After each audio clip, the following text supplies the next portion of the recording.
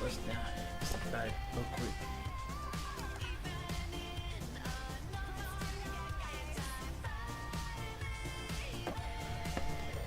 What's poppin', y'all? What's poppin'? Late night stream, cuz. Oh my fucking gosh. I really started dropping shit. Damn, bruh. Is she whack?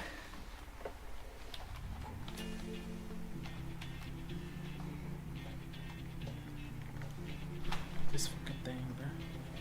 Shit is dropping left and right. Every motherfucking day, cuz. Let me see here. Late night stream, y'all. Alright, so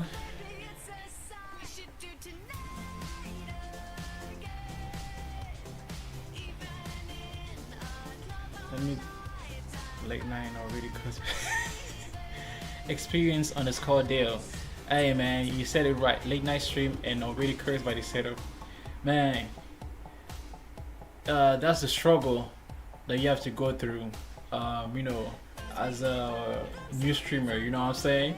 You like you know what I'm saying, you're out here trying to make something out of nothing, and then you know, due to your limited equipment, you know, you can't really do what you want to do, because it's like you have to make sure that certain things are done in order for the streams to be better. And then you have stuff falling everywhere, stuff breaking down, stuff spilling all over the floor, and then yeah, I don't even know, man. But yeah, experience on this card there. Thank you very much for the comment, man. Really appreciate it. Yeah. In case you're wondering why am I blackened or whatever, it's because I ain't trying to turn the lights on, man. You know what I'm saying? And then yeah, I'm doing some things in the back, hence why you see the light over there. And I can't, well, not that I can't really, I can do it, I can make things, well, I mean, I can, I guess, turn the lights on, but it's like, alright, whatever, bro. It's a late night stream, so let's just go ahead and just do that. And yeah. Game said try again. Depressed Marsilia, well, I will, of course, always try again. Venus _ genuine, late night plus already crispy. He's so real. Hey, tell me about it. Alright, chill. So, for this late night stream, I have a few reactions that I'm planning to go through, and then, of course, some gameplays. But I guess we'll warm up with a reaction / you know, basically watching a YouTube video pretty much, and then yeah, whatever. Lissy _ casual 850, late night setup stress is real. Man, don't even get me started on that, cause for real, bro, if I show you, like, if you see my setup right now, you will be dying of laughter for real. Cause legit, all I have is just a laptop, a freaking external keyboard, and a mouse. I don't even have a mouse pad right now, bro. The fucking external keyboard is on my lap, and then the laptop is just on some kind of a stool / table thing. That's like real struggle type setup. Like on like I'm really trying to make this happen. But yeah, proud heady. Stuff falling everywhere, bro. Stuff falling everywhere. Stuff falling from the sky. Stuff falling from off my lap. Stuff falling to the left, to the right. Everything, man. Nonetheless, though, we have to make it work. And yeah, thank you very much for stopping by. Thank you very much for dropping a comment. Really appreciate it. Fat _ car thick, late night, and the lights acting up. I mean, no, the lights are working fine. It's just that, well, I ain't really trying to turn the lights on right now, cause it's like, yeah, I could, but it's just like, it's whatever. And then yeah, the little light that you see over there is from, of course, like a monitor, because I'm like, you know, doing all stuff in the background and stuff, and I don't really want it to interfere with the live stream, and rather, yeah, so let me put it that way. But obviously, we both know why somebody would be doing the late night stream, and then there's like a light coming from a monitor on the side. But you know, let's keep it as a hush hush. Crypts Wek VP, leaderboard vibes. Okay. Truly favorable. Real struggle setup. Hey, that's some real struggle setup type shit. Like, if I don't know if you guys are familiar with like I don't know, like YouTubers. Like if you watch their first ever videos slash setups, you'll be like, bro, I don't even know. Like these people, they really wanted it that bad, and they had to make it work with whatever it is that they got. You know, I'm going through the same thing right now. You know what I'm saying? So yeah.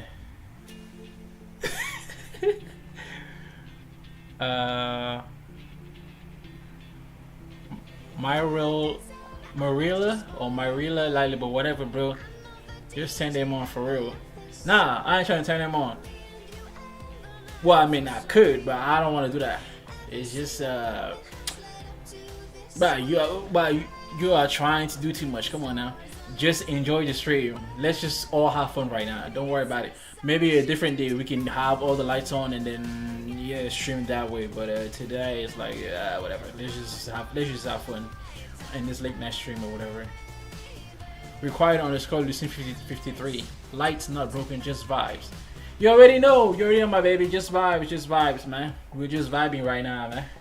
Vibing on this late night stream.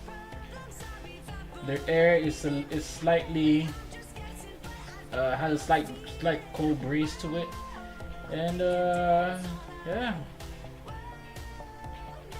Agnes Flight 97. This energy is crazy energy. Let's go. But yeah, as you guys are already aware, I see that you coming into the stream. You guys already know I have to hit the play button on what? On the reminders. Are y'all ready for the reminders? Denise underscore Coral. Real struggle setup for real. Hey, I'm telling you, Denise. Real struggle for real. Hush, hush. Late night monitor glow. Hey, if you know, you know. Milan Sporting. If you know, you know. So let's just keep it. Let's just keep it at that, okay? You know, let's not raise any suspicions for things. So just keep it at that. Hush, hush. Alright. Are y'all ready for the reminders? Because they are incoming. Reminders incoming in 5, 4, 3, 2, 1, 0. Everybody in the damn chat, make sure to like, comment, share, subscribe / follow, and to hit the bell icon to stay tuned for more. Also hit the hype to all my people from YouTube. But most importantly, make sure to hit that dono. Make sure to sub.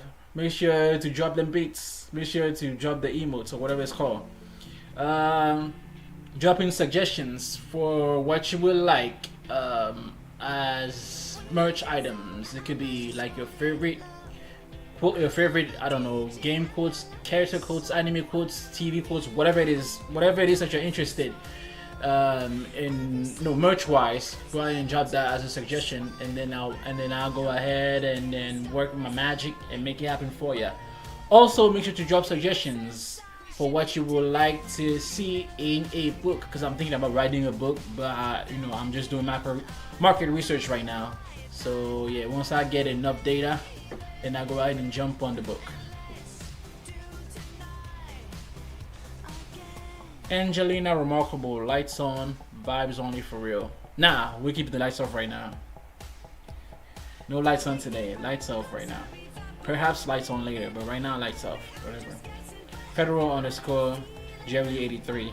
Reminders incoming.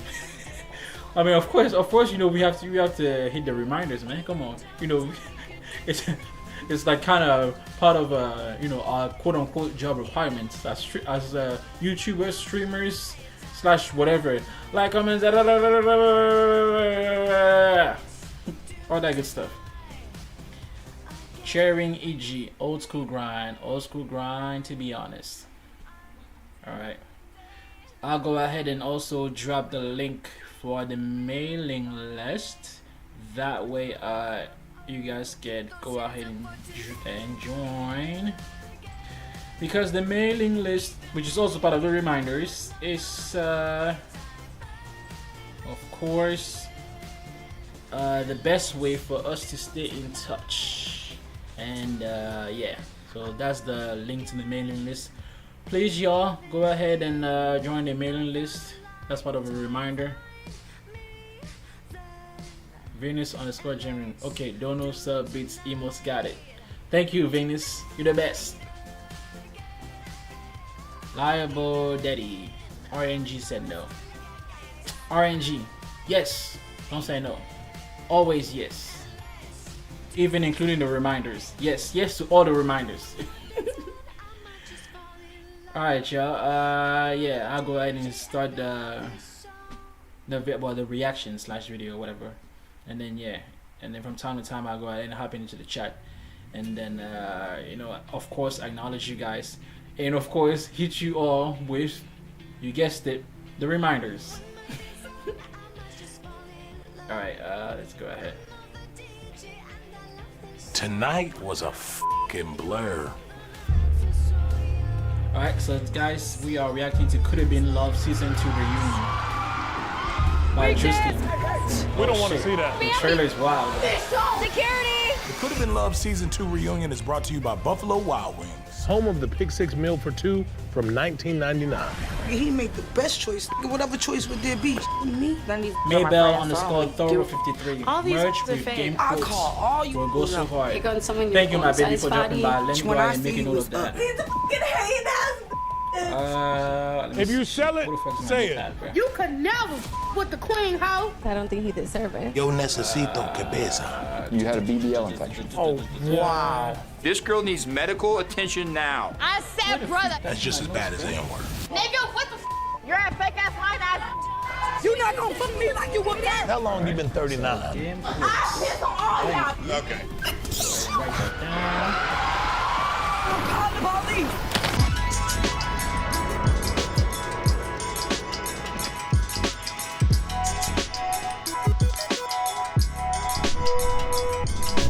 Yo, Mabel, any specific game in mind?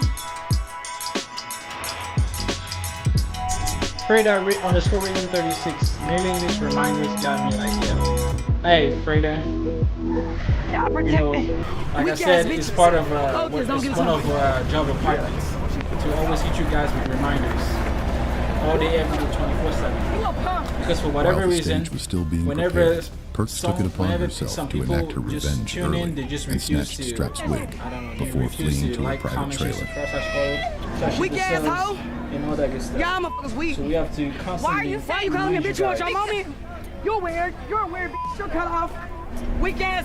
Hey, quickly, yo, y'all let me know. Weak ass. Is the music in the background a While little too trying to calm loud? her down, Strap happens to cross paths with Selena. I hope you're pregnant too.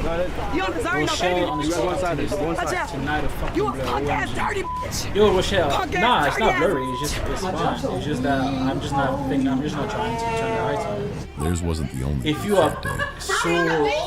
if you really want to see what the stream looks like with the lights For some on, reason, or Earth during keeps daytime, calling you in can check out the old other and like talk the about previous menopause streams. and shit. I think she's a Well, bitch, yeah. and it's really pissing me off. What the f else you want me to call you? You're old. You're old.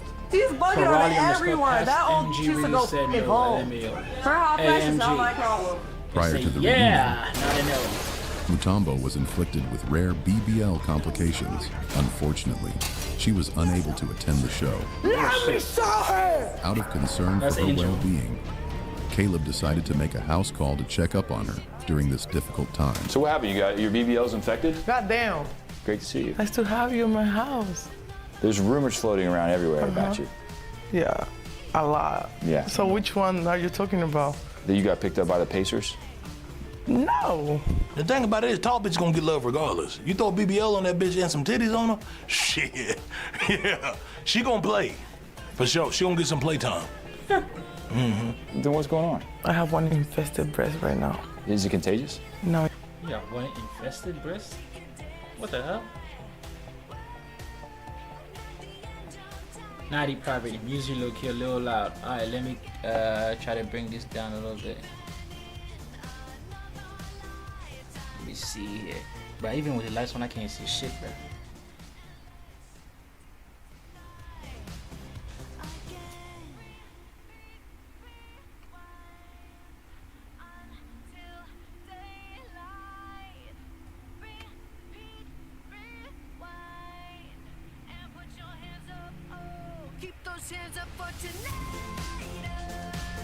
Oh, it's my bro, I had this shit completely wrong.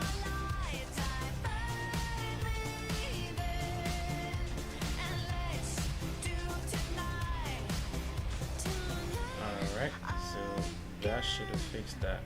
It's just that I had a short screen in the background and like a different window. Alright, and that should take care of that.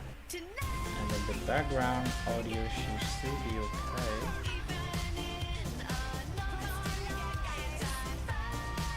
Yappy _Lorelli. Bro is getting heated over the music. Hey man, what can I say? Personally, I don't mind. It's just that, well, if I'm just trying to make an adjustment for him though. Gradual, Nicole, Frater on the story 136 got me confused. I don't know. You have to ask him.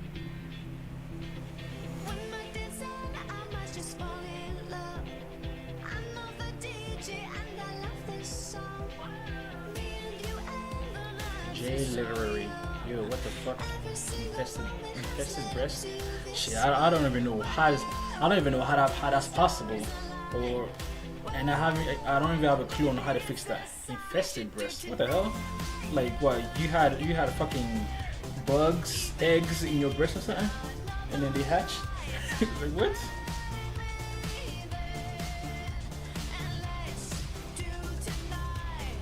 It's not. It's not? It's not. And have you had infested breasts before? What does it feel like? It feels like sharp pain, and you have fever, and you need to take antibiotics. It's infested or it's infected? Infected. Okay, that's what I was thinking. What she mean by infested? I thought she was trying to say infected. I was like, what? Olenka _ light 250 and the 15 frames background. Bruh, the struggle of trying to make it happen when you ain't got shit. Please bear with me, bruh. You know what I'm saying? We all gotta start somewhere, you know. And with whatever it is that we got. So yeah. Unhappy _ Mohawk. Music low-key loud and the light still useless though. Hey, Unhappy Mohawk. Man, we're not trying to turn the lights on today. Come on, man. Unless you guys go ahead and y'all know one of the 7 reminders, my favorite ones. Unless all of you in the chat should I say it? Nah, I don't think I should say it. If you guys want me to say it, go ahead and let me know in the comment section.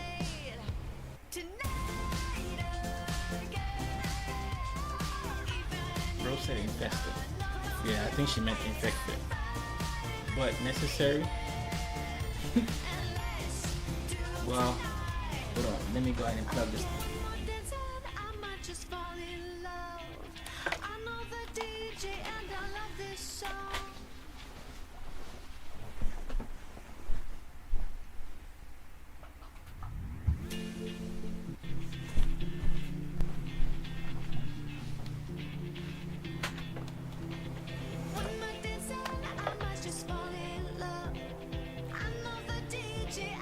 As part of the struggle setup, we also have to deal with battery issues, man.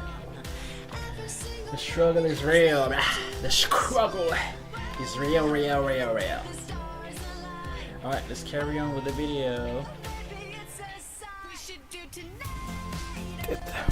I just got my boobs bigger and one got infected, so.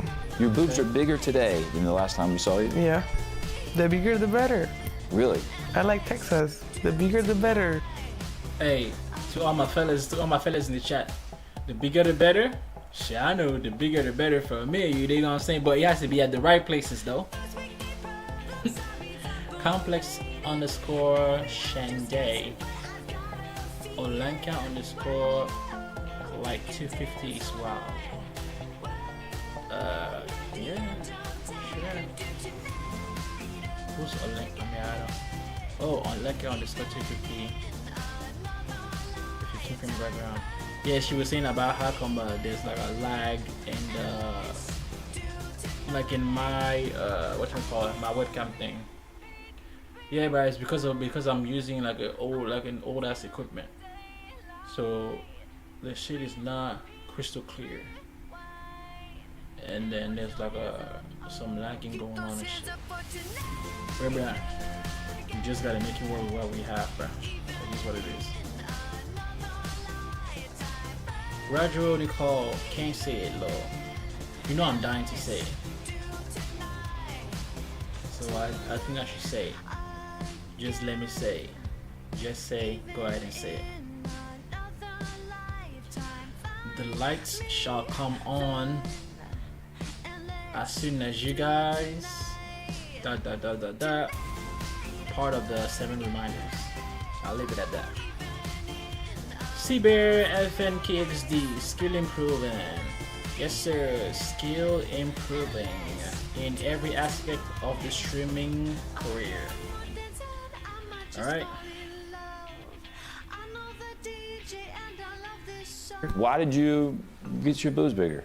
It's better for business. And what kind of business are you in? I'm in adult entertainment business.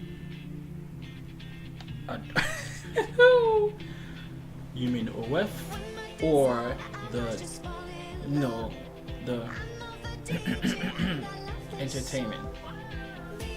I mean, I guess OF is considered, part of the adult entertainment or whatever, but I think on OF you can also do, I guess what is classified as softcore, and then after OF then you can graduate into the more hardcore stuff. But I think you can also do hardcore on OF too though. Smart Eileen, not infected. That's what she said, infected. I don't know what happened, but she said it was infected.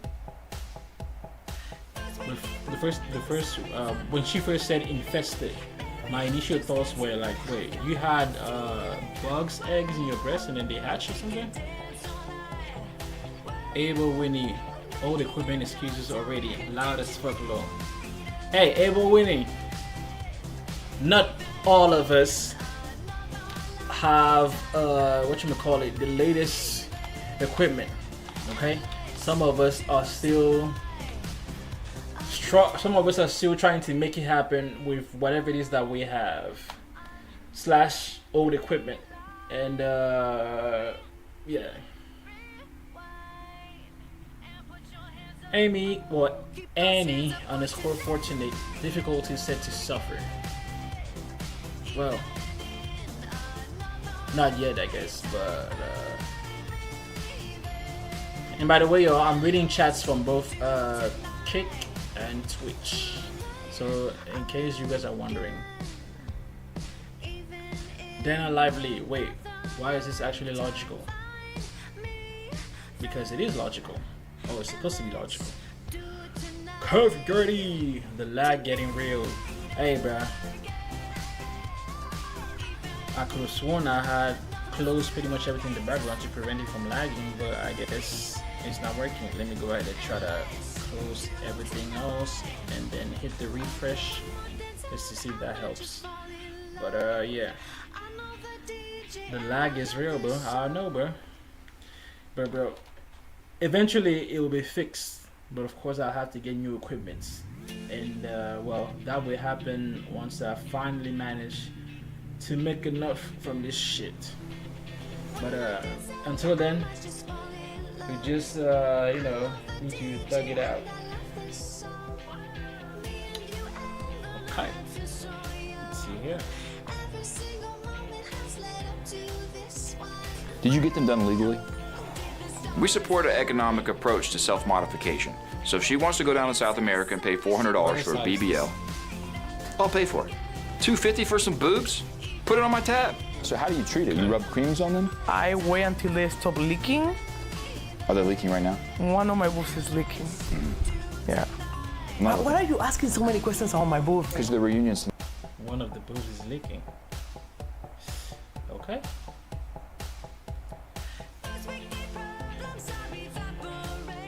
Genevieve condemned. Infested made me think of literal breast eggs. LMFAO. It made me think of like eggs hatching. Queen JG HFQ, we try again. Yes, we shall. Like, we wonder why you're not coming. You had a BBL infection. A BBLI. A boob infection. BBLI. BBLI? What that means? A BBL infestation. Don't say. You see, you're starting new rumors about me. Can I ask you something about the fight you had with Perk? Yes, of course. A lot of the fans were like, why would she do that? A lot of fans were like, that was totally justified. Perk, she's just going about her business. White people call going about their business. That's not for black people what it means going about our business. As he reached out to you since you've had the BBL applications. Ooh. Do you feel like this happening to you, call it what you want, is karma for what you did to that toilet seat? I'm sorry. I'm not a gynecologist, but this girl needs medical attention now. Season 2 reunion. Bro, it was I just a brought all the sneeze, girls relax. back for the reunion.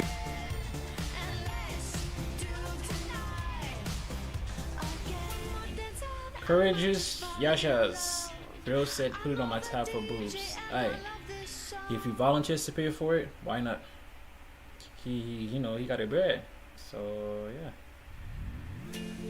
Deirdre developing 41. No patch notes, just pain. Not really sure what that means, but okay.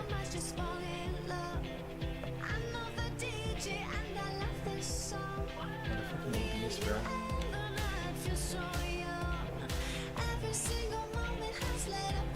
Oh, what does it say? Bonnie Future something? Wow, this motherfucking OBS be fucking up, bro. God damn. I can't read it. Let's try to see if I can scroll with it. Old equipment. So something about my old equipment thing actually hit. Old equipment excuses actually hit. But Bonnie is the truth though. I'm not lying.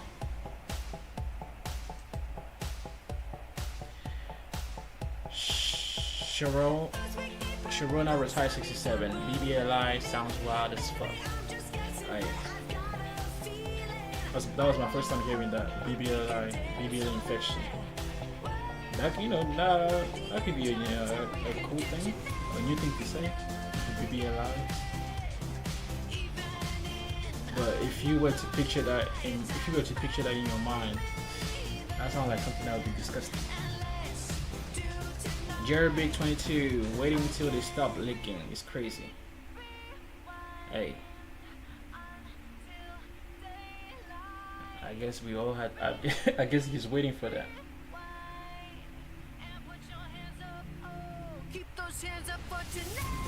I'm not trying to go too far as far as, about the licking stuff, because it might be like, yo, this is getting a little disgusting, Brecker, what you. Commercial _ Lindy, bro said food on your top of boobs. Maybe he's a eater. He's a munch.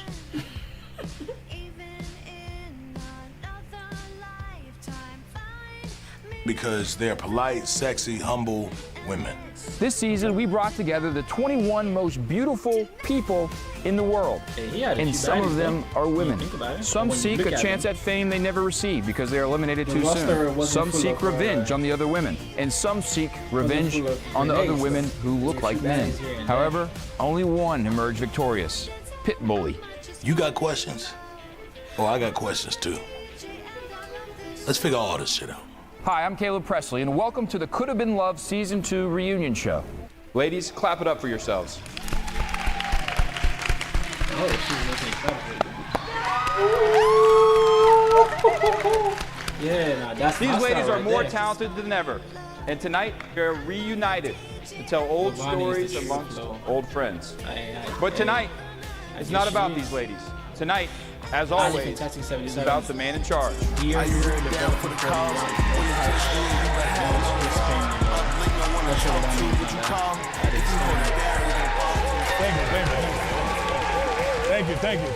Thank you. Drewski, Yes, sir. a new man. New man. A new man in love. Yes. How's it feel? Feels good, man. My lawfully wedded wife, she came out here with me as well. commercial on the store. I think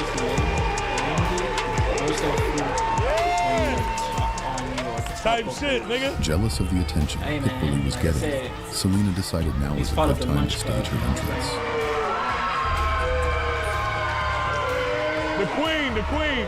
You said all the bubblies to still be up there. Okay. Tilted. Am I tilted or are they tilted? Well, that's 32 flavors.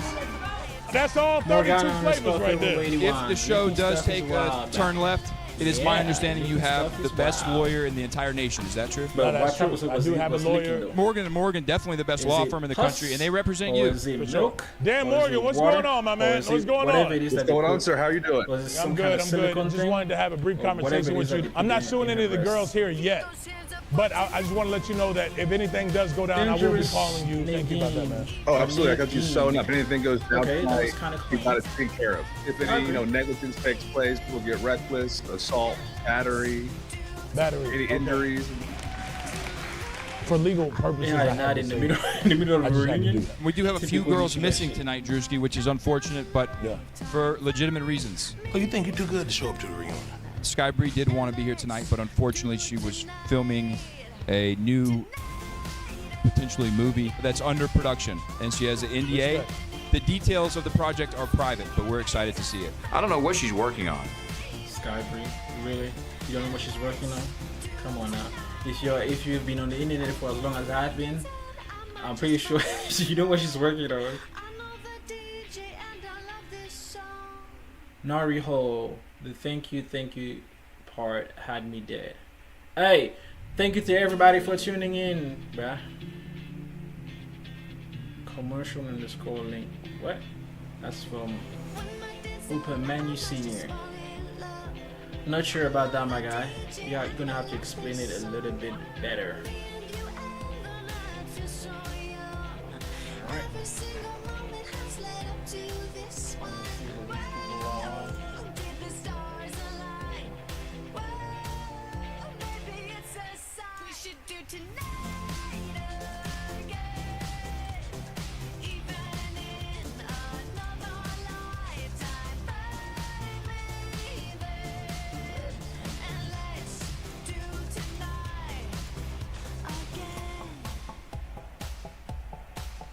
Passive Elfie, Morgan mentioned is why, hey bro, he trying to get his coins. So, you know what I'm saying? You gotta slip in a little ad here and there.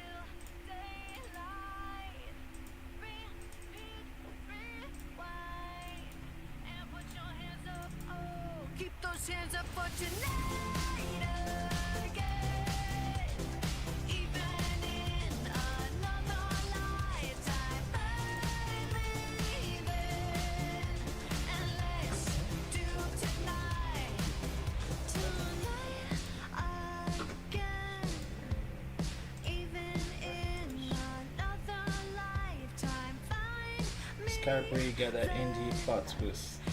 Hey, I believe that too. Karali _ pass 32 flavors. That's too many. Whatchamacallit, is this Baskin Robbins?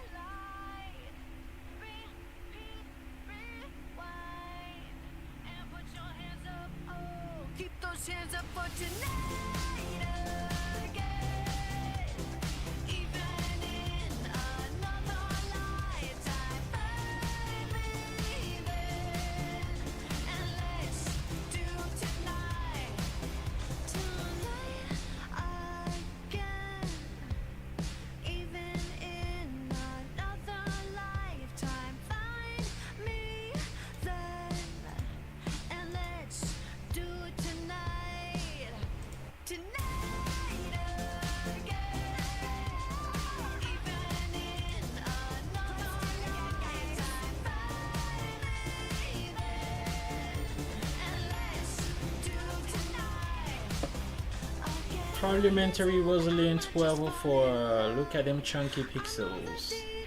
My bad.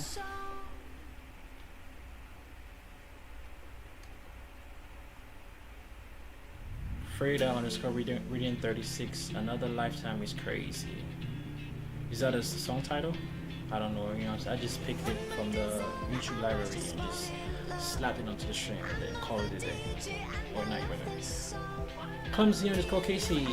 When my dance and I might hope.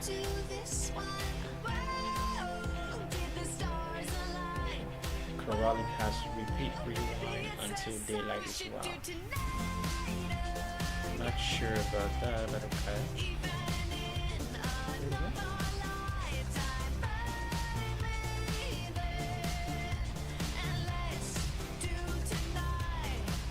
Laney planned. I know the DJ, and I love this song. Hey, that's a cool little song, though. I ain't gonna lie. It kind of slaps, especially for like live streams and stuff. If you know the DJ, hey, that's good, right? I guess you can like get some work with him or her, and then we can do what you do, I guess. When my dance and I might just fall in love. OBS, bro. Mine's OBS. Hands up for tonight again. Communist underscore older. I guess that's it. Chat with time traveling for real. Raw underscore Ursa. We're time traveling to today from yesterday. This is like 1:55 right now.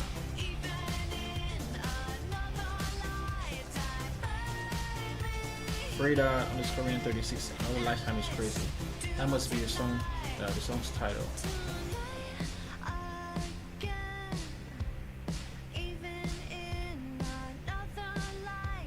Quizzy Carbonist played the original trilogy. Well, I think for today, I think Cadillacs and Dinosaurs doesn't have a trilogy. I have to look into it though. That's like the game that I've been playing after the reaction, whatever.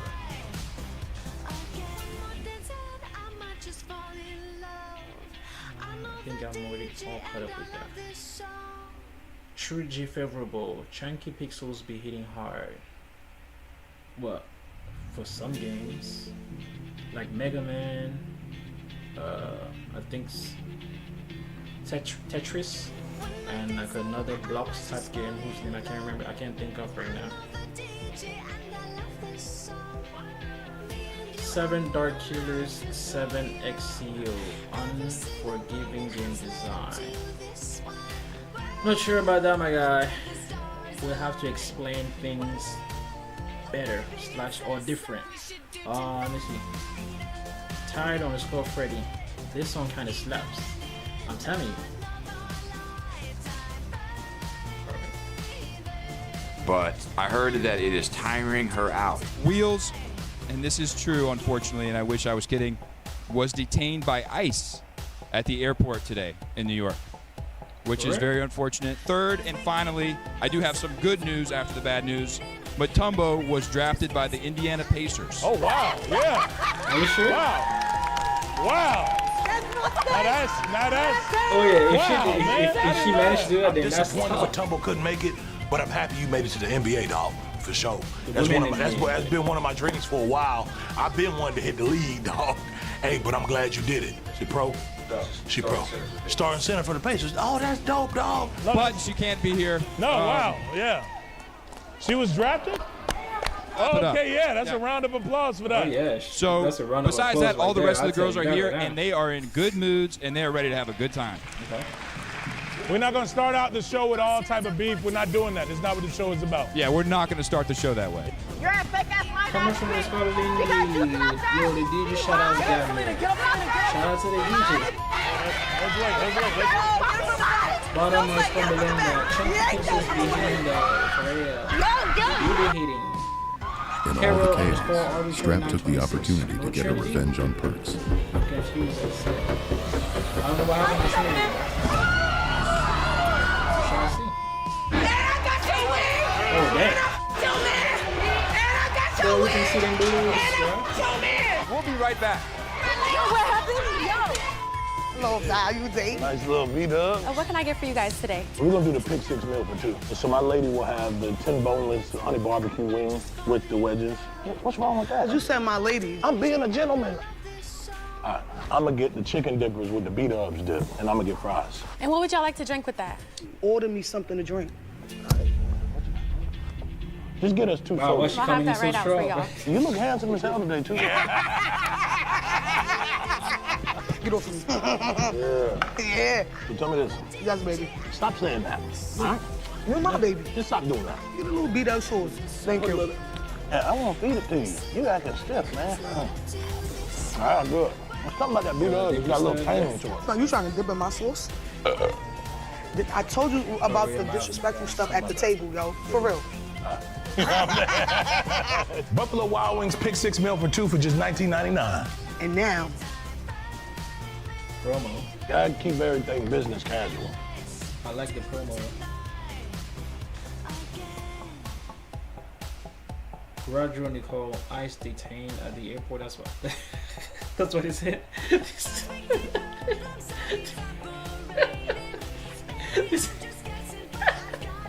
Imagine someone trying to fight to the country. They're gonna say, yo, that shit crazy, bro. I ain't gonna lie. That shit too wild, bro. Oh my gosh, bro.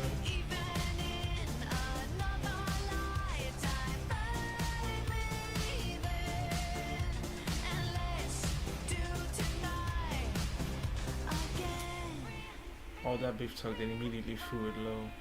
It's a nice transition though. The producers know exactly what they're doing, like as far as like cutting the scenes, including the ads, and then I don't know, doing all the camera movements and stuff. Nice stuff, nice stuff. J Literary, Mutombo drafted by the Pacers. Let's go. Assuming it's true. But she most likely will be in the Women NBA.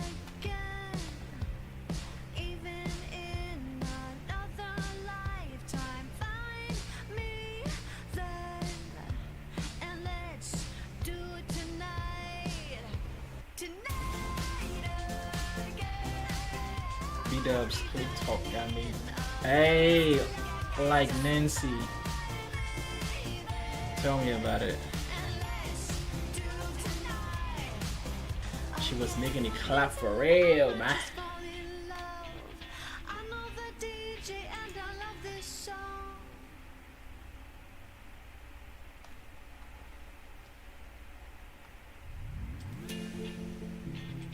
we gonna take care of business for sure.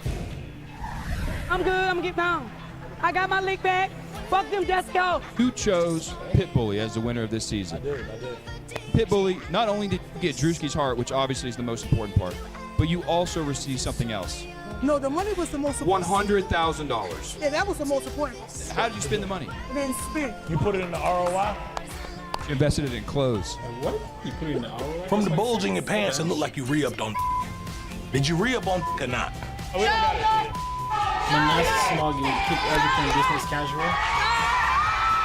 Well, you must not know. Does it come with balls? You show me some balls. You must not know Come and dunk on about it. hood rat culture. Clap it up for the balls. This ain't really. Clap it up. this They ain't- want to this- see the this- balls, this ain't no man. business Show the show, balls. though. We Some have hood rat previously shit, man. unreleased audio recording of a call that you had. Let's play that clip. I'm not coming to the reunion. Why? Guys, my bag got stolen at the club.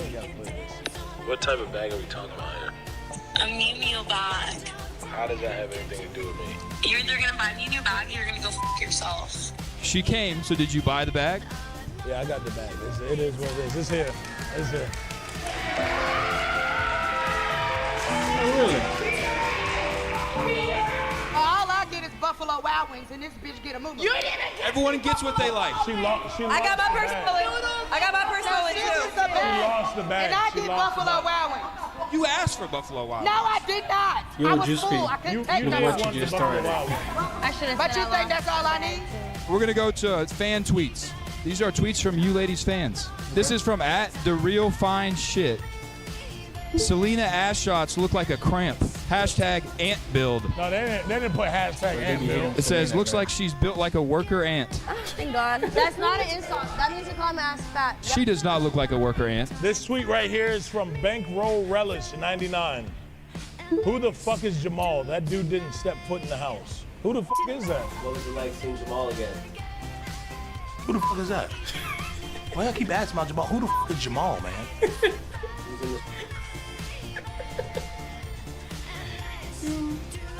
You're doing that man dirty. They do that with that lady dirty, bro. PTSD from this level. What do you mean by that pragmatic saddle? The ROI to close pipeline is crazy. I think the fool meant to say an investment account. When you say ROI, 6V call 7GMJT9. Oh my god, you got one hell of a username. Did it come with balls? LMAO. I don't know what you gotta ask her.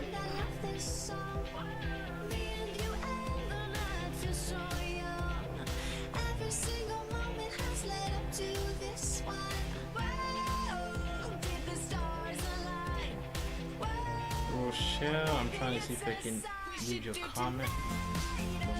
Freaking OBS fucking up as always, but I can't see nothing of this shit. Come on, OBS. Let me scroll a little bit up.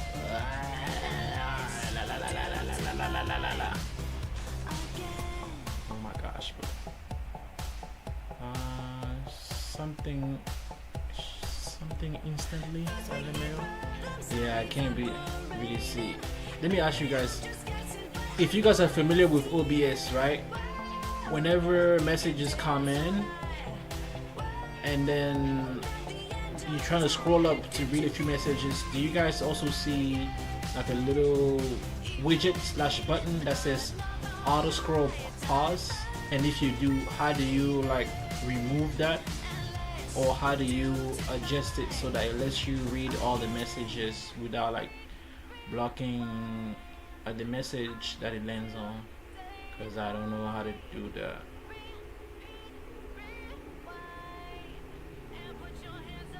Noreen Radical 84 worker int.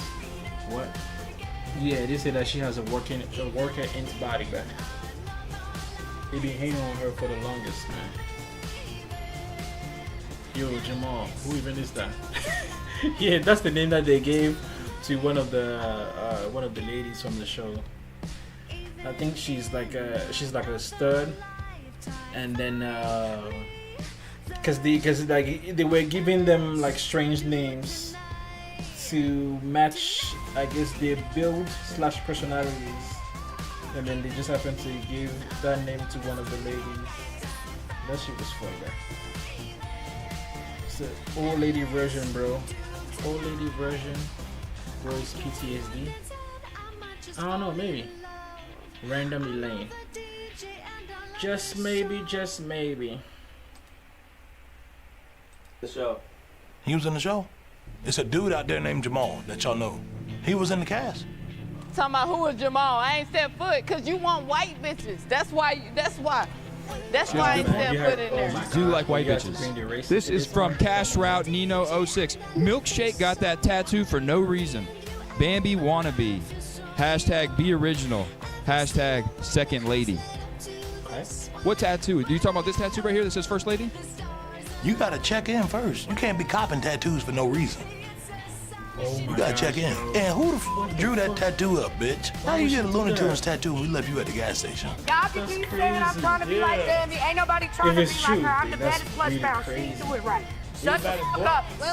Hey, Big Daddy, you liked it, didn't you? Because you retweeted Nah, I'm it. fucking with it. Nah, I'm fucking with it. The Nah. fuck, bitch, you mean the black alien looking asshole. Every TikTok you make is about me. It's about me. Bitch, like, damn, bitch, you like, get out my coochie little hoe. Get out this clique, bitch, damn. You could never.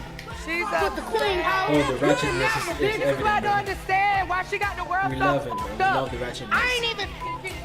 This is the motherfucking winner. I got her pressed because I'm a big bitch and I pop my shit and Drewski kissed me and I'll kiss him again. That's why she's mad. That is ugly. She's shaped like a pig feet and I don't give a the Okay.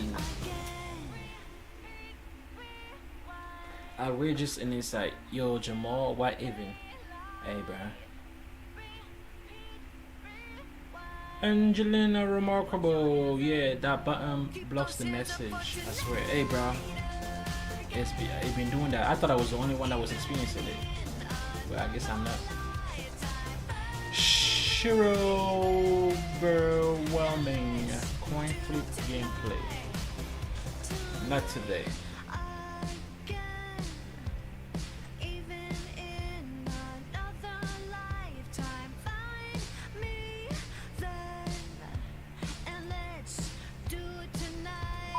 That's why she mad.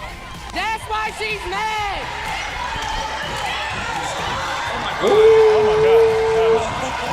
Oh shit. Damn. I ain't never seen Double D so saggy. Somebody been sucking on them. I know we had to blur that, but you trust me when I say. Yikes. Let's get back into the tweets. We don't want to see that. Hey, respectfully, by the way, we don't. Yeah, shut up. Yeah, you right. Yeah, hell yeah. Yo, I can't lie though. She's obsessed with me. She don't know if she want me to be her big sister or me. She's obsessed. Strat, a lot of the fans want to hear from you real quick. All the prostitutes still talking. I mean, we were told that obsession is kind of linked to love, so perhaps she loves you. She might love you a little too much. Right, that tattoo rose as well. Proud Hetty. Hey, I'm telling you, that tattoo is crazy. Assuming it's real, it's really crazy. I mean, I just hope that that she benefits, somehow from it, and she could get like a little cut on the side, and she could be involved into the production or something. Cause man, that would be crazy as hell. Perpetual P, Controller Slam incoming. Hey, bro, when people start raging, but they just start slamming shit all day, every day. Tired _ Freddy. Looney Tunes tattoo left at the gas station. Hey, bro. They did her dirty, bro. King _ Viva. Wait, Drifter kissed you? I guess Drewski kissed her. I don't know. That's what she claimed.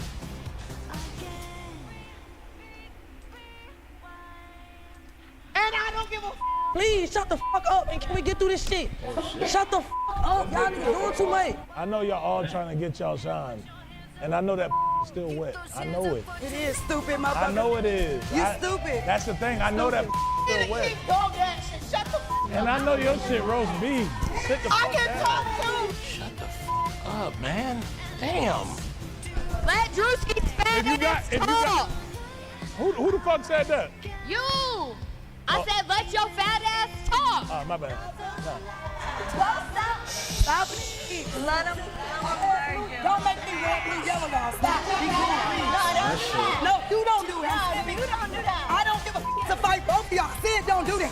Hey. But the twins ain't do nothing though. Come on, Come on, bro. Leave the twins alone, bro. They ain't do nothing. Come on, man. Be quiet, please. Put her in another area. Put her over here. Don't be a bully, Emotional man. stud. You gotta be patient with her. She already 10 times emotional than a man would be. Most studs are more emotional. They just hide it. They tuck it. They tuck their emotions back. That's why when it do come out, it's more than what a woman would be capable of. She not a man, bro. Studs get it confused. They more of a woman than a woman is. They just hide all their emotions. That's the thing. They tuck it back. They throw it back. No, I'm good. I'm good. I just said, please shut the fuck up. I'm good. I didn't say shit to you. I said, please shut the. It's always chips, dusty ass. It's never salsa. What? You backwards, ass bitch. Well, you, give us some You're water. backwards. Perks took the opportunity to seek revenge on Strap due to their previous altercation. Watch that bitch. Oh, damn. Get out. Call Dan Morgan. This is a reality Dan TV type Morgan. shit, for real. Okay, that's enough. Yeah. Not interested. Okay. Overcome with rage, production had no choice but to eject her from. But she was gonna get run over by a car. What the hell? Angelina Remarkable, shut the fuck up, it's crazy, bro. Like, I guess they really wanted her to shut up. Complete Delia, controller slam incoming is nuts. That's what happens when you start raging, bruh.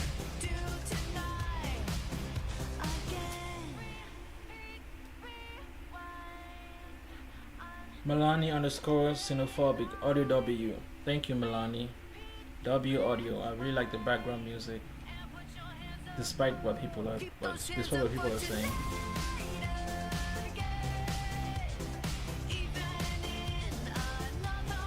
I'm trying to read Colonial's message. The freaking idiots is blocking this shit with the auto scroll pause thing. Well, I can't read that shit right now.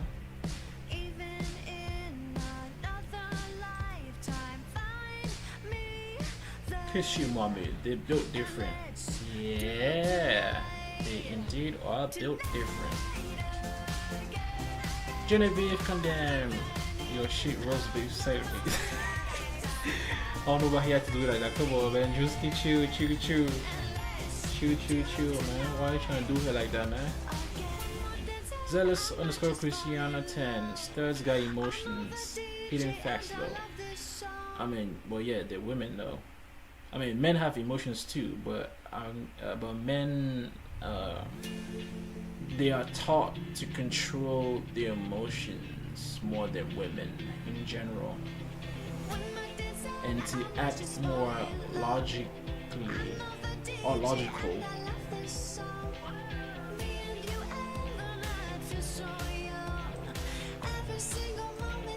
the show. You took me? Strap forgot she wasn't a man and tried to buck on the head of security. I don't give a f. See, she did a lot of incarcerated time that I don't know about, and my deepest condolences for that. I honestly don't think she ever knew that she was released from jail. I think Strap still believed that she's still doing 23 and 1. Oh, you. That camera too.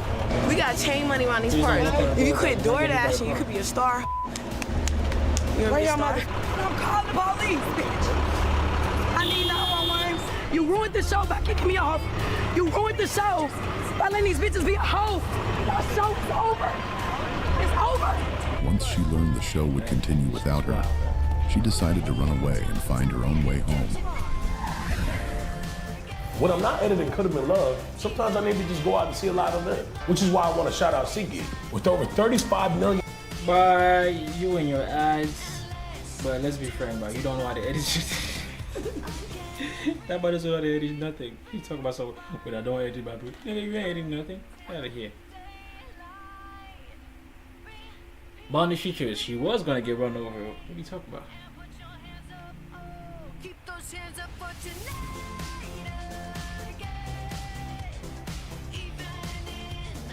Spotless underscore Leodora, but we are here for it. Hey, man, we are here for the ratchetness.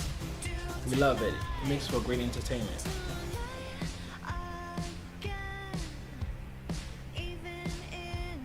Norian Radical 84. Shut the fuck up energies. Wow. Hey. Propose underscore Martha. Kiss your mommies. Wow. I guess this is supposed to be some kind of a, I don't know, like a pointed insult. Is whatever.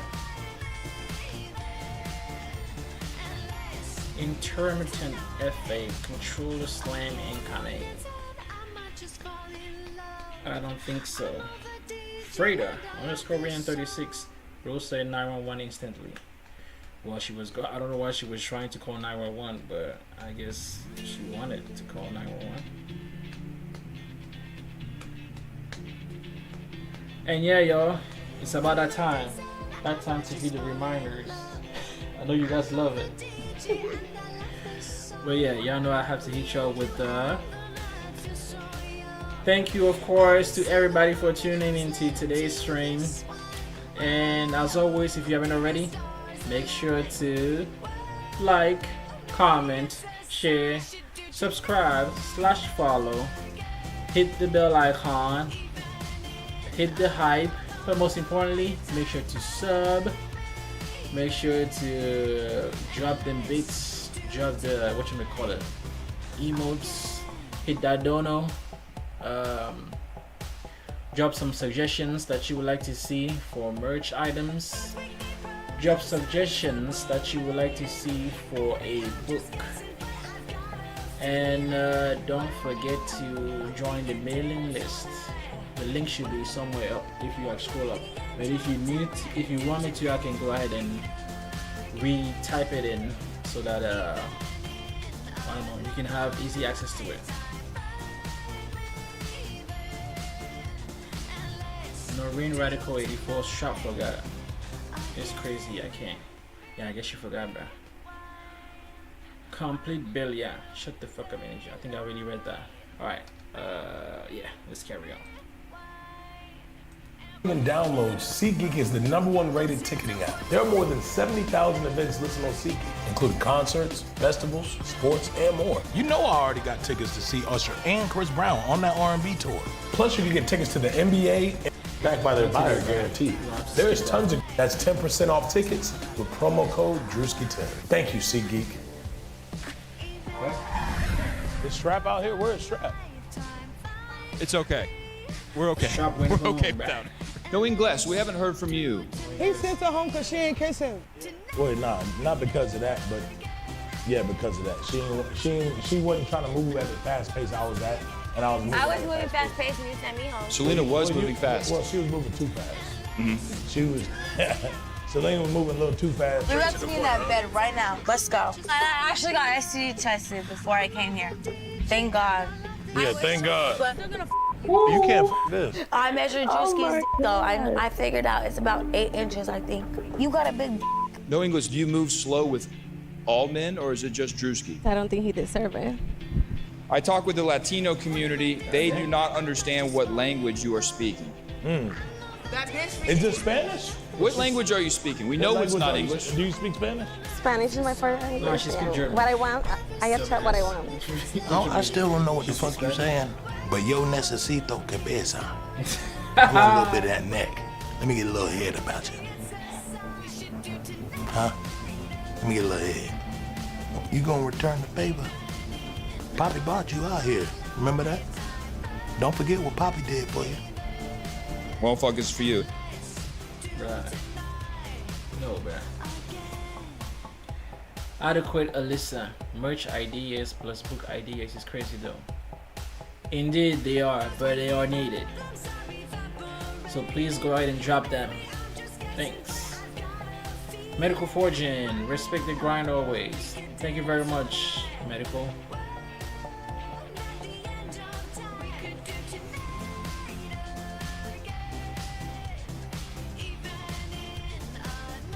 SeatGeek sponsor into chaos instantly low. Communist_Alberta.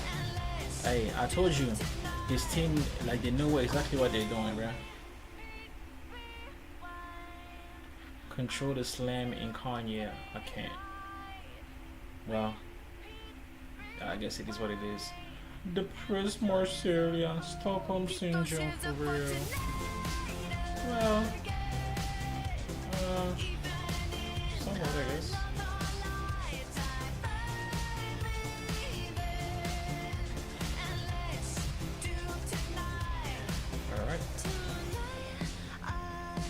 Ain't nothing won't f about that girl. Her coochie all over the internet. She a bot. Turns out Wolf is a very promiscuous woman with low morals.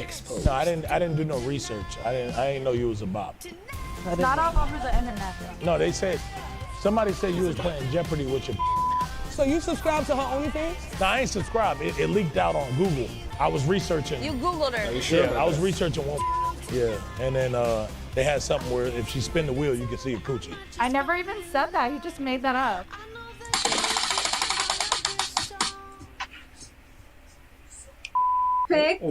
Let's bring in a clip from a woman who could not be here tonight, but I'm sure she was doing something very important. Sky Bree. Oh, and Selena, I don't want to collab with you. I see all the DMs begging me. I don't want to catch a urinary tract infection. Good luck. Urinary tract infection? You can't catch it. Wow, no, that's crazy. Relax, bro. Olenka _like 250. Yo necesito cabeza. Even if you don't speak Spanish, I'm pretty sure you can put 2 and 2 together and get an idea of what that means. So let's just leave it at that. Bottom _ Belinda. Ain't no way to say Jeopardy. I didn't hear that, but okay. Agnes Flat 97. Bro woke up and chose chaos. He did. The prom Drewski 10 is crazy. I think that must be like an affiliate code or something.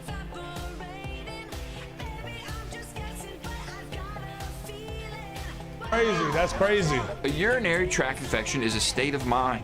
Selena, aren't you pregnant? It's a state of mind. What? What? I I'm confused. look pregnant Everybody's to you? talking about that. Aren't you pregnant? I look pregnant? Sure. I hope you're pregnant if that's how you look. Oh my God. Don't say that. Nasty with Selena, the are you coochie pregnant or not? outfit. No, I'm not pregnant. Thank God. Sobriety, sobriety. Wow. Sobriety. Okay. Selena, were you really in Sky's DMs? When we followed each other when she was signed to Adam, yeah. We did want to do like shirt for sure, yeah, but that was about it. Bully, would you hit that? Perks, do you want to rematch with Matumbo?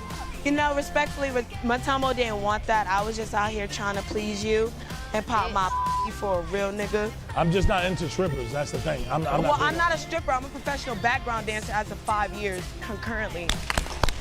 I mean, you gotta give it to her, bro. You gotta give it to Because her. I'm successful at what I do. Professional background But dancer. when I see a nigga I like, you know, I might put this on my head and spin around.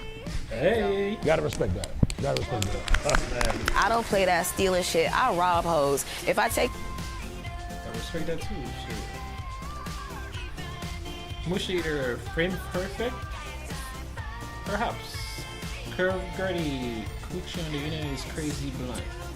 Hey bro, if only you knew. Let's just say ignorance is bliss. Yeah, like that. Nady private urinary tract infection is a state of mind. I don't know what I don't know why he said that, but I don't know why he said that, but as we all know, that's not true.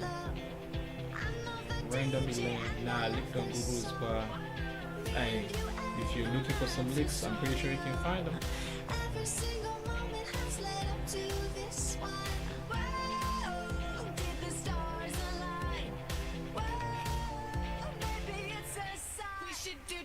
Take your shit, you know I got your shit, bitch. During Sky's first elimination, she noticed Perk stole her glasses, but was too afraid to confront her. Hey there, Perks. There's this website that I think you should really check out called Indeed.com. So maybe you can get a job so you can afford to buy your own pair of sunglasses instead of stealing mine. I know you might have thought that they were your favorite brand, Shein, but they're 1980 vintage Gucci, bitch. Sky Bree, you don't need that. You throw them rocks, hide your hands. You a scary ass bitch. If I bully you, I bully you. I don't need the. Did you steal her glasses or not? I did. And I do Fuck, it. god damn. And Are you a thief or not? Hey, hey. Clap it up for the thief. Everybody clap it up for the thief. It's hella months later. Now I got your glasses. Cause she feel a way about going home 2 days later. Amen. Amen. Clap it up. Clap it up. Amen. Scared. Amen. I'm not scared. Amen. I took your shit. She's You not could have scared. came back here. You could have got your money. Okay. I got insurance money. I got Because glasses that's the money. thing about me. If you're gonna be a thief, you gotta I be a took your thief. shit, bitch, and it's not a thief. I robbed that hoe. She know I got her shit. She's scared. She's scared. Why you bringing scary hoes in my house? On that topic, we do have a fan question for you. Perks, why do you always start shit you can't finish?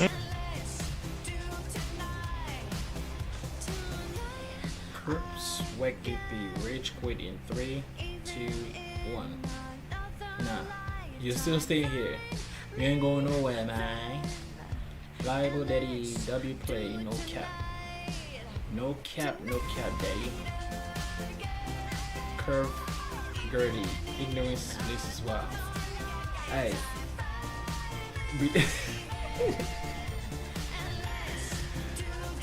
Let's just say that, you know, once you're aware of certain things, things just don't hit the same. Let me put it that way.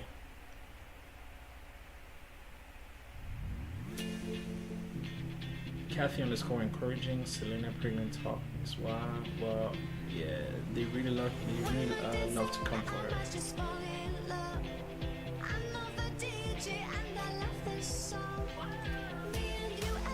I finished it. These hoes went home.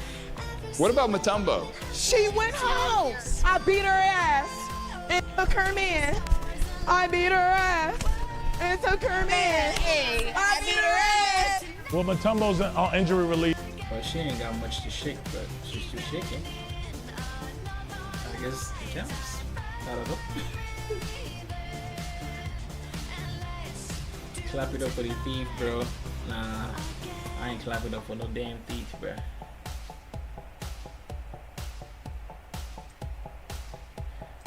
Right now. You regret eliminating Perks now that she's done such an inspirational speech? Honestly, damn. Is that honey ham in there? Damn. We're gonna go to another tweet from @PressureBitLex. Me likey a grimy bitch, insulting Bambi's baby. She's raised wrong. That was wrong. That was wrong, man. Yeah, Bambi, what the did I do to deserve to get? That ain't our battles to fight. She got to fight her own battles for her own baby. Bitch, you was right to be scared. Girl, that ain't and you your pulled fucking that baby. card and I was proud. How do you feel about that? What was your reason why you spoke on Bambi's baby? Your baby. If I call No, that her ain't my Sky, baby, she's not gonna get technically. upset. She knows she's Sky. She knows she's ugly. So where are you gonna hit her? Where it hurts. Maneuver, whatever the hell they Respectfully. call it, the club. She's Her still baby's not ugly. Your baby's ugly, bitch.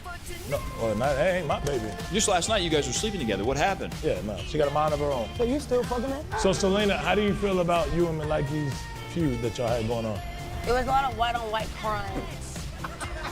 That was true. That's true. Caleb, how do you feel about white on white crime? I don't support it at all. I had no idea you were white, Selena. So, I think she's Mexican. Huh? I think she's Mexican. I have no idea. I think she is. There's no way Selena's white. Everybody said Drewski little. Who the f is that, bro? They said What's your name, nigga? Jamal. Jamal, that's her name. Fans are saying the twins were the worst addition to the program. The live viewer count dropped significantly when they were shown on the screen. Twins, how do you respond to something like that? Y'all need the money. I don't. Y'all look poor. You look poor. Y'all look poor as like if I touch y'all hoes, Next I'll week, beat next the fuck week. of y'all at one time. Next week. This is from @NatureBeaty. Oh shit. Why are they so obsessed with bullying other twins? Beady, exotic, LML, these hoes went home, wow. Yeah, but most of them got sent. They got sent the hell home, man. Matumbo and injury relief, okay, that's why. Yeah, Matumbo has a lot of shit going on right now, man. She got her boobs leaking and shit. Annabelle is poor detail.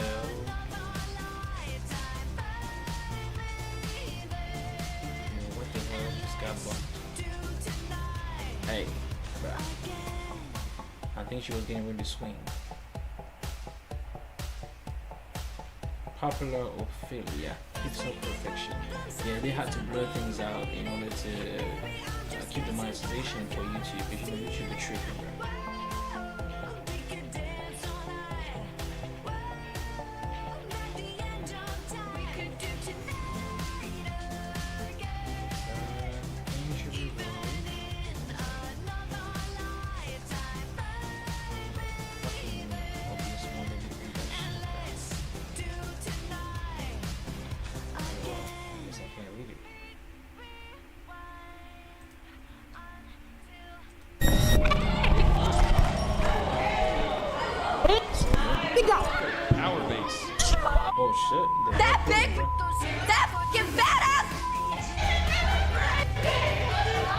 girls were on the show for like 30 seconds.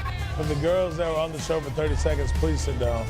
And all these bitches is mad because we actually talented. Bitch, you ain't got nothing to offer but your fucking ass. I'm fucking done. Oh, this is a question for Pit Bully. Okay. When you switched genders, what was your name before? Wait, who told you I switched genders? I'm a woman first. Who told I switched genders? Are you any way related to Manny Fresh? Oh, see, that's what you fucked up at, brother, man. Who is Maggie Fresh? You don't know who Manny Fresh is? Oh, You ain't Maggie. fucked him yet. No, you're right. Okay, this one's from @Hearts4Mook. PJ, Ho101, take the body count to the grave, baby girl. Only speak prices with your clients. Hashtag clock it. I sucked it for money. These hoes suck dick for free on camera. Clap it up, clap it up. The Clap it don't up, clap it matter. up. It's No, these sucking that's one, two, Clap it up. two, Clap and it these up. hoes Clap ain't it getting up. shit. For sure. Clap it up. At least I was real. These some lying assholes. I'll be a hoe, but at least I'm a I agree. If you sell it, niggas say it. Straight up. Question from the audience. My question's for Selena. Girl, why'd you like...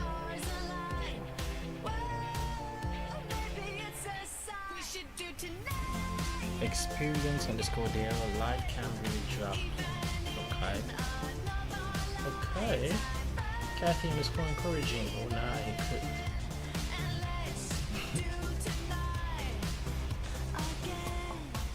Annabelle stingy. Bambi, your baby talk was wild.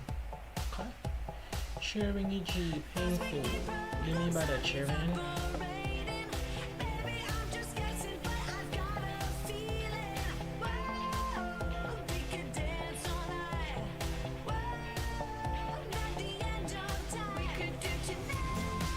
Morgana is favorable 81.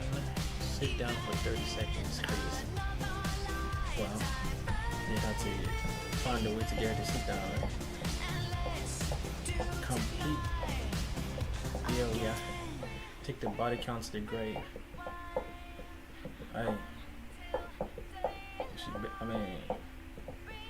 I guess they're trying to help her get a man or something.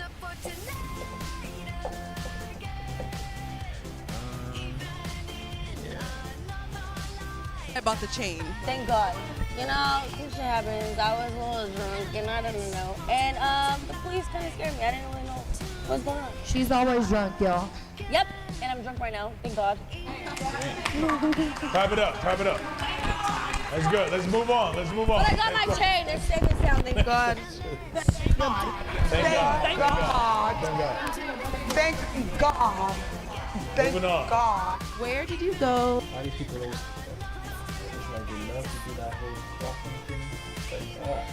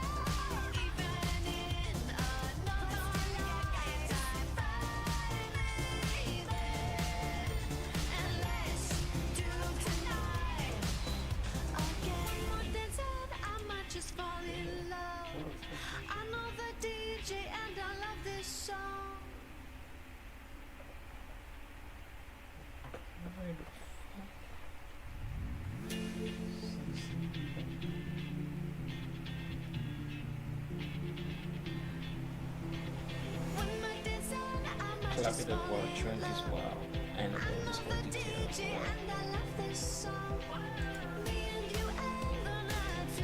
encouraging this one. Stars align top of line. I think I missed that. Pharmacy underscore KC. Take the body counts to the grave. To the grave.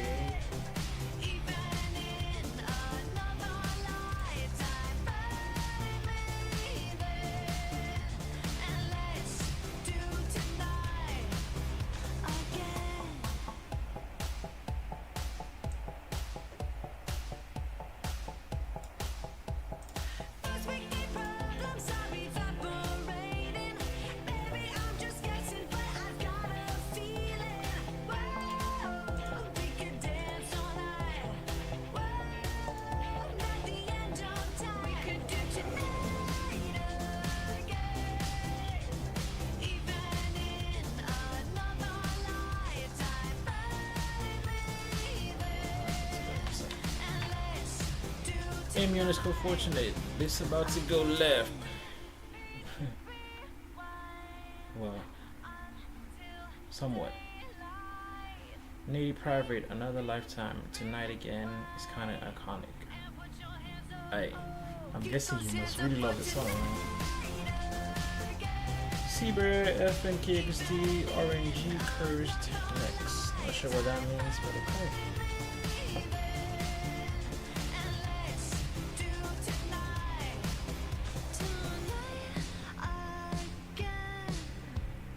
The night you went to a secret location. Oh, I went to 6ix9ine house and I f***ing raw. Yep. Thank God. Thank God. Thank God, right? Thank God. You gotta always get your lick back. Okay, this question is for Drewski. Why didn't you pick me likey to be in the final 3? Because it seemed like you was really feeling her and everything. We f***ed last night. I don't know why you're acting like you don't f*** with me. Isn't that a reason to put her in the final 3? And the We f***ed last night. We f***ed last night and you're gonna act like you don't f*** with me. Fuck you. Everybody just clap it up. Everybody clap it up. Who the f*** is that, man? Snowflake, the black community was offended by your use of the N-word throughout the show. What, get with a brother, feel what I'm saying? I think the black community felt offended by that. Really? Yeah. I didn't think so. No. Who said nigga? She didn't say the N-word. She said brother. She said brother.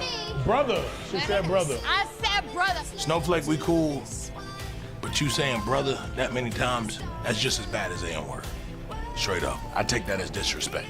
You can say brother, but brother, you might as well say nigga. Question is for Drewski. Did Matumbo ever pay for the seat? The toilet seat she broke on the boat, did she ever pay for it? Come on, man. Relax. Loaded tonight again, I guess it does. Lucy underscore casual 850. I guess it does. She never paid for it. She's going through BBL surgery with the NBA right now. So you're saying you know the tea that she's pregnant, so you hit a pregnant woman? Who the f*** is pregnant? Raise your hand if you're pregnant. Who the f*** is pregnant, man? As confused as the viewers may be, we are also unable to determine what's going on. Oh, shit. Regardless, Let Me Touch Him has been eliminated.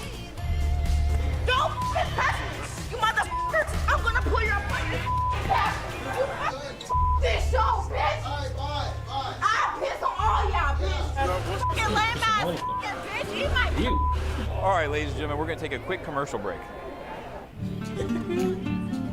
Make a $5 lotto with at least one live NBA player pick during the 2026 playoffs. Pick it. And all expense paid trip to Cabo. Or maybe $100,000. Even if you haven't spent it all, what have you spent? Seriously, I got real brand deals. What did you do with the money? Even if you haven't spent it all, what have you spent on? I renovated Grandma crib. You feel me? Okay. Grandma wound up having another stroke. Clap it up for After that. the show. Actually, today's Grandma's birthday. Did you say happy birthday to Happy Grandma? birthday to Grandma. Happy birthday. Happy birthday. At least you put the money to. But yeah, we just taking care of shit, you alright? Mind your business though. Don't worry about what's going on in my pockets, Caleb. Word. So, Mr. Man, one of the fans said, why did you beat up Selena but refuse to have a man-on-man fight with Pit Bully? Yo, what you trying to do? Get off of me? What you get off of me, bro? Yeah, why'd you deflate my lips, bitch? I will violate, you know what I'm saying? We ain't gonna speak too much on it, but I feel like it might be. All right, we got another tweet in right here. They said, hey, but no, seriously, who the f is Jamal? Everybody know me.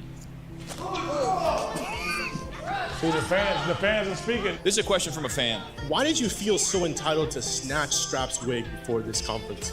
And that hoe was sucking and jumping me 2 and 3 times, trying to impress niggas like him and other celebrities. She needed that. And yeah, questions, concerns? I took her wig and took her man. I took her wig and took her man. Next question, Tamika. It's a question for Perks. Do you sell and how much? I do not sell. I'm a professional background dancer and reality TV star. And this is what I do. This is how I get my money. First off, you got on Air Force One. This nigga came up here in Air Force One talking about how much you sell for. Bitch, you at my job. Get this nigga the fuck off. Get this nigga off my stage. I'm competing with this. This isn't Diddy Pablo. You're looking at Diddy Fantastic. The new motherfucking crack, bitch. We selling dope out here. We in this league. You're jealous. Get your bitch out here. Next question, Tamika. Next question, Tamika. Oh, she gangster, huh? Mr. White, take a seat. Say, listen, y'all some of the most unruly bitches that America can see. Who the fuck invited Charleston White? Who the fuck invited Charleston White? What the fuck is he doing here preaching, man? You done lowered the value of your... While Charleston White dropped knowledge, an audience member began to enter.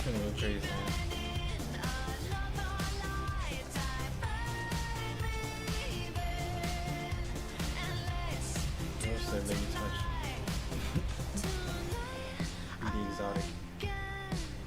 Deirdre developing 41. Nah, what just happened? A bunch of hood rat shit just happened. Everybody give it up, bro. What? Anyway.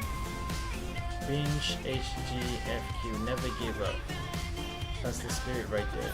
Never give up. We must make it happen. We must find a way to make things work. What else?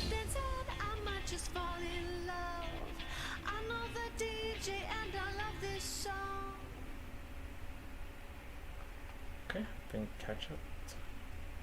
Right. Antagonize Perks. Get up or shut up. Get up or shut up. That bitch keeps talking shit to all of them.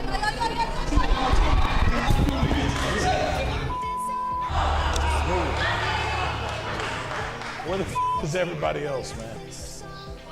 We have nobody left. Let's do some eliminations. Fuck it. PJ, what's going on with you over there? He got PJ stuck. He's talking about eliminating bitches. PJ. I ain't gonna just spend enough time. Damn, you done gave all these hoes that suck dick on camera to I couldn't get no dick and I take dick behind closed doors. Why the fuck I couldn't get no dick? Clap it up, clap it up.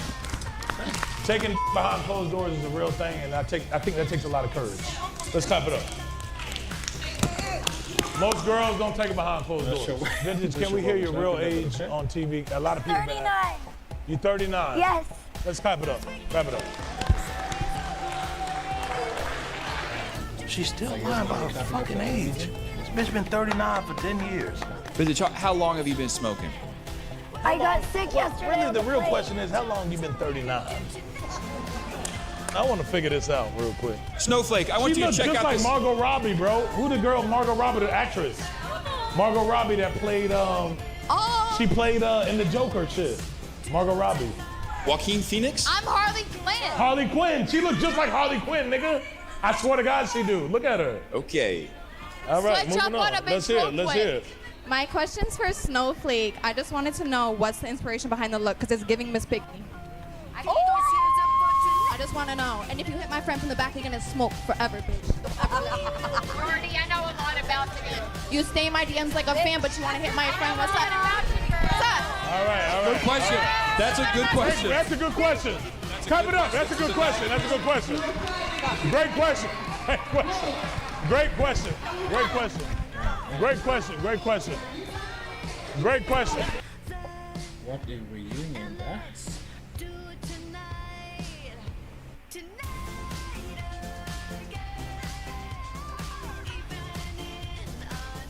Sabolithia, get up or shut up is wow.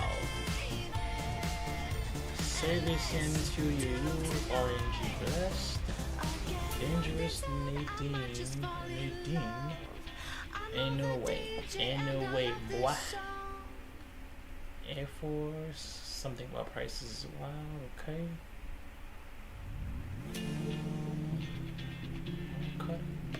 Okay.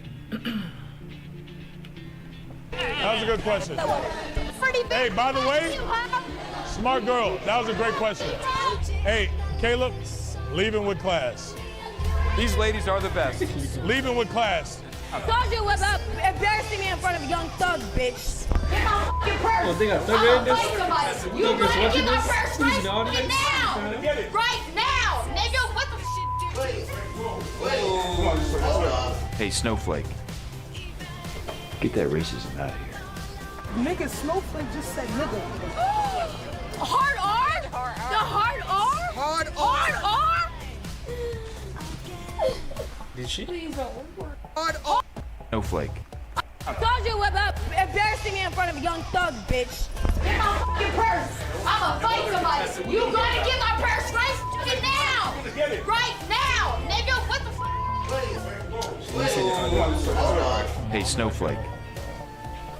Get that racism out of here. Nigga, Snowflake just said nigga. Hard R? The hard R? Hard R? She said, not Please don't.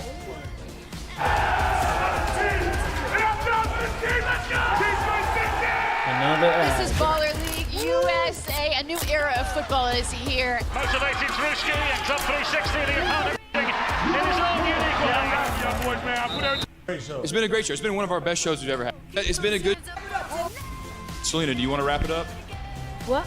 She never heard of that before. Yeah. No, thank you. I like it raw. All right, ladies. It's been a good show. It's been a great show. It's been a great show. It's been one of our best shows we've ever had. It might be our best show we've ever had. It's not. This is the Coulda Been Love Awards ceremony. Category Best BBL. Decided by you. The people want to hear from you. You know, Selena is one of the top contestants. Jumbotron, you know. No English? No. English, got a good one. I'm not a BBL. I gotta give it a no English. Give it a no English. No English. Yes. Clap it up. Yes. Best BBL. How does it feel to win Best BBL? Yes. BBL. How do you feel for winning? It's natural. It's not natural. It's natural. I don't know what she just said, but that's a lie. That's 100% a lie. Category Bird Brain Award. Bird Brain Award. Selena. They said the crowd is going. Okay. We're gonna let the crowd vote. That's my son. That's my son, but she a bird brain. Let the crowd vote. All right. If you vote for Selena, raise your hand. Hey, everybody. Category Worst Kiss. It was worse? Milkshake. Well, let me give you a different. No, I think that's fair. I think it's a good way to end the show. It's a good way to end the show. Thank you for watching Could Have Been Love.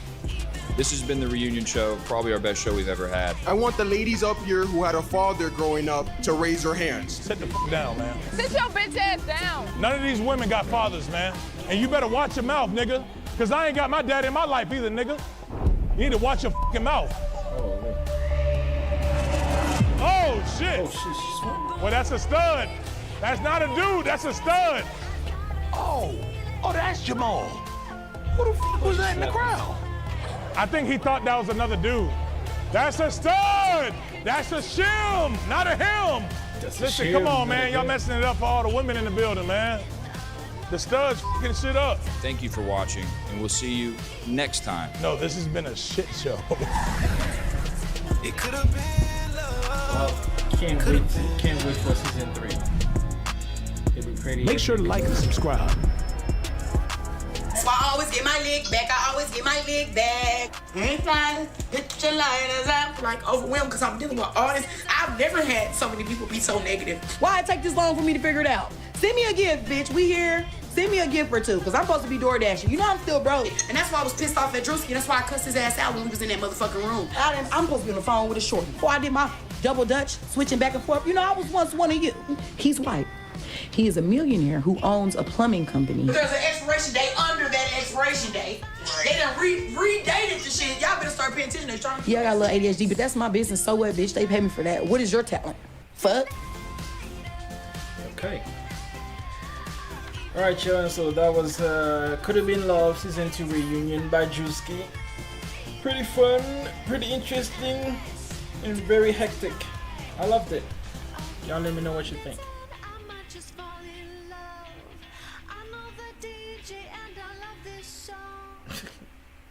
Edith _marginal. Selena never heard of Wrap It Up Low. I mean, she said it. She said she liked it. She preferred it to be raw. So hey. 7 Dark Killer 7 XEL. Streamer didn't listen.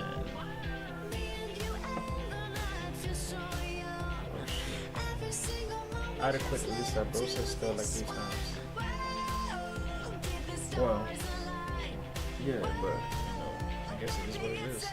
Parliamentary Rosalind 1204. Hello, explain that. Explain what?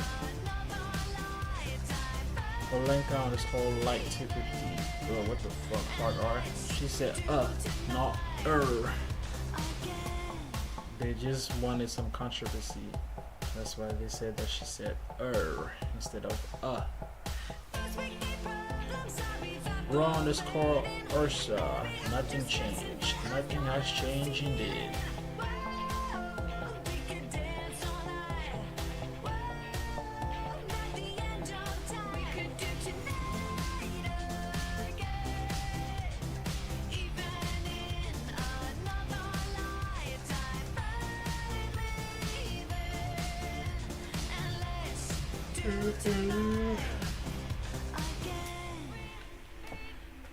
Alright, let's see what this thing says.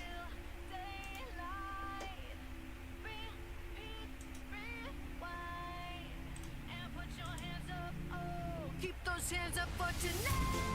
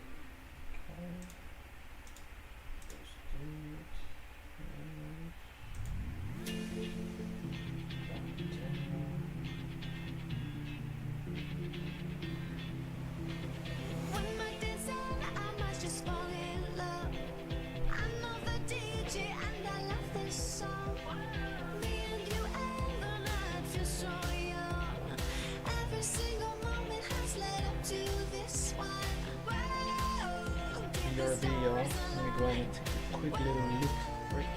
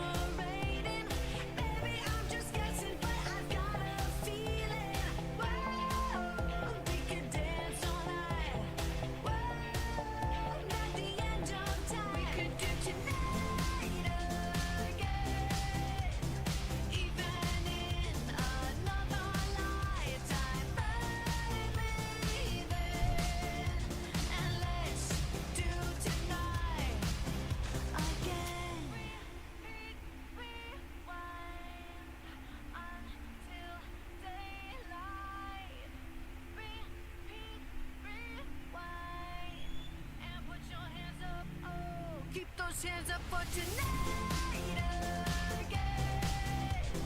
Even in another lifetime, baby. And let's do tonight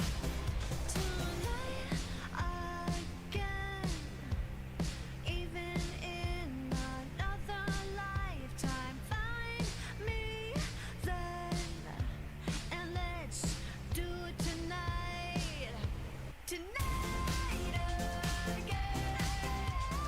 Even in another lifetime, baby. And let's do tonight again. One more dance and I might just fall in love. I know the DJ and I love this song.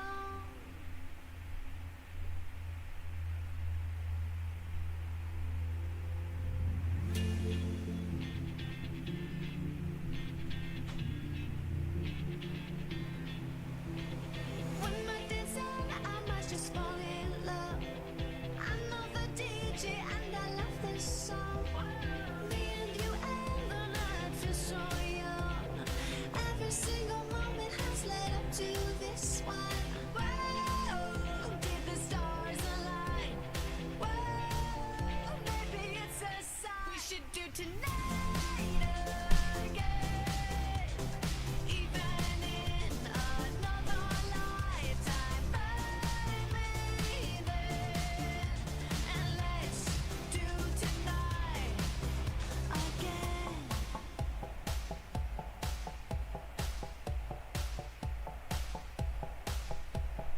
Those wicked problems are evaporating. Baby, I'm just guessing, but I've got a feeling. Whoa, we can dance all night. Whoa, at the end of time, we could do tonight again. Even in another lifetime, baby. And let's do tonight again.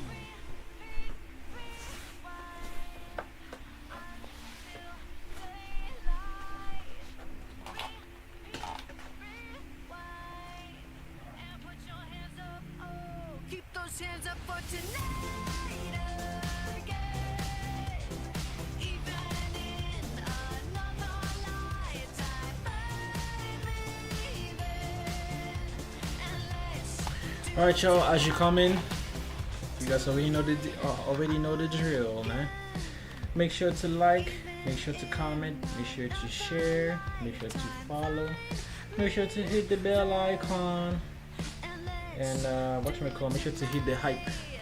But most importantly, make sure to sub. As you guys know, you really need them subs, y'all. All my people from Twitch, make sure to please sub. All my people from Kick, make sure to follow. And also make sure to hit that dono. Make sure to drop them beats, the emotes and all that good stuff. And join the mailing list The link should be somewhere up if you scroll up a little bit. But if you need me to, I can go ahead and drop the link again for it. Make sure to drop some recommendations for merch items, and also to drop some recommendations for a book. Alright, thank you all. Let me go ahead and set this whole thing up.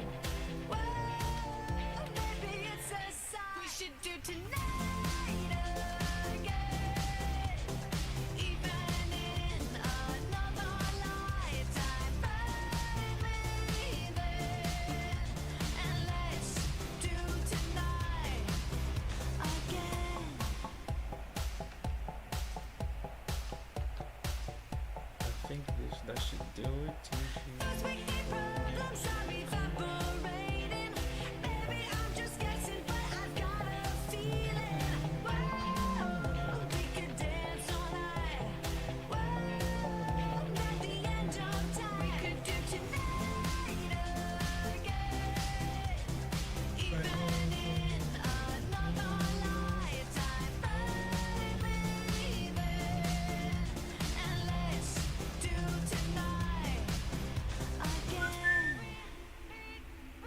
Hands up until daylight though.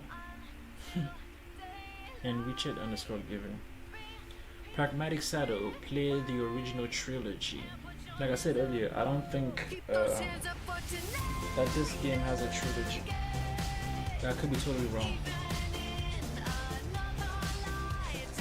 Anna Diana Marginal, chat still vibing.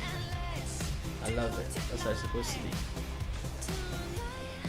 Experience underscore Dale, LMAO, the whole checklist.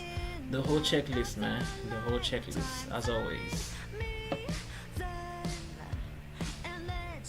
You know we gotta always keep the reminders on deck. You know, one funny thing about this whole thing is that the people, like, people in who are still like on the internet or whatever, but they are in different niches or industries, they don't really ask the audience to like, comment, share, subscribe, and all that good stuff. And somehow they like get them. Whereas streamers like myself or people who are in this industry or related industries, we always have to go through the whole checklist over and over and over and over and over. You would think that, you know, if someone is like reminding the people to, you know, do the whole shebang, like people will actually do it. But for whatever reason, people just don't do it. I don't know why. Perhaps it's because it's like you as a person or whatever it is that you're doing. But I don't know. Like if you were to check like the channels or streams of like I guess you could say big companies or big entities, you will see that their metrics are looking okay, whereas the smaller ones or individual creators, right, their metrics aren't, I mean, they are so, but they constantly have to keep reminding people, make sure to do this, you should do this, do this. It's like, okay, alright, bro.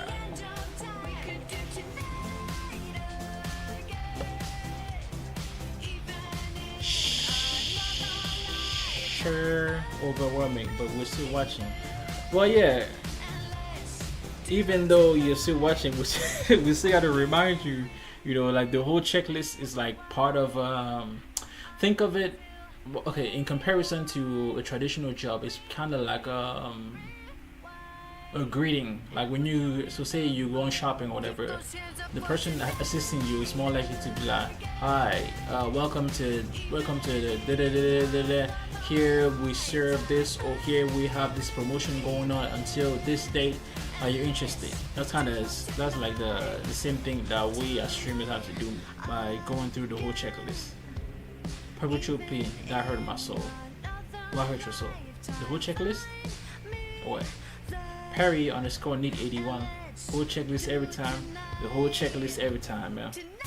Up until we see changes, we'll continue with the whole checklist, because, you know what I'm saying, we just have to do it. Yeah.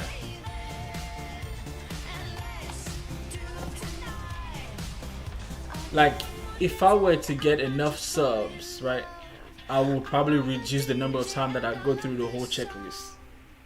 But since I'm not getting enough sub, I'll just keep on reminding everyone over and over and over, just in case they forget, or just in case they're just being lazy, or just in case they don't want to do it, or for, I don't know, whatever reason. Like, we're just trying to get the people to actually take action, bro.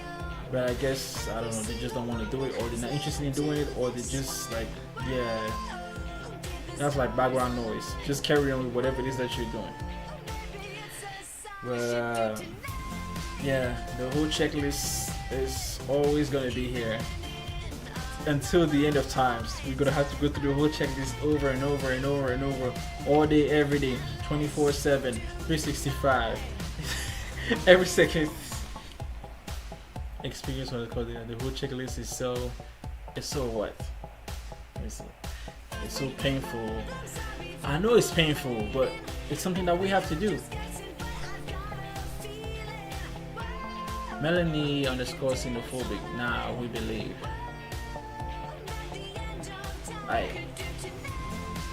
We have to believe in ourselves, but, and of course, hit the whole checklist. Okay, all right.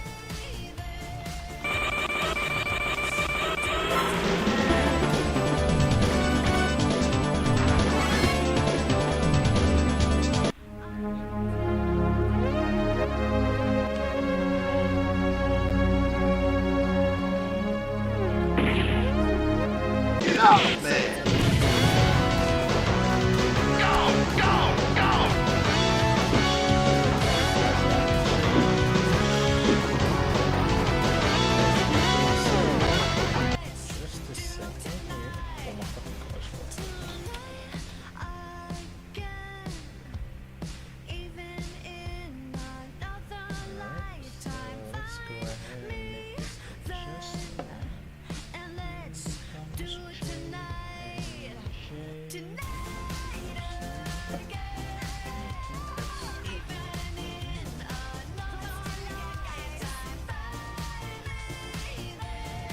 Kiss you, mommy. Time flies, man.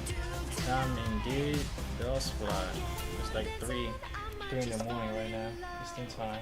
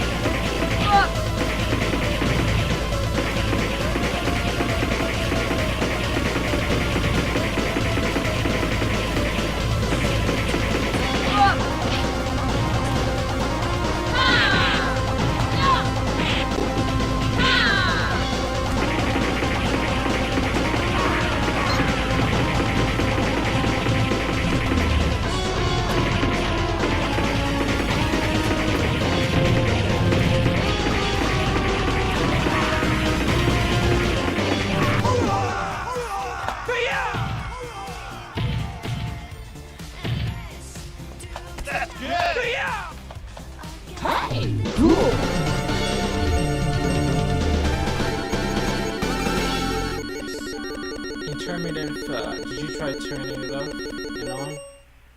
Turning what off and on? Blood Beatrice, that sounds exhausting. Well, this is 24/7, 5 row. Don't see rows. It's part of the struggle, what can I say? That enemy chick is supposed to spot this year, though. Really? Go! Go! Go!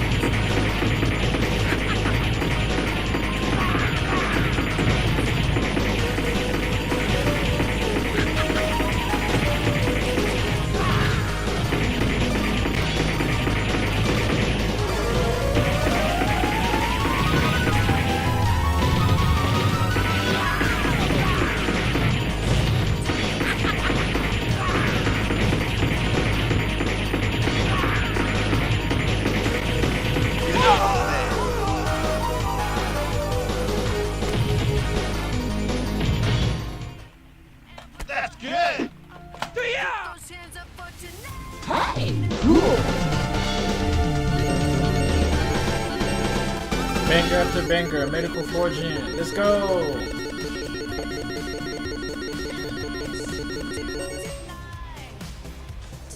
Lila Advanced 66. Now I believe. He did checklist. Checklist incoming. But like, don't worry about it. Checklist isn't coming in just a second.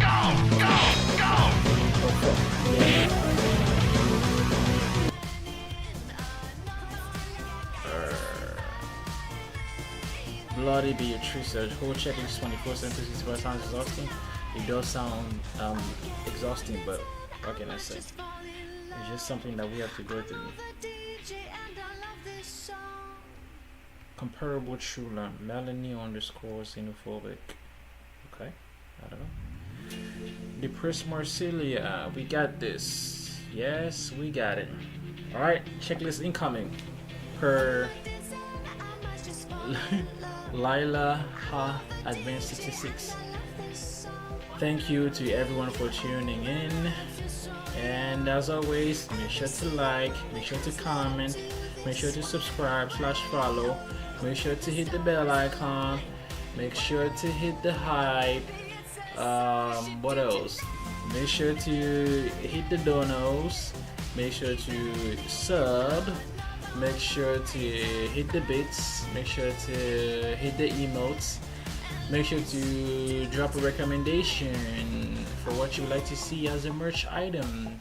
Make sure to drop a recommendation for what you like to see or for what you like for what you would like to buy as a book. Make sure to join the mailing list. If you would like, I can go ahead and drop the link to the mailing list again, but it should be somewhere up so that way, well, it should be somewhere up, and yeah, feel free to scroll up a little bit and click it and drop your email there. But the most important things, you know, the most important things within the reminders are subbing, hitting the donos, of course, the bits, the emotes. That's for Twitch mainly. On Kick, make sure to subscribe and follow, and also hit the donos. And what else? Make sure to, of course, join the mailing list. Make sure to drop in recommendations for the merch that you would like to purchase. Make sure to drop recommendations for a book you would like to buy. I'll go ahead and work on you know, creating the books and the merch off stream, and then when it's ready, I'll go ahead and drop it up. I'll go ahead and drop the link for you so you can go ahead and cop all of them. So right now I'm doing market research for a while, and I have so far I've had like 3 recommendations that I've already started looking into. Nara complete, hit the bell and the hype, yeah. Yeah, that's mainly for like YouTube. Those are some huge things that YouTube added, and then now everybody who's doing YouTube have to say that, cause like, bruh, they're just trying to do too much.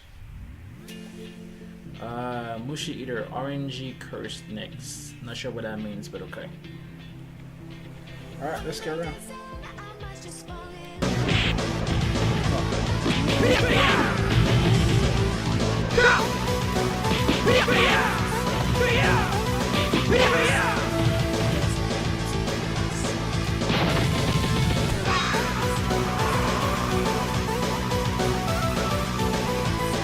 try to see if we can get this guy.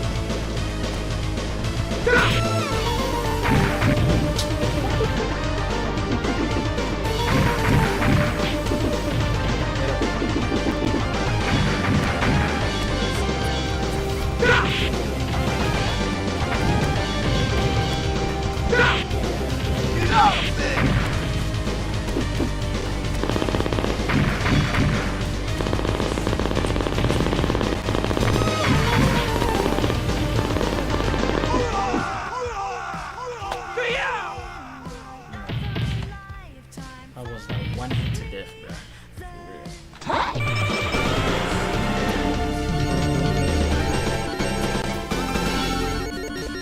Precious Merla, subbing, donating, bits, emails. Yeah, those are the main ones.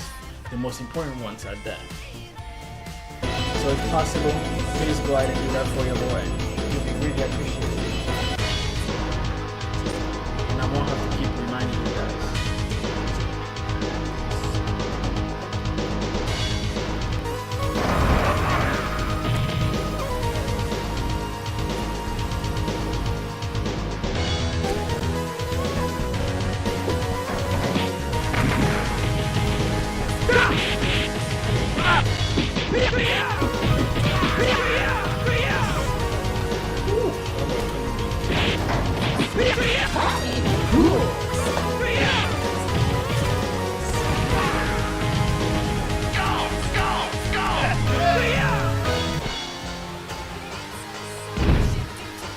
Yeah.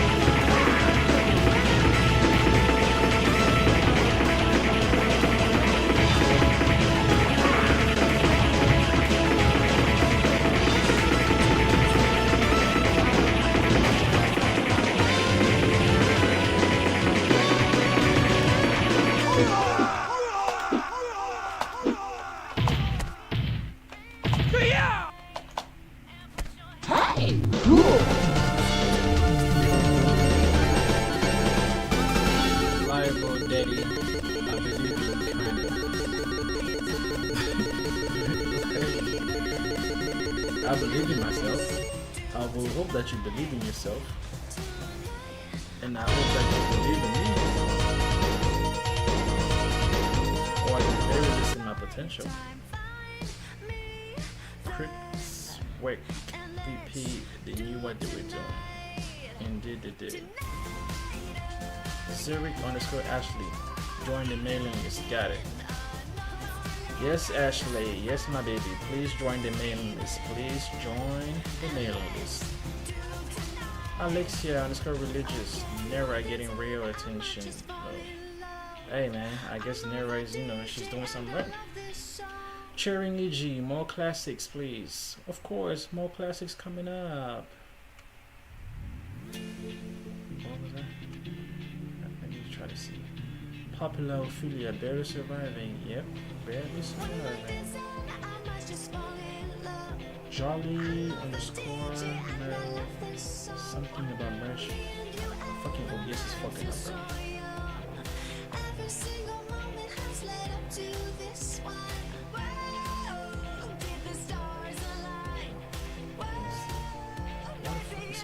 Not letting me. Market research for merch and books. Nice. Jolly_Marola395. Of course, I have to. That's the correct way to do things. I need to gather as much information as possible before creating the products. Because what sense would it make for me to create a product that you guys are not interested in? That'd be like a waste of time. So I think it's best if I get your tastes and then go ahead and create the said items for you guys. It could be of anything though. It doesn't have to be streaming related or gaming related or anime related or whatever. Just whatever interests you guys. Just let me know and I'll go work on it.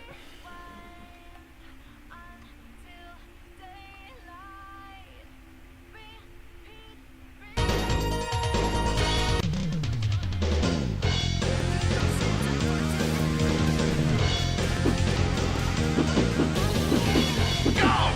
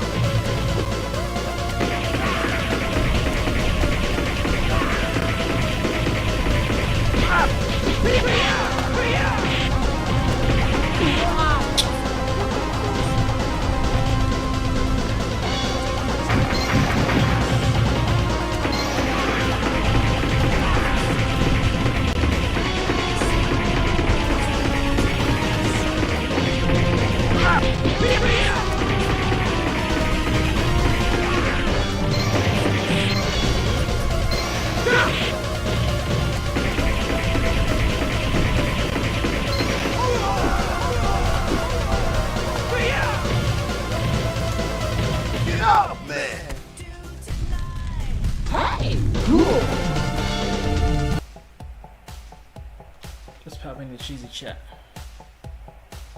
And yes, unfortunately, the game is called Cadillacs and Dinosaurs.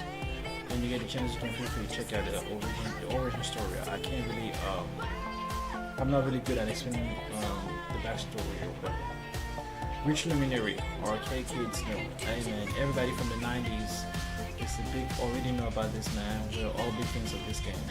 We all grew up on this, and we still love it to this day. Silly_ Dorothea. Consistency matters. Consistency indeed matters. Populophilia barely surviving. Barely surviving, yet we completed the mission. Let's see what else. Keep those hands up for tonight.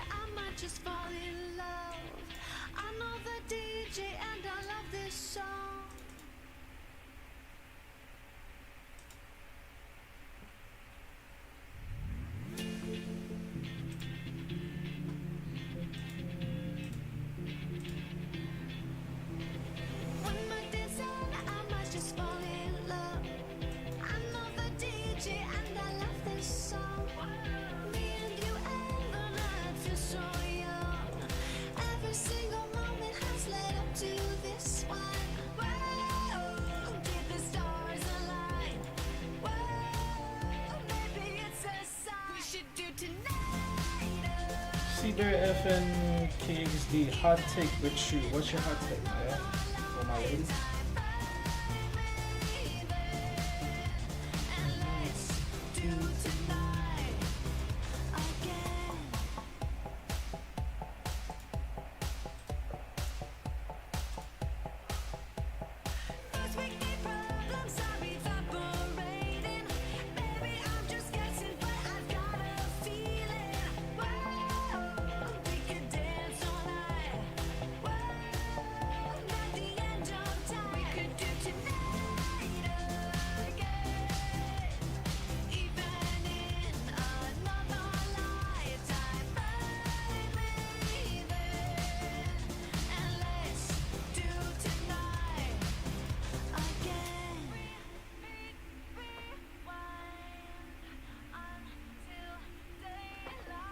Tabit Hopper. Wow, that lyrics hit hard. Indeed it does. Keep those hands up for tonight. Even though it was picked randomly, somehow it matched with theme or with the, I guess, the aspect of today's stream. Like a very late night stream with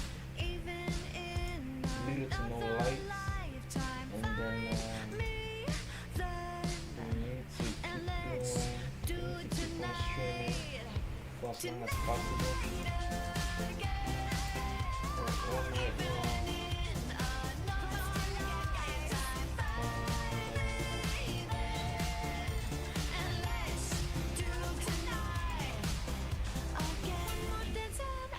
Just fall in love. I know the DJ and I love this song.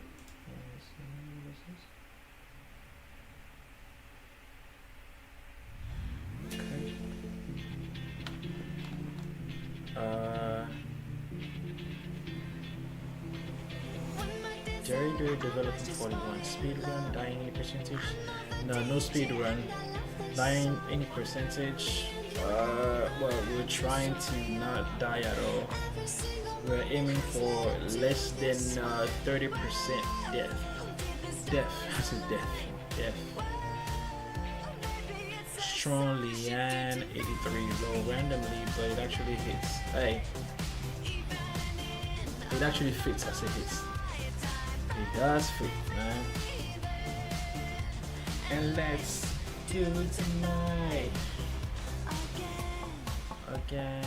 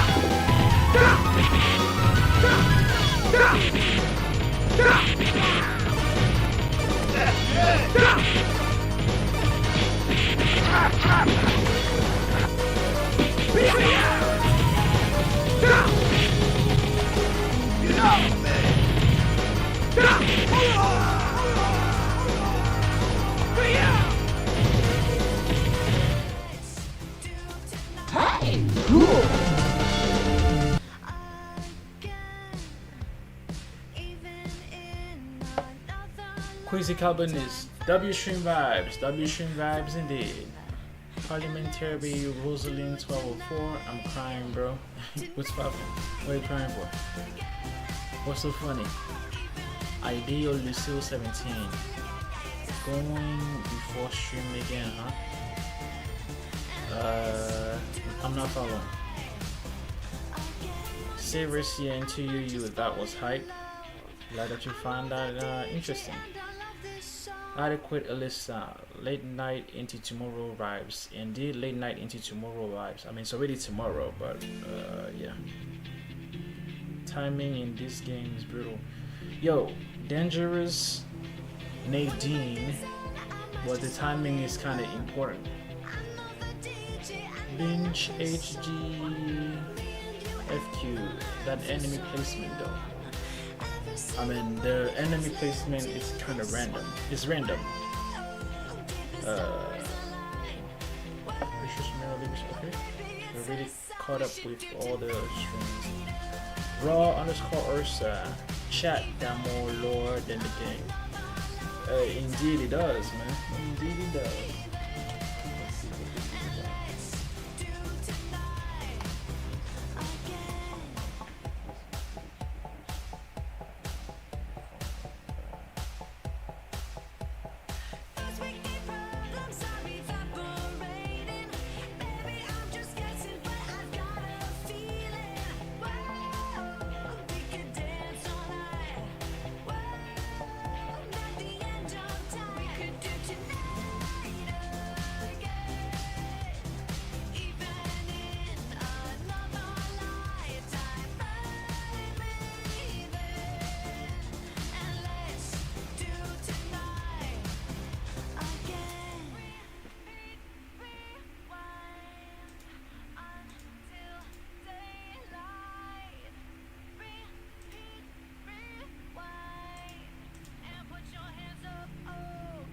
Hands up for tonight again.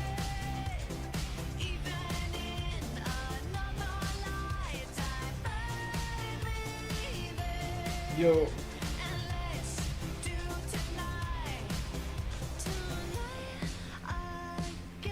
Whenever you guys can, please go ahead and hit that sub, bro. I'm really trying to get some subs today, and I'm also trying to see if the notification comes, because I believe I fixed it since last time, so it should come through, or it should work as soon as it comes in.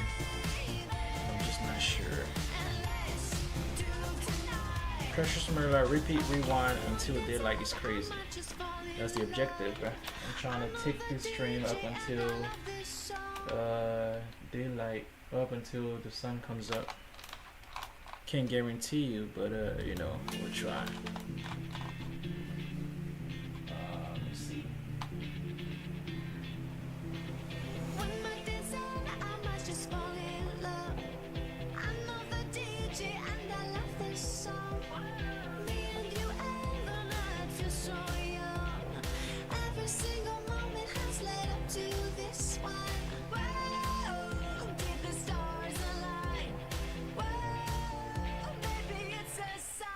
Do tonight.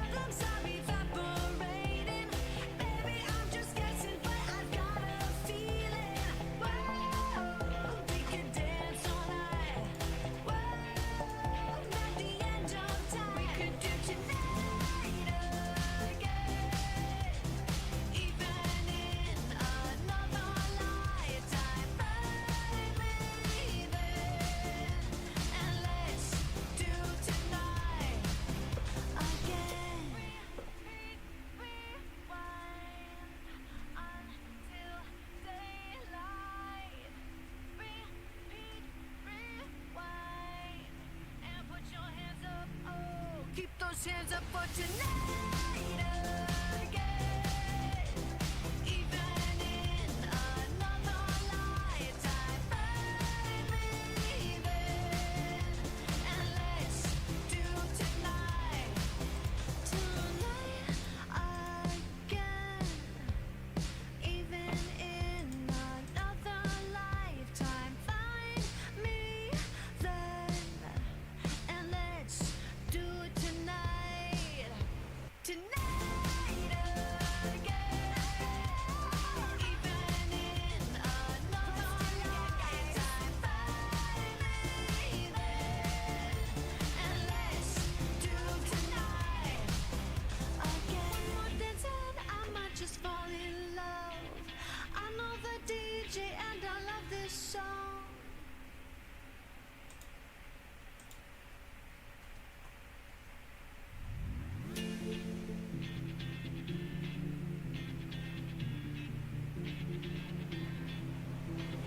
One more dance and I might just fall in love. I know the DJ and I love this song. Me and you and the night feels so young. Every single moment has led up to this one. Whoa, did the stars align? Whoa, maybe it's a sign. We should do tonight again. Even in another lifetime, find me there. And let's do tonight again.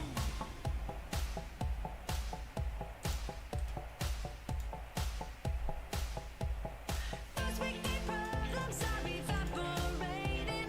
Baby, I'm just guessing, but I've got a feeling.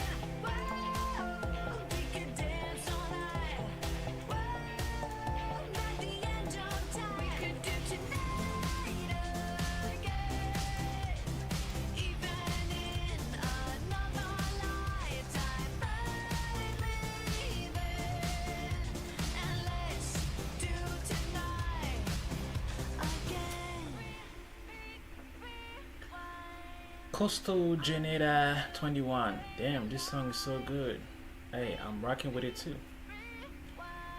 Large Man 7XF. Pure scale, no cheats. Indeed, pure scale, zero cheats. AIM Constitution 0770. Main character training arc. Well, main character playing arc. A training arc. Again, in another lifetime is so real. Well, it's as real as it gets. 7 Dark Killers, 7 XCU, no distractions. Zero distractions, y'all. Zero distractions.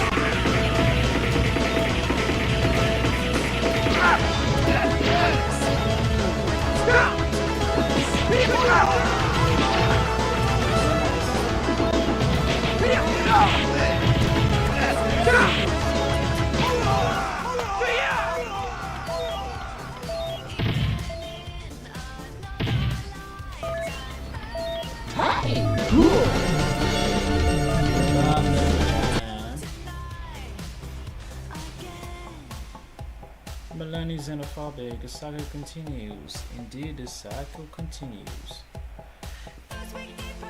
Perpetual peak. Controller group serious. Nah, shit. The controller group had to be serious. You dig what I'm saying? Coastal Genera 21. M Constitutional 770. 770 Training Park. Not sure what that means, but okay. Sure, overwhelming. That must hurt.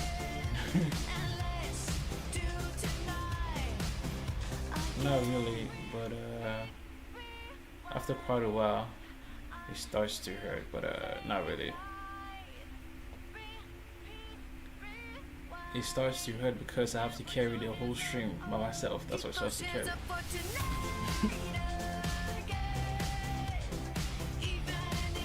Brilliant Genevieve. Pure skills you with cheats is wow. It is wow, but that's what's happening. Pragmatic saddle, just one more run. Just one more run back. Ideal Lucille 17, 7 torque killers, 7 XCU, no distractions. You got it.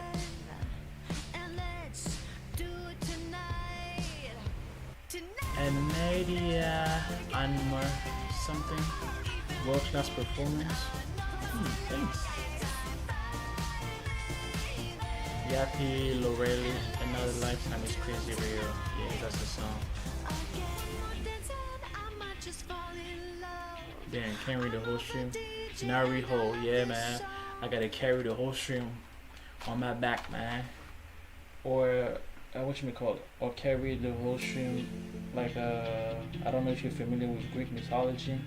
There was like a titan whose punishment was to carry the world, and then he has to either carry the world or go up a hill with the world or something or whatever. Yeah, I'm like going through that right now.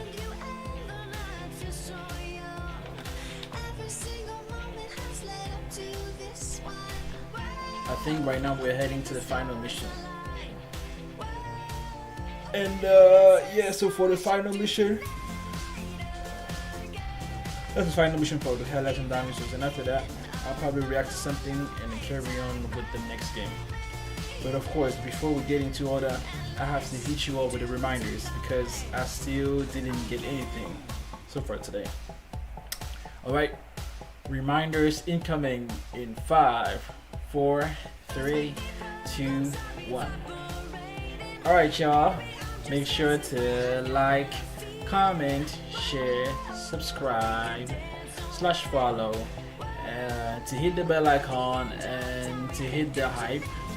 But most importantly, make sure to sub, make sure to drop the beats, make sure to drop the emotes or whatever it's called, and the dono, that's for my Twitch people. And for my Kick people, make sure to subscribe and follow, I believe, and to also hit the donos. I'm not sure if they have bits in whatever over the Kick, but yeah. And what you may call it, join the mailing list. The link for it should be somewhere up. If you scroll up, you should be able to see it. In case you don't, just let me know and I'll go ahead and drop it again. And what else? Give me some suggestions for merch items that you are interested in, and give me some suggestions for books that you would like to buy/read. Make sure to work on them off stream and to update you as I move forward with them. And whenever I'm ready, I'll go ahead and drop the link, and you guys can go ahead and cop all of them.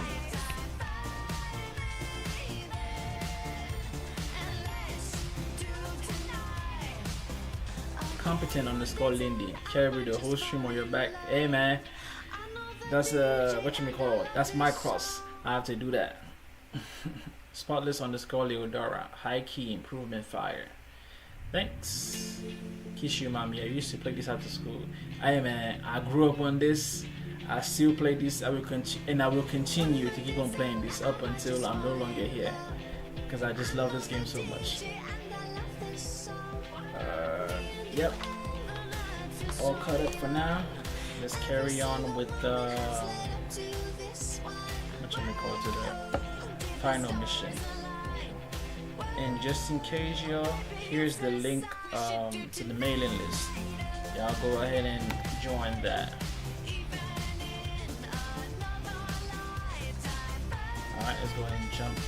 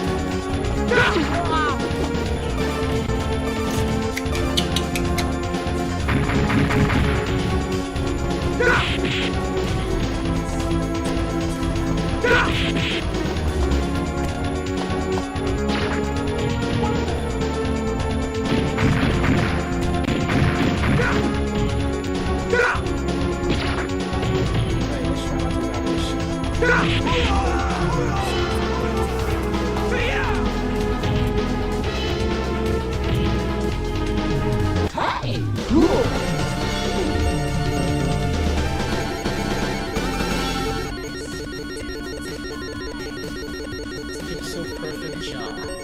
Yes, Mochi Eater, pixel perfect job. Likeable daddy, let's make it retro.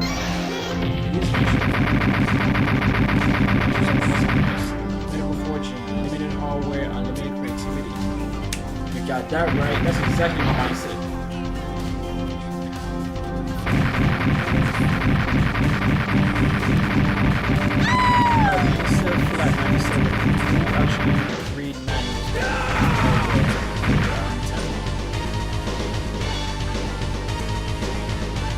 What do you mean by bits over the kick? Low. I don't know. Retro pain is fun. Intermittent fun. Retro pain is fun.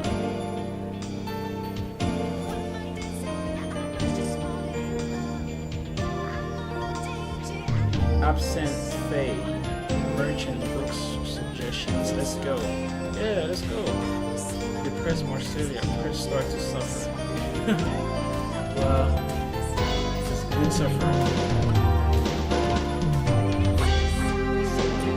Mailing list link somewhere up top.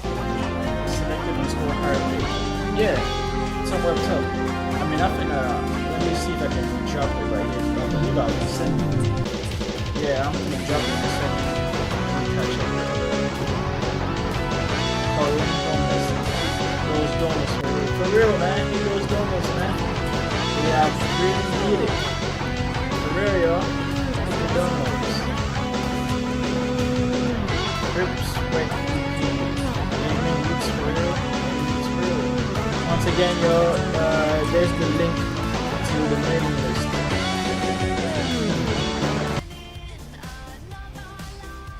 Becca underscore uneven. Boot up and immediately getting cooked. Yeah.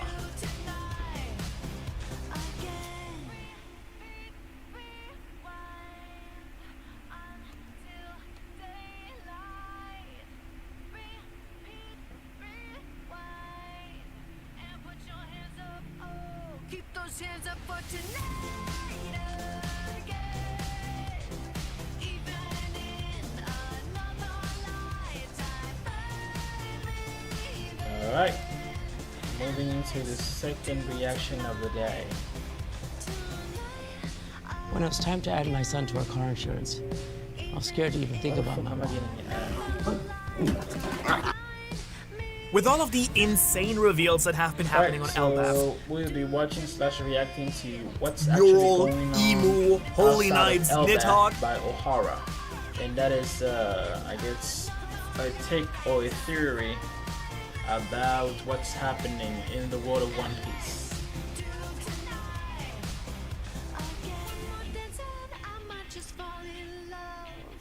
It's a pretty lengthy video, it's like an hour and some change. I think it's pretty easy to forget just how much else is happening and going on in the rest of the One Piece worlds. From a second Impel Down prison break, to fan-favorite characters presumed dead, to the Revolutionary Army finally, doing the revolution part, these are the plot threads that we can expect to pick up on after we leave the Island of Giants, which, with Emu cleaning up everything right now, might happen rather sooner than later, and we'll get one of our fan-favorite little sections that Oda is giving us, which is everything that's going on outside of Elbaf right now. And I want to start here, I think, with our other favorite kind of Luffy-esque character, which is, of course, Blackbeard and the Blackbeard Pirates, who are kind of next to Luffy the biggest revolutionary threat and kind of biggest player in the endgame of the story. Like, we kind of still don't really know, will it be Emu who is the big guy to defeat? Will it be Blackbeard? Are Luffy and Blackbeard gonna team up? Are they just gonna clash? Is Blackbeard become king of the world at some point?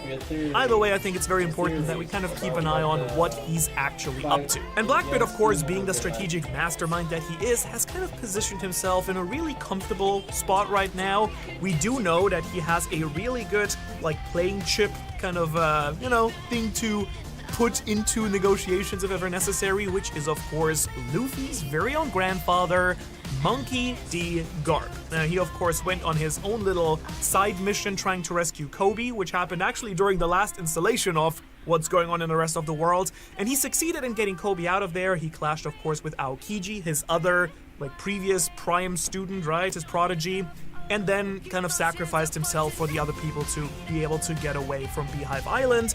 And now he's been frozen and kind of stashed away by Blackbeard.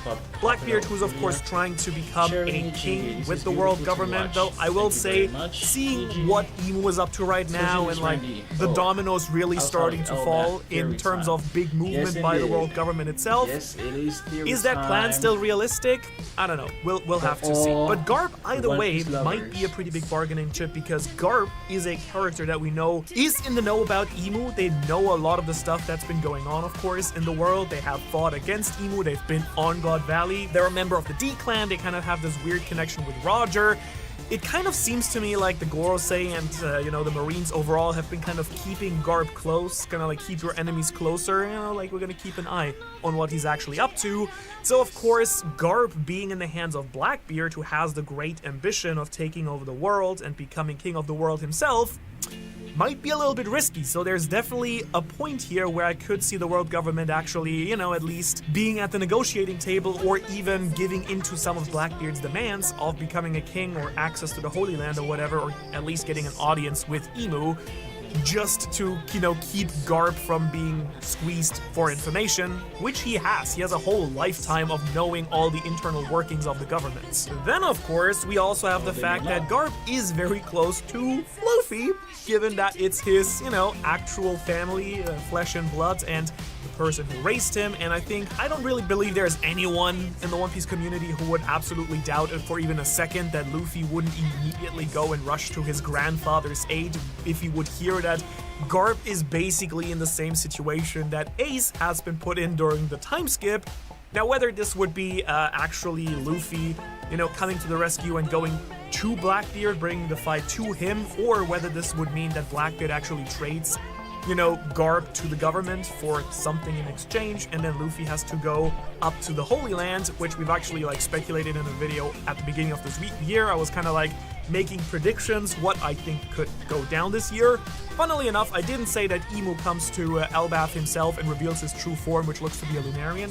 Didn't have that in my bingo cards, but I very much did have in my bingo cards that Elbaf might be wrapping up later this year, and we might get a full invasion of the Holy Land / Garp rescue mission, which is something I would actually like to see. I think it would be a very interesting, a repetition of the entire Ace Marineford War thing, only this time with obviously crazy race stakes, and hopefully with the twist that Luffy this time around might actually be able to save his family. Though I will say, obviously, Garp being as old as he is, and also kind of having been shown to be a person who has obviously his heart in the right spot, and who also has been trying to fight the system from within. And I think my view on him has changed a little bit throughout God Valley. At first I was like, wait, are you just dumb Garp for not realizing how bad the Marines are, and then kind of realizing, okay, no, he gets it. He fought Emu and Saturn, but he kind of was hoping to, he still believes in the Marines, I think, as a force of good, and just kind of fights against the government from within their own ranks to a certain degree. So I think he's a good character that has made some mistakes and bad decisions, it's supposed to mirror. Would that mean that Garp would need to sacrifice himself for Luffy and kind of actually give his life? I think it would.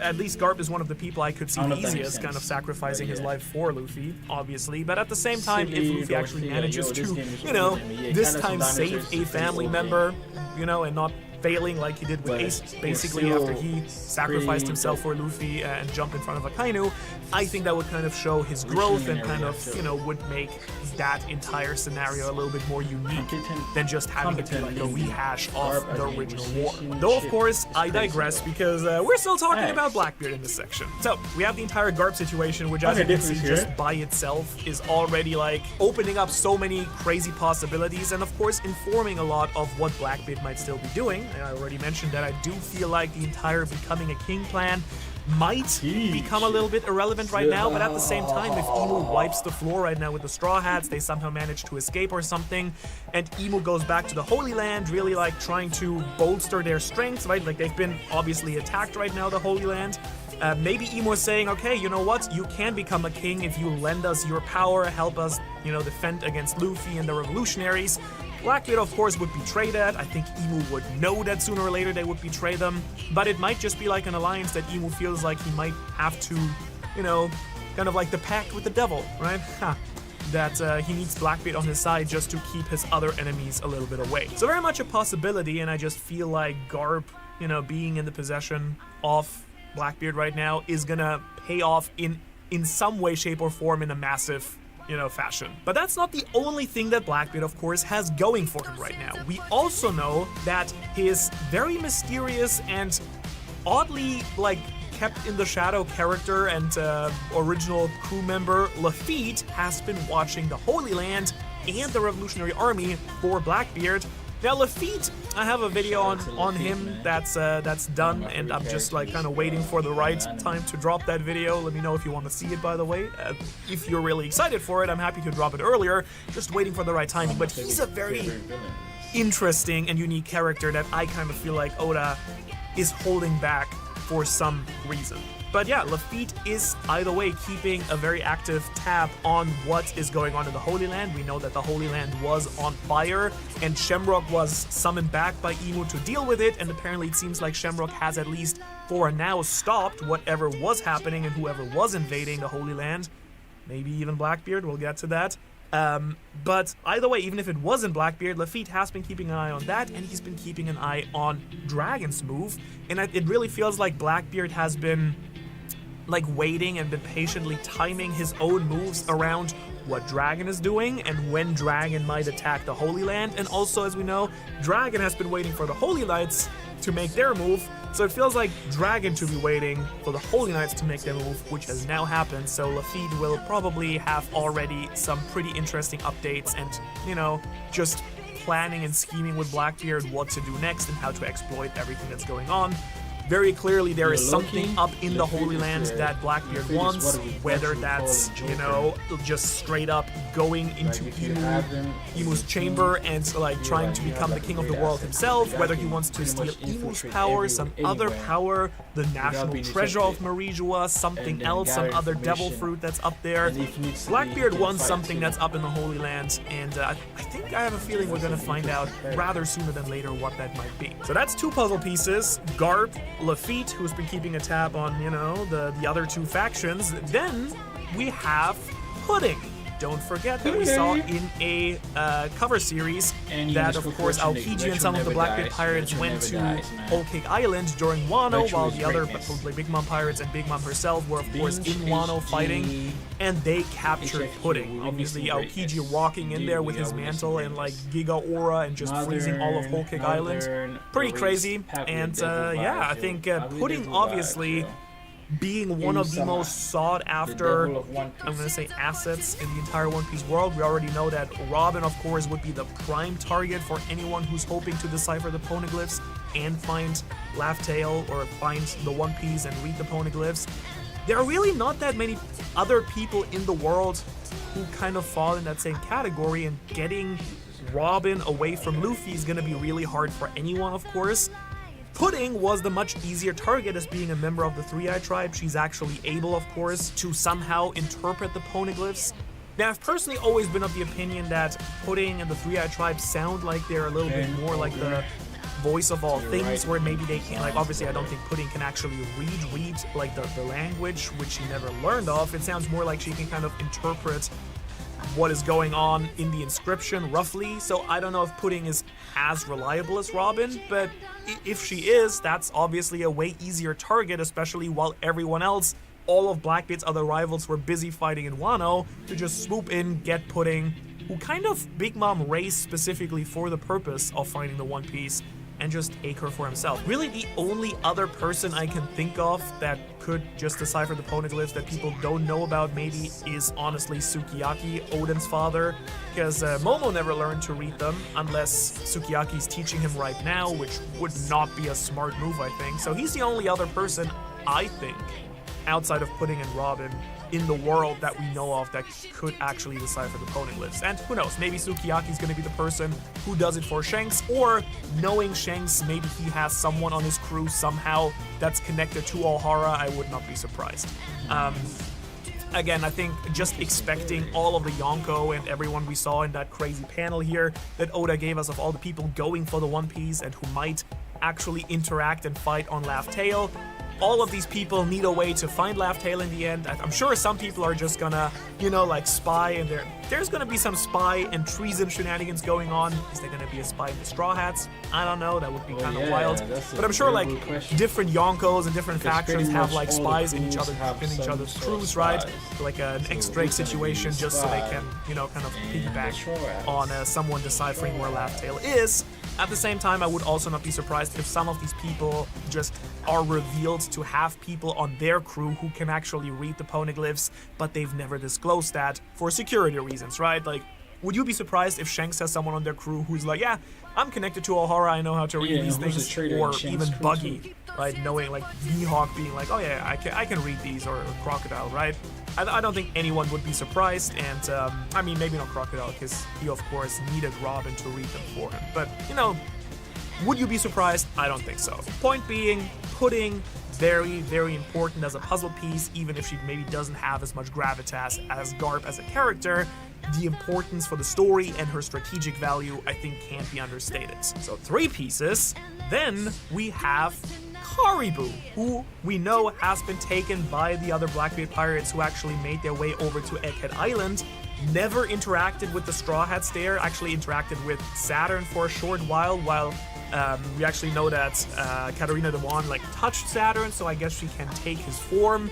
But also, I'm not sure how that's going to be useful, because at least everyone in the world government and Emu know that Saturn should be dead, and there is like already obviously Garling who has taken his place, so I don't know, maybe it'll pay off in some other way or form. But it's still very interesting, of course, that Caribou, the person who knows about not only Poseidon being on Fishman Island, but also has now known about Pluton being under Wano, has been taken to Blackbeard and has been like sharing this information with Blackbeard, which obviously has the like ramification that potentially Blackbeard has now access to maybe 1, but maybe even 2 ancient weapons that should kind of actually be used by Luffy, which is just a massive deal.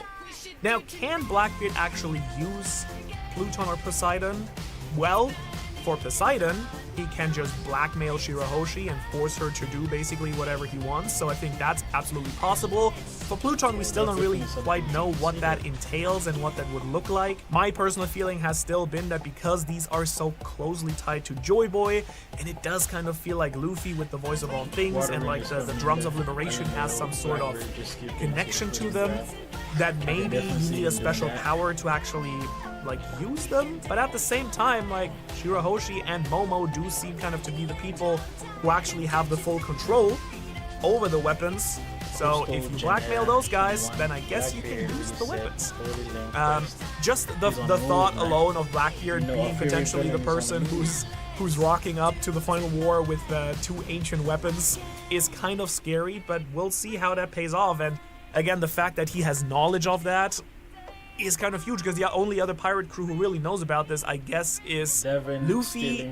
Does Shanks know about Shirahoshi being Poseidon potentially? But I don't think Shanks would be interested in using it. So these are all massive things, just positioning Blackbeard to, you or know, how it's going to be being used ready to jump and go for the One Piece as soon as he Blackbeard's feels it's the right time. He really advantage has all the and see cards in what's his going to corner at the happen there. moment. Now, from all we can tell right now, it does seem like, you know, having 3 road poneglyphs because he stole the rubbings from Law, obviously, when he almost wiped him out. He now is probably also out there searching for the very mysterious man marked by flames that everyone has been looking for. Kid has been talking about him. It seems that Luffy will sooner or later have to encounter him. We still don't know who it is. We've talked a lot and speculated a lot about who this might be. But yeah, Blackbeard really, like, I think is right now, it feels like That the is a very closest important to the One character. Piece, I personally would say. I'm not sure how you feel about that, but looking at all these different factors we've talked about, he's just like in such a prime position to just reach Laugh Tale first, theoretically. Again, that last road poneglyph is of course kind of the thing that everything hinges on, but he's very well positioned, like at the very least as well positioned as Luffy. He has all the things going for him that Luffy has going for him as well. So the real question now is, what is he gonna do next time we see Blackbeard, assuming that he's not gonna, you know, directly just start interacting with Luffy right away?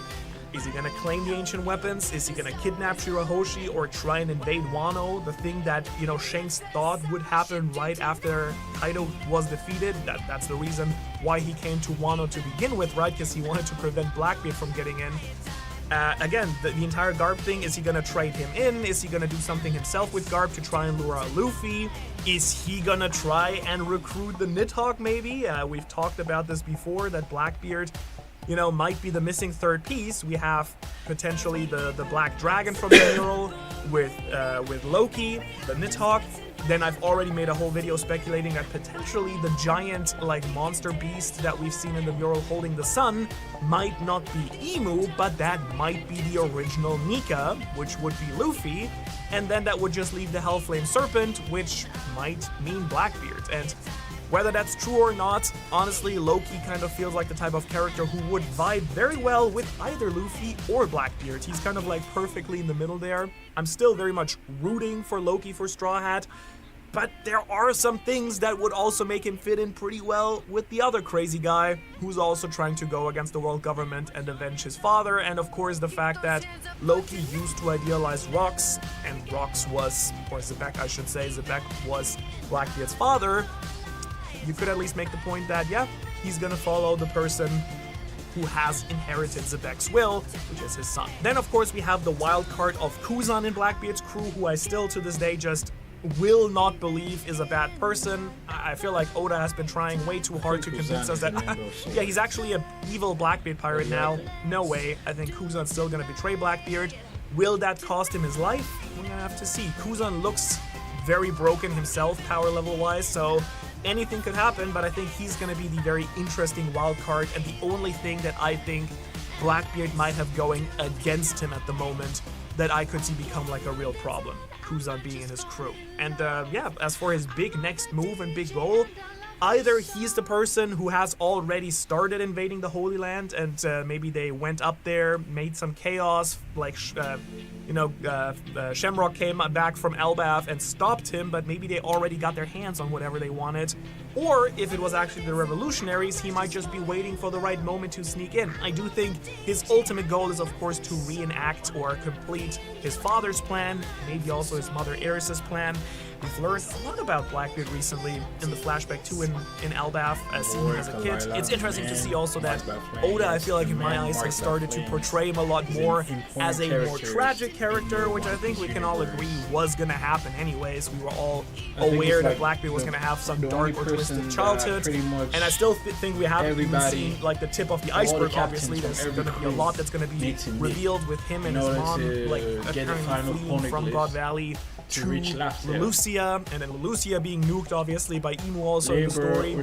So I think there's more to come, and I do think that Blackbeard will end up being a much more great character you know, than just being like Like you a said, pure bad guy. There are like all these similarities with Luffy Luffy too, and he's not a good guy, don't get me wrong, but I think there's going to be more nuance here. And I think ultimately he's going to try and take down Emu if his final goal Loki is actually what he idolized says and take Zebek, over the who's world the and kind of father like of, step into Emu's footsteps and become the ultimate ruler of the like, world, or whether he has we some don't other know like crazy goal of which just side he resetting the choose, world and then we'll just his wait own and see. way, which is gonna still probably be the wrong way, different from Luffy. Probably meant to I be can't really Rosalind's tell, power for bro got 3 but lives, he's good obviously luck. gonna be one of the Yeah, Tishi's most definitely important someone and who will be ultimate difficult to characters beat. that we're gonna need to pay attention to once the story comes But to he- a but close. as of And right I'm now, he only very has 2 excited, devil hopefully, fruits, in 2 this devil next fruits. like little So, intermission we that don't know. Oda gives us at some point after We don't know if Wano, he has after 3 Wano, lives after Elbaf, or that we're 1 gonna life, finally whatever. find out what Blackbeard has been up to these My last few theory is days that and he has weeks. 3, so Alright, that easy. wraps up Blackbeard. That was a very long section, and I think it might be the longest in this video if you're worried that all of these are gonna be like this, but there's just so much to discuss with him, and there were like so many things that he's been up to in the background. I just needed to cover it all. Next up though, let's talk about the next section that I think is obviously heavily tied to Blackbeard, as we already talked about, but has their very own goals, and also might be the faction that is going to become the most relevant for the first time in the story ever since we learned about them, which is of course not Luffy's grandfather, but his father, Monkey D. Dragon, the always absent dad, and the Revolutionary Army. Alright, so let's keep going now with the Revolutionary Army and Monkey D. Dragon. A lot of the things that we already talked about with Blackbeard, because they're so interwoven with what he's up to, obviously, kind of playing to the Revolutionary Army's entire situation as well. Dragon still, I'm very much convinced, one of the characters who Oda is just, for some reason, saving for the absolute endgame of the story. So I think, like, taking a little bit my takeaway, I guess putting it ahead of the entire section, I personally don't think like what we're gonna see with the Revolutionaries is like them doing something now, then someone coming in to crush them, and that's the end of it all. I think that Oda is saving Dragon for like a crazy massive moment, and not only that, I very strongly believe with Dragon having these weird marks, and now Emu having the weird marks, and the left eye thing being such a big thing in the story, and his devil fruit and his entire power, like him just aura farming the entire series, just standing there looking east. There is no way for me that Dragon is not one of the, I'm gonna say, top 5 most important characters in the story. I personally would assume that Dragon is gonna be at least as important as Shanks, if not more important. And I've said before in other videos that I can absolutely see there being a world where Dragon is actually like the second most important character in the story with his son Luffy together. I think there is absolutely a reason why right now he might just be the single most mysterious character we know about. I mean, I guess you could make an argument about Shanks, but we've learned a lot about him, and you can make an argument about Emu, but we're learning more about Emu as well. So maybe, I mean, I guess you could say Nika, Joy Boy, like people in the past, but of the people living and active right now, Dragon might just be 1 or 2, easily. And again, I think the reason for that is that Oda is saving him for a crazy finale, and him just being this, like, him finding out something after the entire God Valley flashback, and gaining some sort of power and some sort of influence that's gonna be, you know, explaining why he is considered the most dangerous man in the entire world. That being said, that being put ahead, it does very much seem likely that whoever set fire to the Holy Land and actually physically attacked the place, where we see like the Holy Land burning at some point, then Shamrock coming back, presumably putting an end to whoever attacked there. Again, it could be Blackbeard, but the most obvious answer to this riddle would of course be the Revolutionary Army, who we already know have been pulling, you know, the noose around the Holy Land tighter and tighter across the last few arcs. In case you forgot about this, again, this is what this entire video is about, reminding us what's going on outside of Elbaf. But the Revolutionaries have basically set up one of the most like interesting and strategic things that I think have ever happened in One Piece. They basically set up a food blockade and like a cut off the Holy Land from any transport, which means that none of the supply ships that usually bring food or resources or anything into the Holy Land, or even money, right? Anything that goes into the Holy Land and that kind of enables the crazy lifestyle of the Celestial Dragons, none of the Heavenly Tribute, nothing is reaching the Holy Land. I personally would be very, very curious to know how they're pulling that off, because we still have the entire Marine, like the entire Marine Navy still at the world government's disposal. Akainu is still around, so how are they pulling it off that the Marines can't actually do anything against it? Because when you think about blockade, like the first thing that pops in my head at least would be like actually like a blockade with ships, where you kind of, you know, spacing out ships in like a kind of circumference around the Holy Land, around the Red Line where the elevators are, the gondolas, and kind of stop any ship that tries to go in. But if that were to be the case, then you could just say, okay, why don't the Marines just have like a sea battle with the Revolutionary Army? And that could be happening, but it does kind of feel like the Marines should be way outnumbering the Revolutionary Army, so they must be doing something else. The other way I could see this happening is the Revolutionaries actually having a lot of good intel on support ships and supply ships that are trying to reach the Holy Land. Maybe they're catching them early on, maybe they know where they're gonna leave and they catch them early, individually taking them out. It's actually kind of hilariously, or sadly, depending how you look at it, ironically funny how it's kind of similar to what's happening right now with all the oil and the Strait of Hormuz and stuff like that. It's basically the revolutionaries kind of doing that same thing, where they're using the supply chain, the global supply chain, to the entire world, which I guess in the One Piece world it's the world government, cutting them off from any resources is kind of forcing them into desperate action, which, as we know, has worked exquisitely well, because Emo and the entire Celestial Dragon cast up there, they're all panicking. This is the first time they don't have enough food, they don't know what's going on, their buildings are on fire. Emo has personally, against the advice of anyone around him in the Gorosei, left the Holy Land to try and clean up the mess on Elbaf quickly. There is something apparently on Elbaf that he really wants, that he thinks, is going to help him, win this war and end the blockade. And so he's kind of forcing a move from the world government, which has been in absolute control of everything for almost 800 years. There were not a lot of things that ever really made the top tier sweat a lot.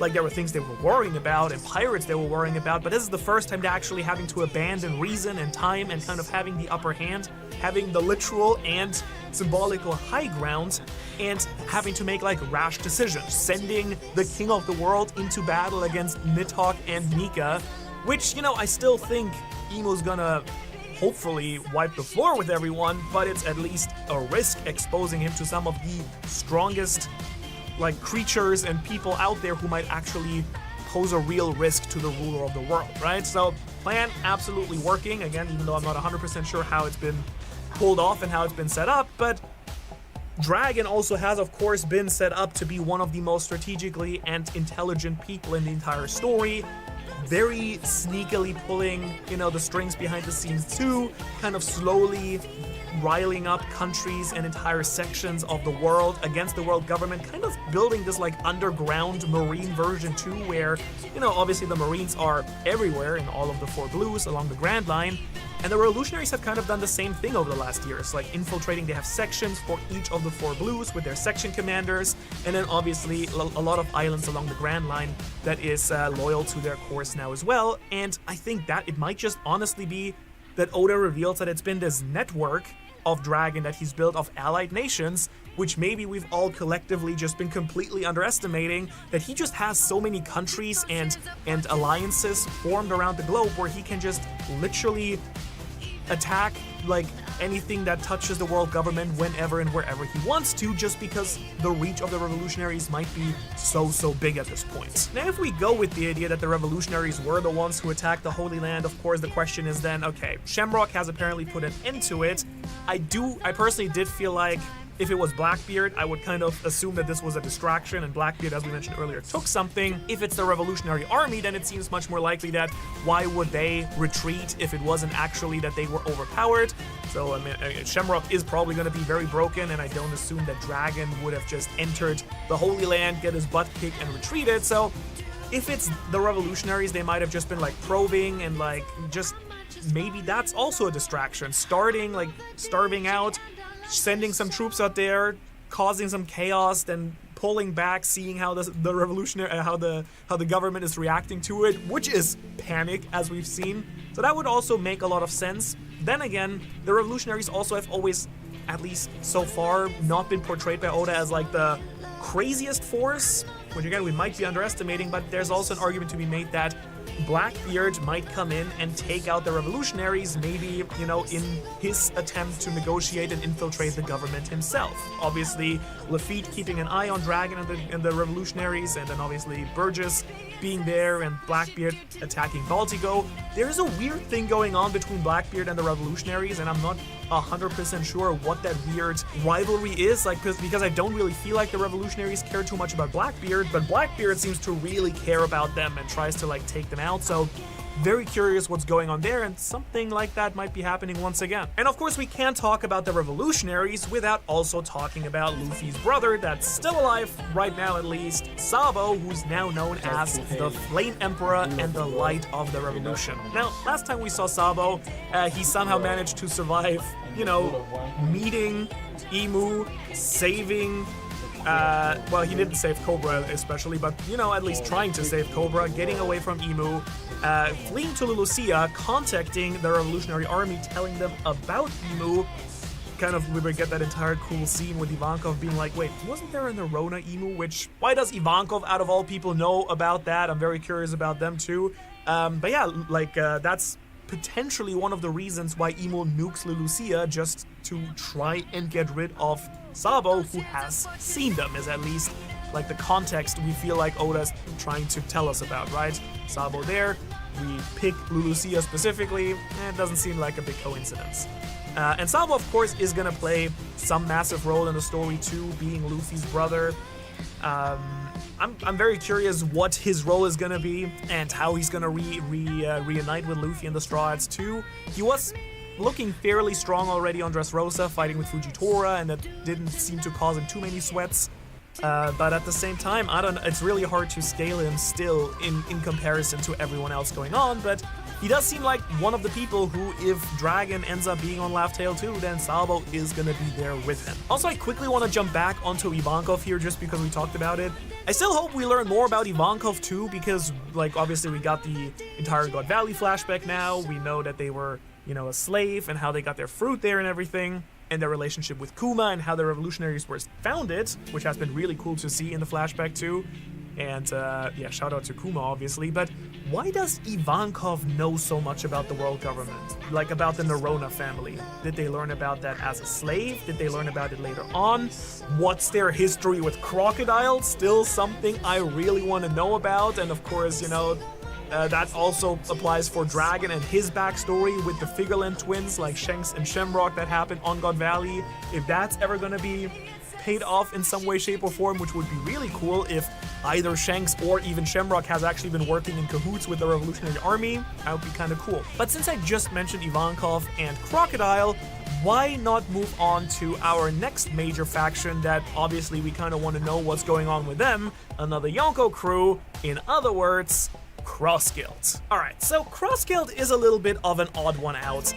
They are a Yonko crew, kind of, but also an organization. They're the only Yonko crew that is not fiercely loyal to their leader in some way, shape, or form, but it's just the opposite. The leader is kind of just a joke and failing upwards, and it's really Mihawk and Crocodile who are kind of running things here. Such a weird concept still that I have a hard time to wrap my head around. We haven't gotten too much Cross Guild action ever since they were first revealed at the end of Wano. We do know that they've been attacked by the Seraphim last we actually saw them. There have been a lot of weird connections now again with Mihawk and the Holy Knights and Mihawk and Imu and what's Crocodile's entire deal and his secret that we just talked about with Ivankov and his relationship with Luffy. Weird things going on, the weird crew. We know that now from Elbaf. Buggy kind of looks like Rocks as well, so is he related to Rocks? Is he a clone? Is he related to Blackbeard? What's going on? It's such a wild card crew of like a weird conglomerate of powerful people. One thing that I've been kind of curious about is, will they get more of the former warlords? I mean, you know, we know that Boa is on the run right now. He might join up with them, kind of like, you know, a group of kind of almost Luffy allies, because Luffy has obviously teamed up with Mihawk. Well, not teamed up with Mihawk, but Mihawk taught Zoro for Luffy. Like, Mihawk kind of believes in Luffy and is like cheering him on to a certain degree. We know that he has worked with Crocodile and with Buggy for the Impel Down thing and for the war, of course. So it's really weird. So it wouldn't be weird if obviously Boa joined up. Dofi is another character that might obviously fit very well into that entire construct, though he's not a great Luffy fan. But that might still change, who knows. The thing that I thought was really cool is that Cross Guild was just like the ultimate middle finger to the world government and was like, how about we actually start putting bounties on Marine heads instead, which is honestly a more revolutionary move than the revolutionaries have done. But yeah, I mean, that's putting some pressure on Emu and Co. by just having normal people out in the world now potentially hunting Marines, which has kind of turned the tides of things. And I do wonder, actually, now thinking about it, if that might have played a little bit into the Marines not being able to maneuver as freely across the ocean as they once used to, having to worry more about being randomly attacked by whoever who might get some, you know, who might be hopeful to get some bounty off of them. The other thing, though, is that as far as we know, Cross Guild should have 0 road poneglyphs. Like, obviously, Blackbeard and Shanks have gotten rubbings from Law and Kit. We know, obviously, where the Straw Hats have gotten their 3 from.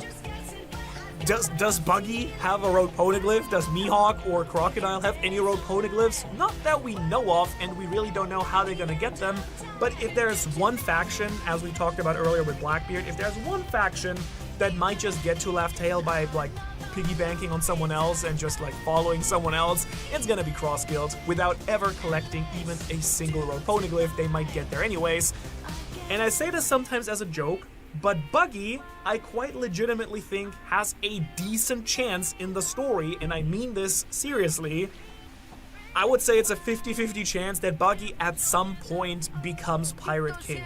It's a wild statement, but if you're being honest, this character, who was a failed pirate in the East Blue and one of the weakest enemies that Luffy has ever fought, and beat his butt a couple of times, this guy has become a warlord by accident, has then become an emperor by accident. We know that Oda loves Buggy as a character.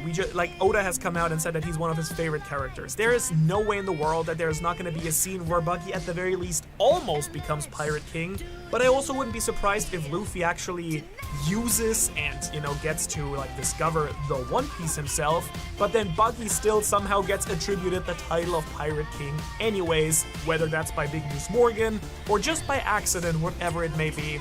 Something is gonna happen with Buggy. The thing that I personally think would be very cool, and I wouldn't hate it, but think is less likely, is the idea that Buggy is secretly this, like, mastermind planner and has, like, some secret power that he's been holding back and not shown us. It's possible. I personally am in the camp that I would like it, but I still think it's not, like, super likely, and I think him just accidentally failing all the way to the top of the world would be much, much more fun. So I really hope that the next time we see whatever Cross Guild has been up to and, like, how their entire, like, enterprise has expanded and what their plan is going for the One Piece, since Buggy has declared that now, and I guess them as a group have to now go for it, I really do hope that we're going to learn a little bit more about Crocodile and Mihawk and even Buggy's backstory specifically, because I kind of want to know what these 3 guys actually, like, what happened in their past and who are they related to? Is Mihawk actually a former Holy Knight or a former Celestial Dragon? What's Crocodile's entire deal? What's his big secret? And why did he want to build a utopia for the world? And, like, he was the first villain before Big Mom or before Kaido or even before Inu, who wanted to build this perfect world but kind of doing the wrong thing to get there. Very curious about him. And Buggy himself. Again, the fact that Rox's bounty poster looks so similar to Buggy, something is up with him as well. No way that everyone is special, Shanks is special, and then Buggy isn't, right? Something happening with him too, and we still don't really know how Buggy actually ended up on the Roger crew as well. Is Buggy the person from the egg? I don't know. There's probably a shot, I'm just gonna assume, with the egg and Buggy, but something weird's going on. We're gonna move on, though, next to a very forgotten faction that I'm personally very excited about, which is none other than Marco the Phoenix and his prison escape plan. Alright, next let's talk about our favorite pineapple boy, who has my personal favorite devil fruit of all time, the Phoenix fruit, which I love for a multitude of reasons. It basically gives you the attributes of all 3 devil fruit types. You get to fly, you get to heal yourself like a Paramecia, and basically gives you, like, Logia-like indestructibility. Mwah. What a fantastic devil fruit. Marco, of course, is an interesting case that I think gets often overlooked and forgotten. He's kind of the face of the remainders of the Whitebeard Pirates, obviously, kind of the captain of the leftovers, though they're not really a crew anymore at this point. He, of course, already came to help the Straw Hats and Luffy during Wano, where he played a pretty significant role.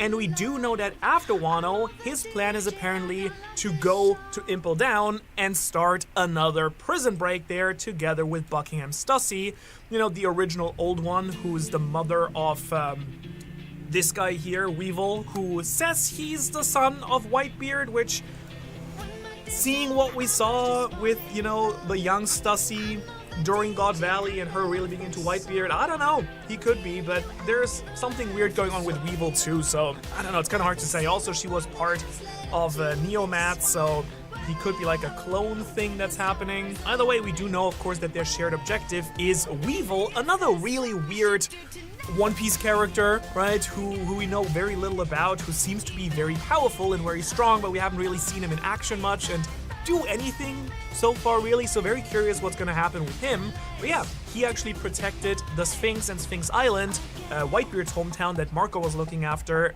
while Marco was out in Wano helping Luffy, and he's kind of like repaying that favor now. And even though I'm really curious about Weevil, and you know, he was a former warlord, so could he maybe, you know, join Cross Guild? What's Marco gonna do? Is he gonna reunite with the Straw Hats?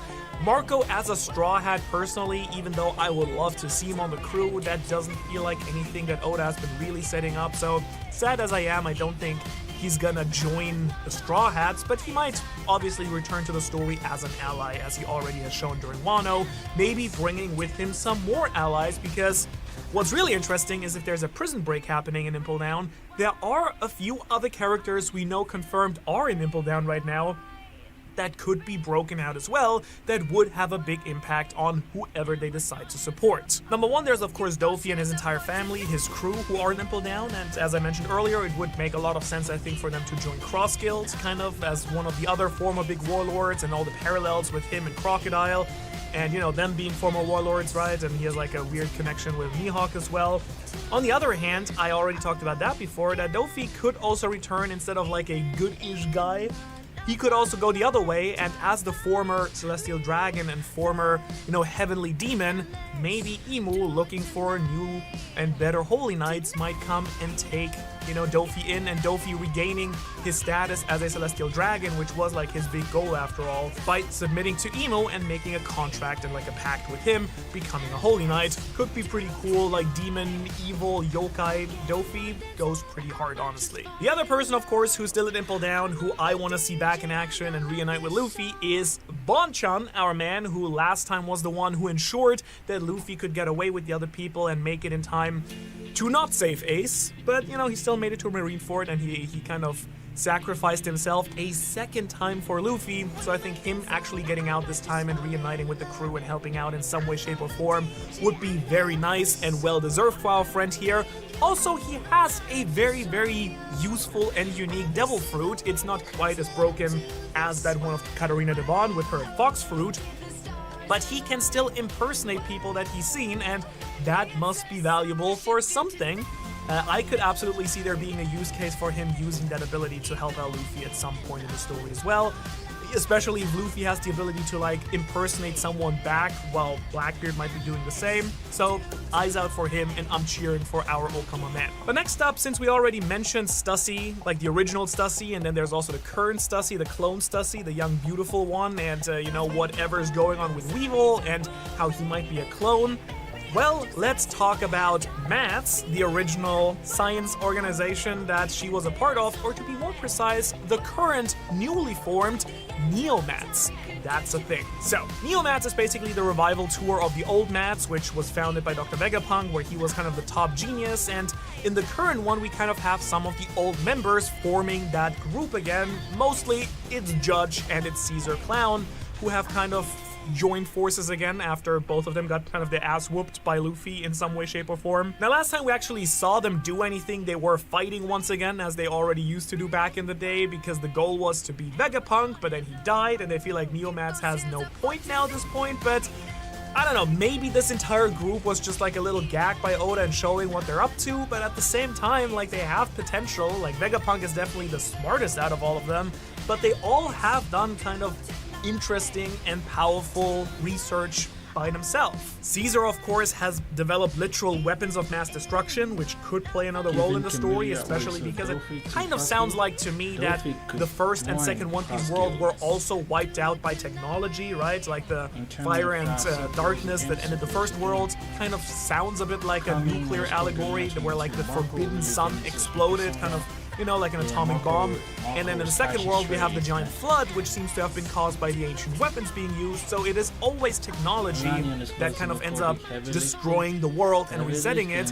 So having Caesar in the story, who is familiar with crazy gas weapons and stuff like that, I would at least not count it out for Oda to bring that entire plot point back up at some point for something. Judge, on the other hand, is interesting because obviously, well, his son is one of the main characters with Sanji, and there's still some unexplained things about Sanji because he has awakened his, you know, like Vinsmoke heritage, but then Oda has also made the weird comments about the spirally eyebrows, like suggesting something, and that there's a reason why they're the same shape as Devil Fruit Spiral. So there's like some stuff going on, and he's obviously the best expert on cloning and like creating super soldiers. So there's something there as well too. We also know that Queen right now is available and is looking for a job potentially after Kaido has been, you know, punched into a volcano, so he could join back up. They could even reunite with Vegapunk, who we know has formed into like the weird conglomerate blob thing, and is going up to Witheria, to the Weather Wizards. So they could kind of form new mats as well, and Vegapunk joined them. There's also the second Vegapunk on Elbaf, which is like a whole different like can of worms that I don't even know what's gonna happen with that. And there's York. Too many Vegapunks in the story right now, and we don't really know what's gonna happen to any of them. But yeah, would they start dealing weapons to cross guilds? That would kind of feel like that would work out well. Will they in the end, I guess, help Luffy or hurt Luffy, or will they just not be relevant in the story at all? Very curious what you think also, but I think that's all I have on them. I just wanted to bring them up because it's a group that has a lot of potential and could end up being a major wildcard in the story. Moving on though to the place where Queen presumably currently still is, which is Wano. Wano, of course, we've known not only because it's been the longest arc in One Piece history ever, where we spent 4 years of our lives, you know, going through 3 massive acts. Oda is in love with Wano, and it's very clear that Wano as a place is one of the most important places in the history of One Piece. It's home to the Kozuki clan, the only family lineage that outside of Ohara was still passing down the method and skill to read the poneglyphs. They were the original family that created the poneglyphs to begin with. We know that, you know, there's like weird things with Wano being pulled together by from different islands. There's the giant skull that suggests that like one of Oris's forebearers actually did pull islands together into Wano. There is Old Wano, which is like at the bottom of Mount Fuji, like that was flooded on purpose to hide Pluton and the poneglyph, but also to potentially have the walls erected around it to already prepare for the big flood, and like almost as if they built new Wano on top of it in order to make it flood proof at the end of the Void Century. Mount Fuji itself is weird because it produces the weird molecule pyrogloin, which is used for sea prism stone, but also for the clouds that, you know, create the cloud islands and the sky islands. So a lot of weird technological stuff and like ancient stuff happening in Wano specifically. We have Toki there from the time travel shenanigans stuff. Weird, and an important place that has, of course, now incredibly powerful and important ties to Luffy as well. In fact, you might remember that through large stretches of the Elbaf arc early on, we had like a very long, very confusing cover stories in Wano where we saw Yamato's adventure traveling through the country. Her, Ulti, and Page 1 have now kind of teamed up with Yamato being the leader, right? Who seems to have finished the pilgrimage thing after defeating Who's Who and like his little evil cat lair thing, which seems to have set up something like either Yamato now being ready to set out to sea and joining Luffy, or something else happening in Wano. That could potentially be Momo actually opening up the borders, which seems to have been kind of hinted at, something that Momo explicitly wanted to not yet do at the end of the Wano arc, but was waiting for the right moment after he read his father's logbook. We've already talked about Queen, but what about King? What is he up to? Because surely the last official Lunarian to survive in the world must play some role, especially after seeing that Imu, well, looks like this. Looks like a Lunarian. Looks like there is something very major, massive going on with that race in particular, and Arbor/King being the last officially known member of his race here, he's gonna have to play some big role as well. I'm sure of it, and honestly, he's such a cool guy, I wouldn't mind him coming back into the story in some way, shape, or form anyways. Oh, also, amongst that crazy cover story with Yamato, we actually learned that Gecko Mori, out of all people, is an honorary member of the Kozuki clan who was raised in Wano and actually tried fighting Kaido originally to free his homeland from this oppressor, which was such a crazy plot twist that I didn't see coming. Is that gonna play a role in some way, shape, or form? Did Mori actually learn how to read the poneglyphs? Like, why introduce this very random connection with him and Wano in like a cover story if it's not gonna come into play in some way, shape, or form? Also, obviously, Gecko Moria being interesting because he has the shadow powers, which now seem more and more related to whatever Imu is doing with Omen, and you know, like possessing things and bringing stuff to life. It's kind of, I don't know, there's like something happening here as well, and like Moria himself being like such a weird creature. Is he a human? Like, what exactly is Moria? That's never been really explained. And honestly, up until like 4 or 5 years ago, up until we hit like Wano, I would have probably said, you know what, he's just weird, it's just One Piece, what's gonna be? But like at this point in the story, after Wano, after Egghead, and with Elbaf, it's been so clear that Oda has started giving us actual answers to so many weird things in One Piece that are going on, and everything is like ancient technology and sci-fi stuff and crazy experimentation and, you know, stuff with the lineage factor. I, at this point, am not satisfied with, oh, weird characters because it's One Piece, because it's an anime. No. Oda has an explanation for everything, is what I'm convinced of, and Moria is weird. There's gonna be something with him as well. He's from the West Blue and like then grew up in It's weird stuff going on. I want to know what's happening with him as well. Jack, honestly, for all we know, is still like I don't know, huffing and puffing at the bottom of the lake, for all we know. But at the same time, he's pretty near to Pluton and the old Wano and the road poneglyph, so he might come back and play some role. Jack also very much not likable, so I could see him easily joining someone like Blackbeard potentially if Blackbeard decides to show up. Also, of course, think about the fact that when Momo decides to open the borders, which means tearing down that wall which holds the lake, that means Jack is gonna be just flushed out from inside the walls and be able to, you know, do whatever he wants there. So kind of curious if he's gonna come back into play. Also, just asking, Kaido and Big Mom, are they alive? Are they not? Oda is like refusing to, for some reason, give us any updates on that. Like, explicitly, no character has ever said, well, now that these two emperors are dead, we don't need to worry about them anymore. No, I don't know, like, they were punched into lava, but for all we know, like, they might just come back. I mean, Zeus is still around for Nami. It's weird. They were like such big characters also, obviously in the God Valley flashback. They also were these like, I don't know, like Kaido almost starting to like Luffy a little bit along the lines of Katakuri, and Big Mom obviously having that like weird amnesia thing and getting along with Chopper and Nami, and I don't know, I'm just saying I wouldn't be too surprised if both of them actually pop back up and play some role in the story again. And speaking of Big Mom and Kaido, what are the Big Mom Pirates actually up to? I mean, again, another faction that it's kind of easy to forget about how big they still are, but they control so much territory. There's still a bunch of really powerful, like, and many of them still at large somehow.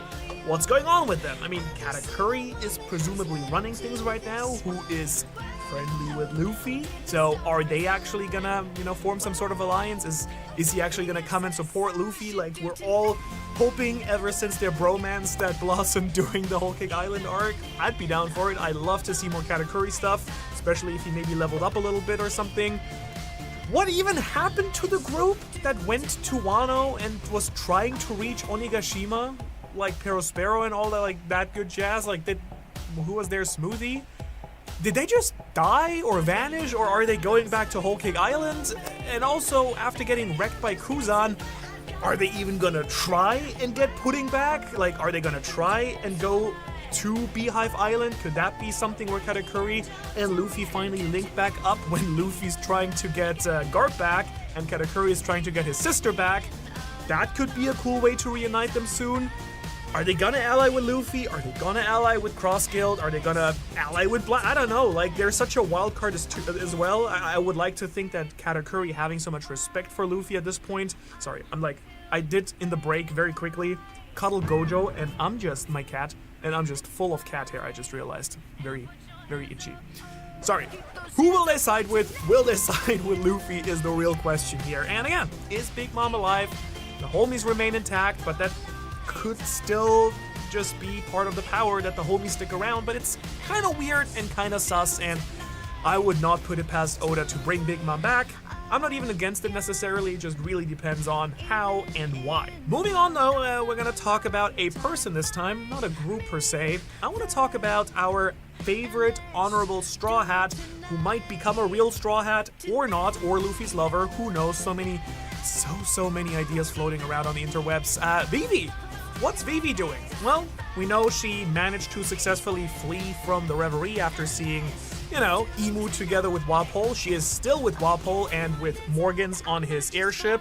Actually send an active message, you know, the X symbol, in the newspaper to Luffy and the crew. She's trying to reunite with them since, you know, her dad was killed. She's kind of not safe anywhere and kind of looking for Luffy and trying to, you know, somehow get to where they are, which, you know, could happen very soon in Elbaf. It could happen afterwards in like an intermission thing, or it could also just be that Vivi reunites with Luffy at the end of the story. We recently talked about this in the last video on like the Peter Pan theory. If you've watched this, we kind of talk about how Oda has actually said that like motherly figures in One Piece, he tries to avoid them because a motherly figure is gonna keep her children from getting into danger and stuff. And I don't know, like Vivi has always been this very, I guess, force of calm and reason for Luffy. So maybe her like reuniting with the crew too early might not be a good thing. Maybe it's just gonna happen at the end of the story.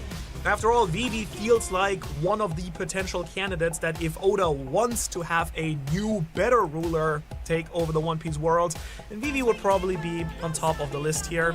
Like, she just seems like the perfect person to rule the world, unless Oda wants to go a different direction with it. Democracy, anarchy, I don't know. You let me know what you think Oda's ultimate political ideal for the story is gonna be. Either way, it's gonna be controversial, I think. The biggest argument probably for Vivi to try and reunite with the crew right now early on would be that they're actively being hunted by Imu, who has explicitly stated that they want Vivi no matter what. He has given that task to the Gorosei, who've probably given it to everyone in Cypher Pole and the Marines. So even though it's kind of understandable that Vivi wants to be with Luffy, who already has, you know, fought the government and everything and would protect her, the fact that Imu is currently on Elbaf, I would probably hold off on reuniting with Luffy until, you know, after that whatever is going on right now in the story has actually resolved.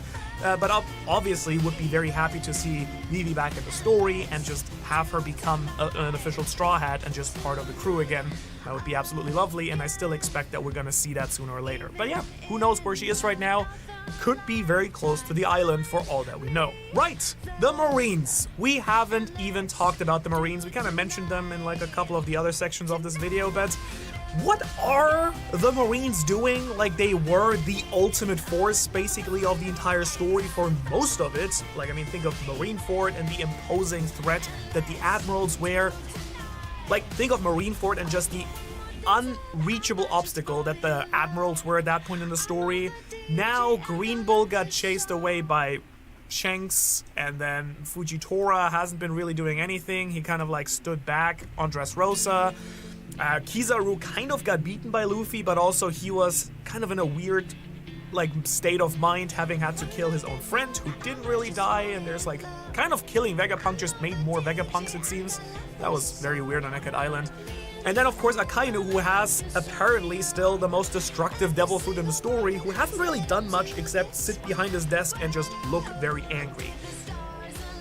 I personally would find it foolish to believe that we should just write off the Admirals for now, because clearly the Holy Knights are stronger or something. I mean, the Holy Knights have been fairly disappointing, and I think that all of the Admirals are still absolutely forces to be reckoned with. I still think seeing any of them actually use their awakened powers and actually go all out, I'm not sure if we've seen that. I mean, Kizaru went hard on Luffy, but again, he was kind of... we could, like, that entire character arc of Kizaru being, like, emotionally torn between duty and his friends, like, it definitely nerfed him to a certain degree. He even then fed Luffy to bring him back to speed, and then he was just kind of depressed after he killed Vegapunk. So I would still argue that we haven't seen any of the Admirals actually go all out crazy with their awakened Logia fruits or anything. And I would absolutely still count them to the top powers in the world that can actually make a difference. Right now, at least, we'll have to see. Would probably still put most of them above the Holy Knights, who have just across the board been a little bit disappointing. Now, you probably know this agenda. I talk about it a bunch, though I haven't brought it up in a while, but I want to point out that one thing that I've noticed is that basically since the time skip, all of the Admirals are kind of edging towards, you know, being more towards the good guy side, I would argue, with the exception of Green Bull, who's just the biggest Akainu fanboy. Fujitora, very clearly from the beginning, has tried to, like, join the Marines just to make a difference, abolish the warlord system, actually change something, and is just a good guy who, like, smiles when he sees Luffy, right, and is not capturing him. Good guy, almost feels a little bit like he might be a revolutionary army plant, but who knows. Green Bull we talked about, kind of hard to read, a bit of a coward with a very broken devil fruit though. Then we have Aokiji, who obviously left the Marines altogether, and again, from everything we've seen with him and Robin, and him sparing Saul, and him just probably sparing also Garp, I still would think that he's probably the goodest out of all the good people and will do something for Luffy at the end of the story, betraying Blackbeard. Maybe he's spying for someone or just doing his own thing, but he's gonna be a good guy. Then we have Kizaru, who we just talked about, who had one of my absolute favorite character arc and character developments in Eckert Island, which I think for some people went a little bit under the radar, but he basically, you know, had this entire arc of breaking again. Stuck between his sense of duty, being part of the machine, he can't really do anything about it, that's his mission, that's his job, and all the love and, you know, good memories he had sharing, you know, great times with his friends, with Kuma, with Bonnie, with Vegapunk, and having to now fight them at the command of the crazy demon spider who he had to escort to the island, and Kizaru just breaking on, like, that split in his own character and, like, his own feelings. And then, of course, as Oda confirms later on, him being the one who feeds Luffy to keep fighting the Gorosei so he can go back to Gear 5. Basically, you know, we kind of talked about it in a video we did recently on Luffy actually being treated like a god. You make food offerings to him so he gets stronger and rejuvenates. That's kind of basically Oda saying that Kizaru now prayed to Luffy to take down the people who commanded him into killing his friends. I think that Kizaru absolutely has a path towards becoming a good guy. I feel like that's what Oda has been setting up. Or at the very least, he's just out of the run and not interested in causing any more damage after Eckert Island. And Akainu is the most interesting one. I know people keep giving me flack for this idea. I feel like, weirdly enough, Oda, ever since the time skip, has been setting up a complete reversal and character change for Akainu. Like, he went from absolute justice, kill every pirate on sight, to now suddenly being the fleet admiral, seeing what the higher-ups are doing, seeing how messed up the Gorosei are. He looks at Kuma when Kuma is climbing the red line and being like, what can you do? Just a cog in the machine. Kind of seemingly also talking about himself, right? We see him actually be worried, not sending troops to Wano because he doesn't want to sacrifice any people. Very unlike Akainu. We get the weird bonsai, him like doing like peaceful stuff and potentially being the dad of Hibari from Sword. And he has the sword tattoo. We also see Akainu like actually like being obviously very much on the opposite end with the Gorosei, always clashing with them in ideation and like not liking the idea that he has to submit to some crazy higher power that are not really just. And then obviously the latest instance of that being when he talks to Kizaru, who's completely broken, and he's like, well, what didn't you do? And he's like, yo, I just killed my best friend. Like, leave me alone. And then Akainu out of all people actually being like, yo, okay, sorry, bro. You're right. I'm sorry. You're like mourning right now. I shouldn't have pushed you.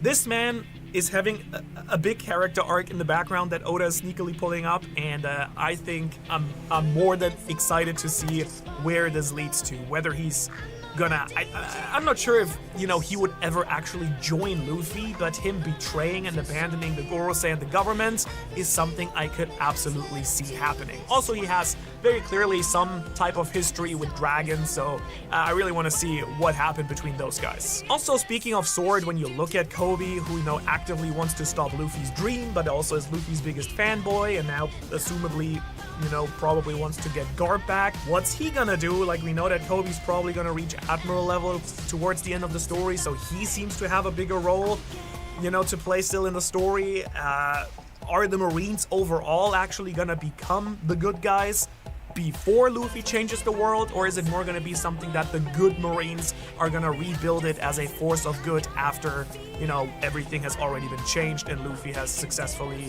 defeated Emu or Blackbeard at the end of the story? Obviously, there's also the option that Emu is just gonna Domi Reversi or omen all of the strongest Marines into being servants to them, either way, even if they try to betray him, and that would be pretty cool to see. I'm just honestly excited to get some real Marine action back in the story and, like, you know, actually get a sense of threat and power from them again, which I will say again, the admirals absolutely should have. I have a lot of faith that we haven't truly seen what they're actually capable of in the story yet. Now, before we talk about potentially the most interesting person on this list, which is of course Shanks and the Red Hair Pirates, I want to go through a couple of other people quickly that I think might be relevant right now doing things in the story while we're on Elbaf. The first one is Urush. This guy here, in case you've forgotten, he's the only supernova in the story. We've still not seen any major role. We last saw him looking at Kaido trying to, you know, jump from a sky island. We also know that he went to Whole Cake Island at some point. He probably has some connection to Burka and Enel because he is Birkin. Why is that? Is he's a priest to something? Is that related to Nika and, you know, like Joy Boy or something, or is he a priest to something else? And what was Enel's connection, obviously, with Burka and like the sky stuff, and how did he get his hands on the ancient technology and the plans for, you know, building the Arc Maxime? Let's talk about Enel, actually. He is on the moon with an entire army of automaton having access to ancient technology up there. He was interacting with space pirates, with spaceships and stuff. Space pirates that use the same type of like technology that Summer's heart seems to be made out of, so there's a lot of stuff going there, and Enel himself obviously has a ton of Emu parallels that could be very interesting to explore more.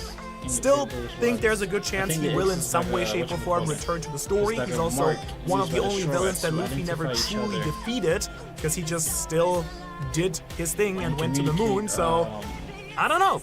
Still waiting for him to do something in the story, and I would be disappointed if that didn't happen rather sooner than later, especially with all the crazy ancient tech reveals and the mural we've gotten in Elbaf and everything pointing to the moon. There should be stuff going on with Enel right now as well. Then I also quickly wanted to punch in on Moria again. We already talked about him a little bit earlier and his crazy Kozuki connection, but Perona freed him from Hachinosu and from Blackbeard as well. Will his shadow powers play some role in taking down Emu, or at least like explain something? I mean, it's very weird that someone from above, which sounds like Gorosei or Emu, ordered Doflamingo to take out Moria during the war. Someone really didn't like his shadow powers. So, I don't know, they do feel oddly relevant and related to everything we see with Omen and the Abyss and stuff like that, so that might come in relevant again for all you know. And of course, as we said earlier, will the Wano connection and the Kozuki connection play any role in the story, or is this just the most random fun fact that Oda has been throwing out? I mean, at least you have the potential for something really cool to happen there. Wouldn't it be wild if Moria joins Cross Guild and is then randomly the person who can read the poneglyphs because he was a Kozuki? Honestly, kind of funny. I'll be down for that. Then we have Kid, who I guess dead question mark. Like I'm honestly shocked and surprised that Oda hasn't had him wash up yet on shore somewhere in the underworld of Elbaf, but might still happen. And if he's dead, Honestly, I'd be okay if Kid doesn't the come back into the backstory story, behind it. but if he does, Like, it's we'll kinda see what he does. Is he related to Shanks or the Medical Figurelens in some way, fortune shape, or form? That could be really interesting, especially after we know now that the Celestial Dragons just have wives left and right and bastard kids left and right. That could kind of explain maybe like his weird beef that he has going on with Shanks, and would explain his red hair. As for the second guy in the pair here, Law, who just got away from Blackbeard with his life after actually putting up a pretty decent fight, I would say. I thought, you know, Law came away from that pretty well, given that he doesn't really have much of a real crew to talk about. Like, his most capable crew member is basically Beppo, and that kind of tells you everything you need to know. So the fact that he by himself almost stood his ground against a majority of the Blackbeard pirates, including Teach himself, and, you know, got away alive, pretty impressive. We don't actually know what he's doing. We know that Beppo went too long using Chopper's rubble balls, which by itself seems to be setting up something really interesting. And the rest of the crew is apparently abandoned now, along with the Polar Tank, their ship. I mean, Law feels like another character who should return in some fashion. There's still the entire immortal surgery thing, the immortality surgery that has been set up and not really paid off yet. The weird personality switch and the fact that the Ope Ope no Mi is just still one of the most broken and weird and unique fruits in all of One Piece. It kind of should come back in the story in some way and pay off even more. Especially again with the entire Doflamingo connection and him thinking that he needed that fruit in order to, you know, invade Marijoa and use or get his hands on the national treasure there. And one more before we get to Shanks. We also, of course, have the one kind of Yonko, but not really a Yonko, that we know is canon, and we've seen a bunch now finally in the story during the God Valley flashback, but we don't know what has happened ever since he got captured and then escaped from Impel Down. What's the deal with Shiki? We're still asking. He still has not made a real canon appearance in the current storyline. We know that the guy in the cover story here was actually Scopper Gaban, not Shiki. Is he gonna be the man marked by flames? Like, we have just this immensely powerful Yonko level person running around and we have no idea what he's doing? It would be about time that he finally shows his face in the story, I hope. But with that being said, let's get into Shanks and the Red Hair Pirates. Last we saw them, they had just seemingly murked Bartolomeo and his entire crew, and Kid, of course. Again, if Shanks actually killed them all, we don't quite know, but they were pretty ruthless, and they were doing some, you know, pretty foot down, don't mess with us stuff. To be fair, both Bardo and Kid, not the smartest moves also, like pulling up and provoking them. Shanks has also explicitly stated that it's now time for him to go after the One Piece, which is a very wild statement, because we kind of just figured that he'd be interested in helping Luffy become Pirate King and claim it. But has he just been waiting for Luffy to awaken his fruit so that, you know, they can actually make it to Laugh Tale or use whatever is there properly? And is he planning to become Pirate King himself genuinely, or is he just gonna help out Luffy? We do know that he has at the very least already 3 poneglyphs, right? So like we know he has all the rubbings from Kid and probably collected a bunch before. For all we know, he might have already read or copied the 4th one. Like, it depends who the man marked by flame is, and he might have already gotten his hands on it. Shanks, again, we've learned so much about him recently, like through God Valley and what he's done afterwards, and like his little time up in the Holy Land. He does seem very much like a good guy, but he still feels like someone also who still has like a secret hidden agenda going on. We still don't really know how broken powerful he actually is. There's weird things with his sword and his family lineage, and is he a Davy Clan member also? Like, we're gonna get some stuff with Shanks, obviously. It would be really interesting to see what he's up to. Elbaf is part of his territory, so he might come back, especially with Emu there. But at the same time, maybe Oda still thinks it's too early for that. Very excited to see it. Either way, it might be that Shanks has to fight actually for Luffy, like, as one of his like final commanders to fight against Emu's final like top 13 ranked Holy Knights that have like the highest pact and the highest powers.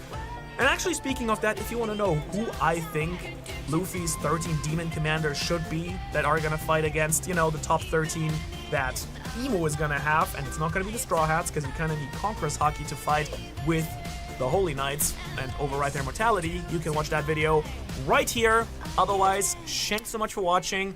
Again, it's been a while since we've done one of those freestyle videos. Let me know if you enjoy them or not. I mean, so far, the feedback has been pretty positive and it's been really fun making these. And I'll hopefully see you in the next video. Bye.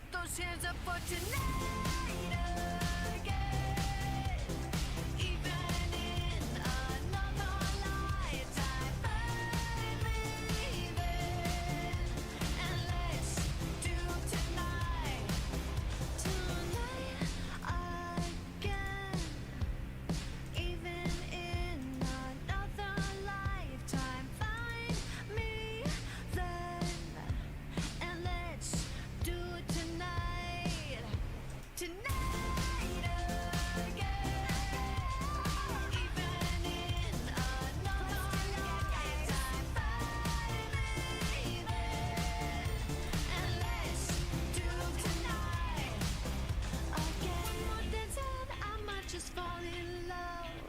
I know the DJ and I love this song.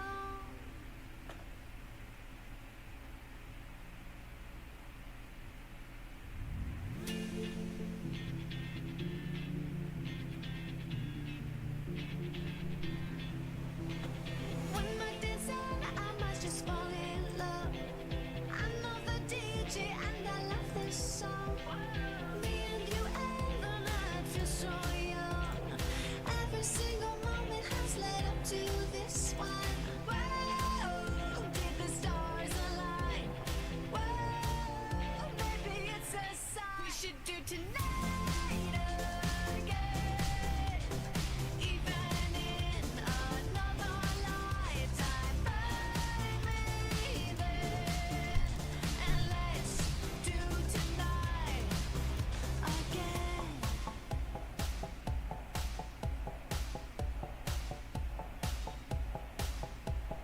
First we get problems, I'm evaporating. Baby, I'm just guessing, but I've got a feeling. Whoa, we could dance all night.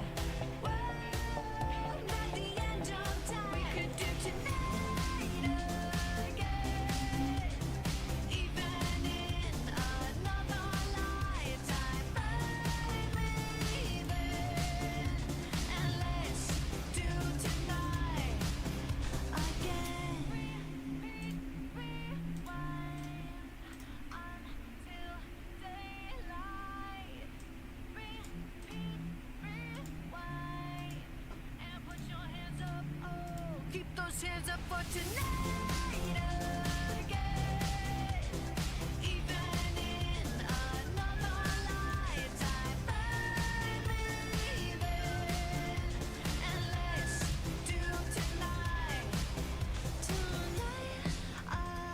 again. Even in another lifetime, find me then. And let's do it tonight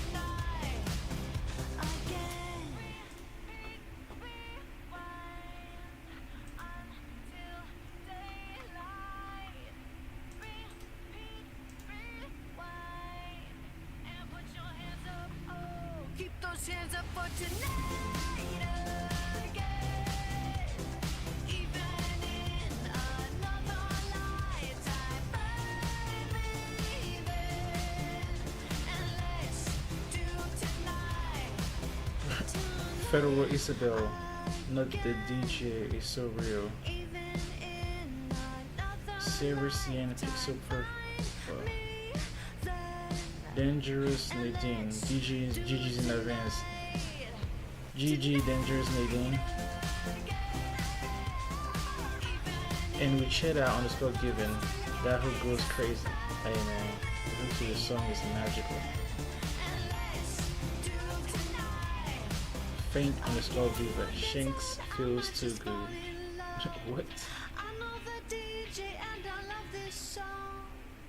Data developing 41. Retro Squad assemble. Retro Squad assemble.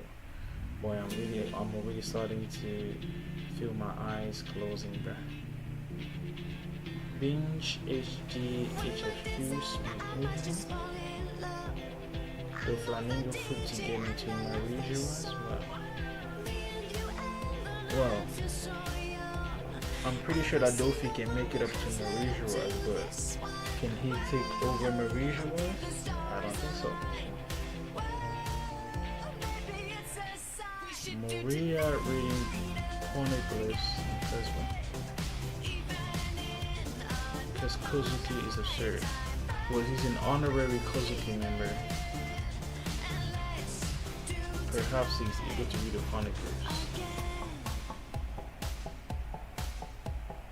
Hidden gems next. Maybe.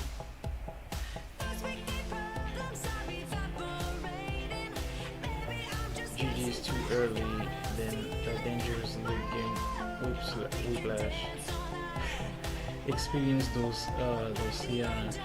yo. I've been streaming for like 4 hours already, right? So some people are already, like getting ready to dip. Hence why they are, letting us know whatever. Well, I'll continue with the stream, but I'll be lying if I was saying that, bro, I wasn't already feeling my eyes closing.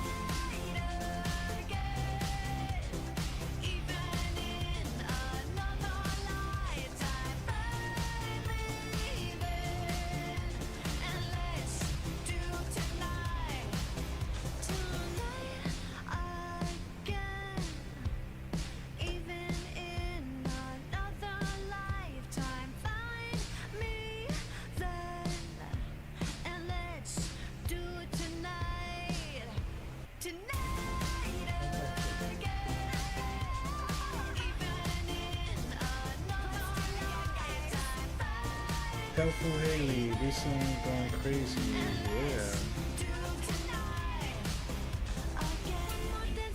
I might just fall in love. I know the DJ and I love this song.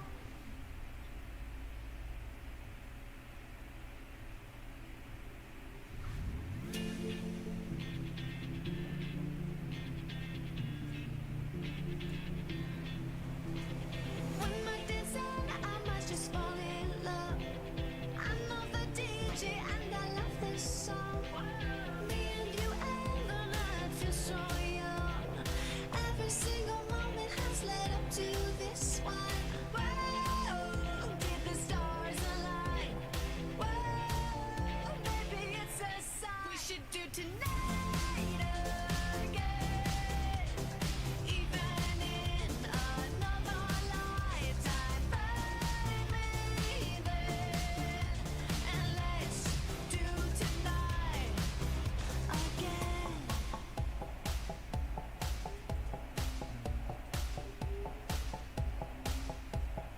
Those wicked problems are evaporating.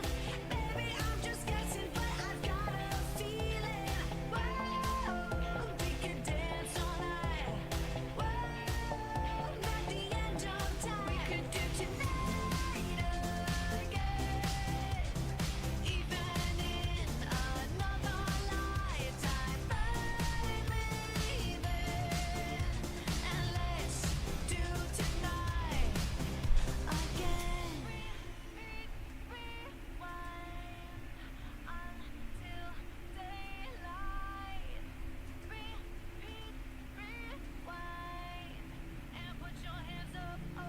Keep those hands up for tonight again. Even in another lifetime, find me there. And let's do tonight again. Even in another lifetime, find me there. And let's do it tonight. Tonight again. Even in another lifetime, find me there. And let's do tonight again. More than 10, I might just fall in love. I know the DJ and I love this song.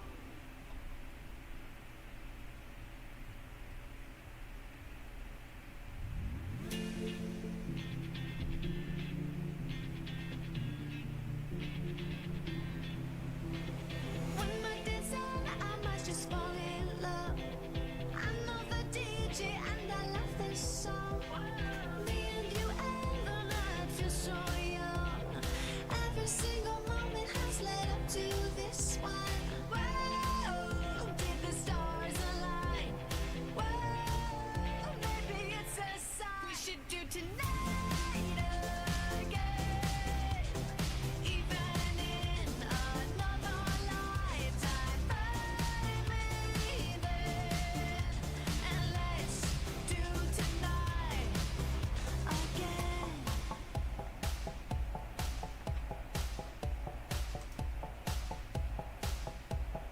Those wicked problems are evaporating. Baby, I'm just guessing, but I've got a feeling. Whoa, we could dance all night. Whoa, at the end of time, we could do tonight again. Even in another lifetime, find me there. And let's do tonight again.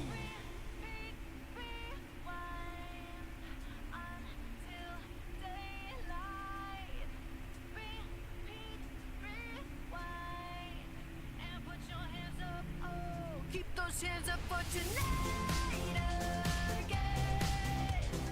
Even in another lifetime, find me there. And let's do tonight again. Even in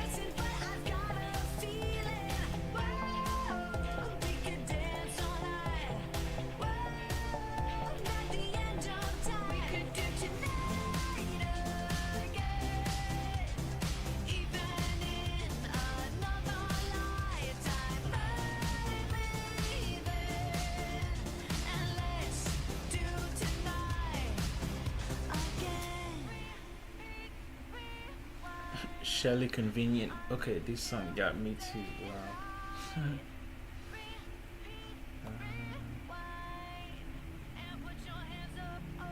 Keep those hands up for tonight.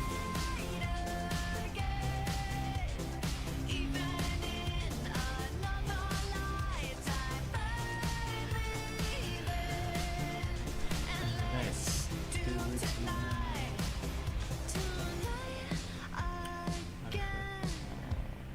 Even in another lifetime, find me then, and let's do it tonight. Tonight again. Even in another lifetime, find me then, and let's do tonight again. More dancing, I might just fall in love. I know the DJ and I love this song. Let me try to see if I can knock out one game of Street Fighter 3, even though it wasn't really on the agenda back. This is Street Fighter 03. Just fall in love. I know the DJ and I love this song. Me and you and the night feel so young. Street Fighter 03. Select your character. Select your fighting style.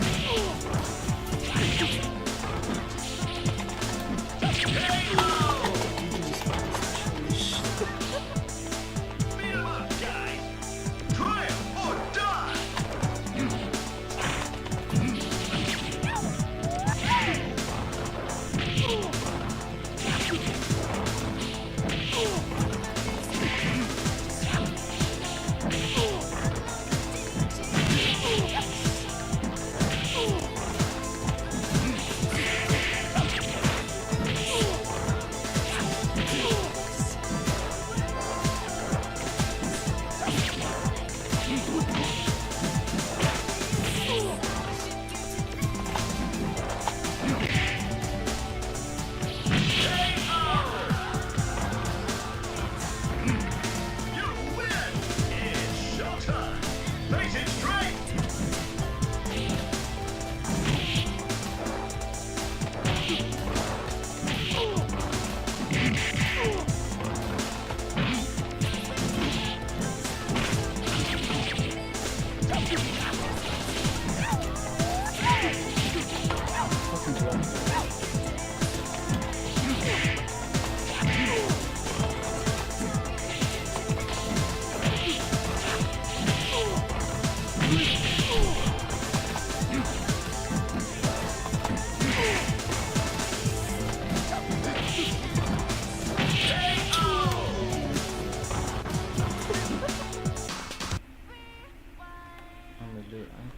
I'm a little tired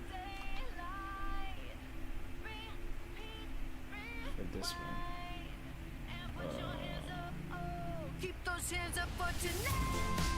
Just jump.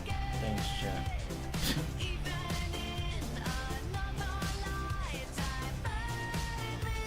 Right into it. I did. Let's just go with what I had.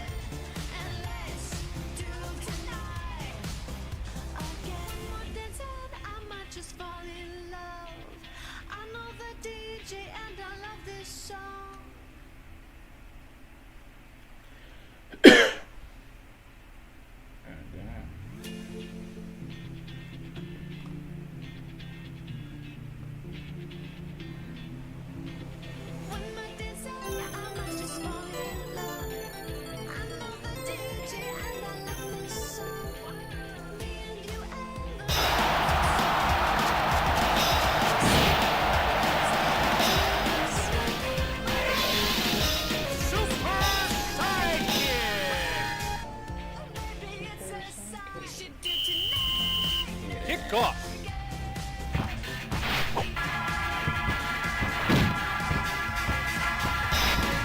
What's the signal?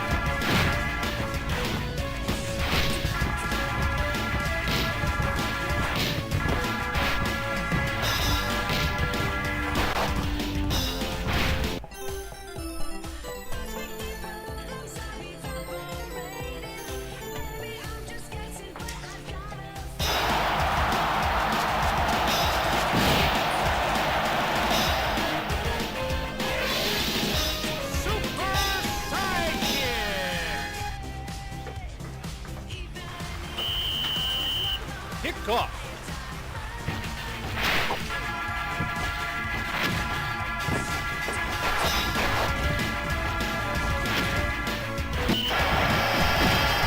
Foul.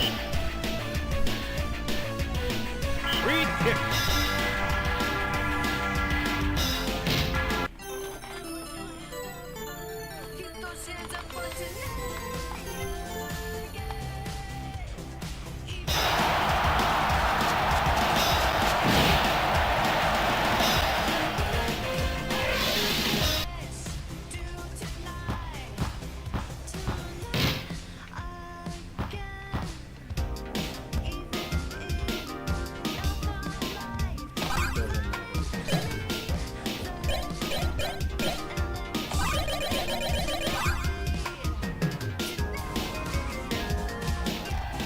First game.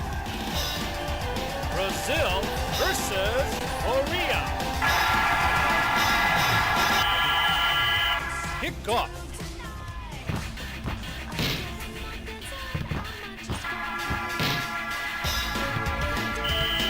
Throw in.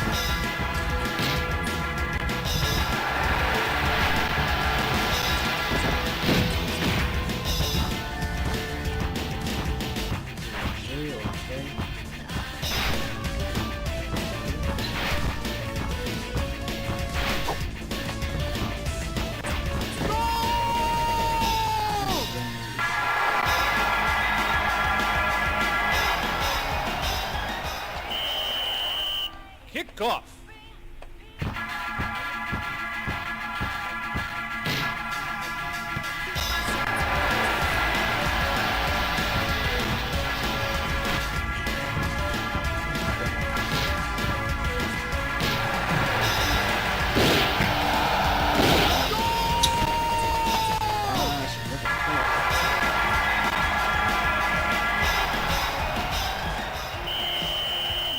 Kickoff.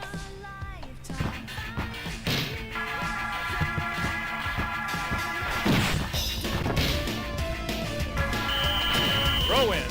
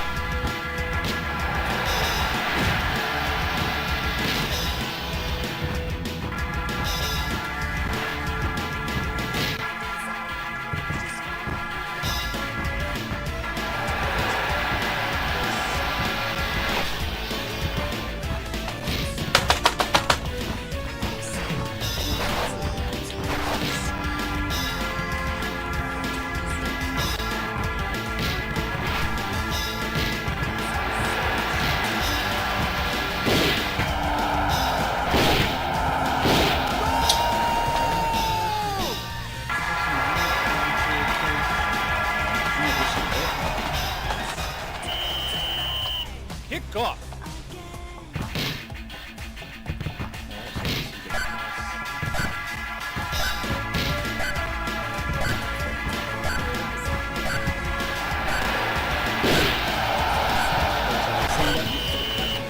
Game set.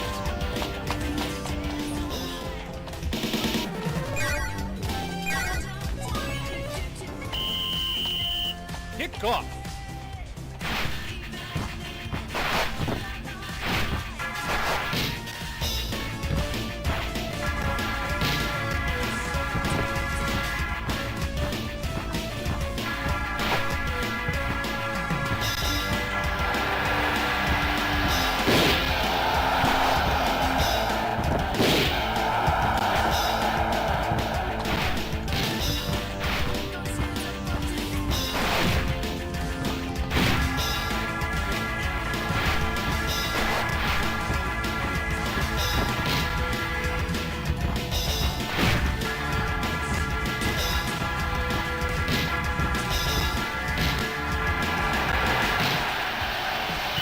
Corner kick.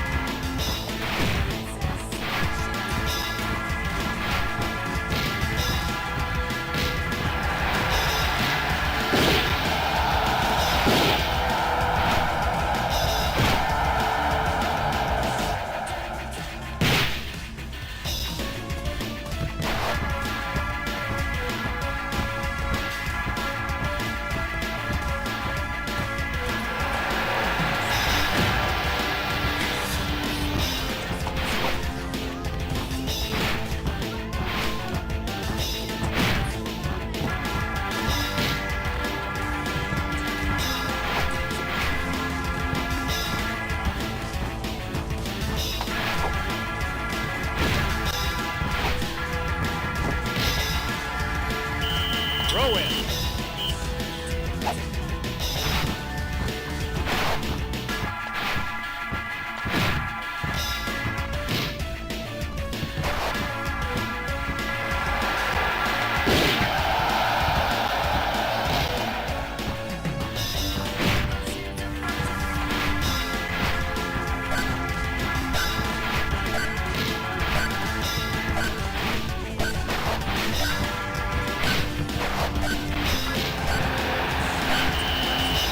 Game set.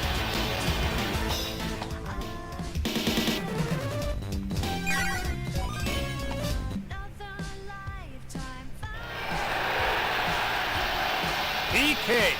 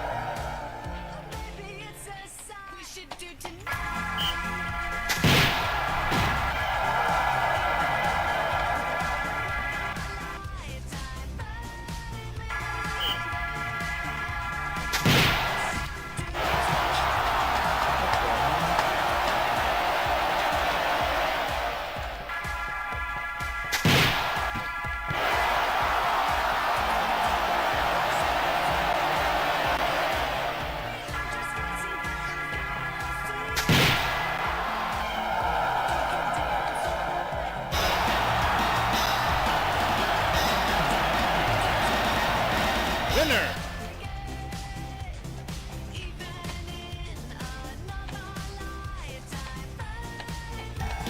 Second game. Brazil versus France. Kickoff.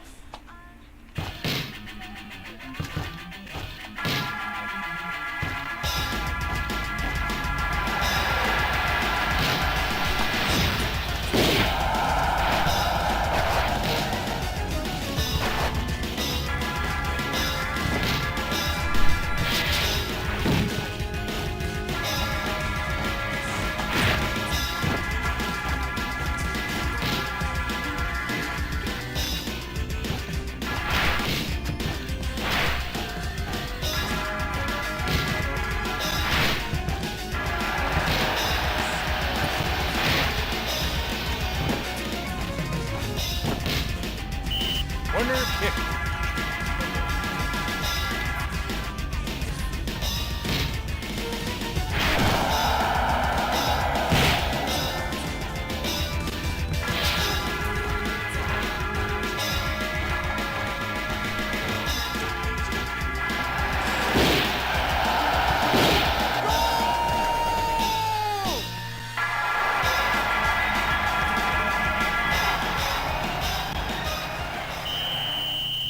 Kickoff.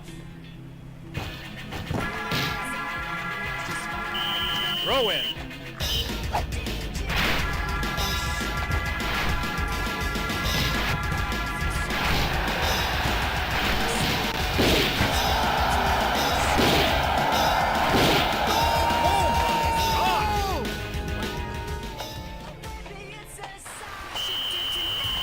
Kickoff.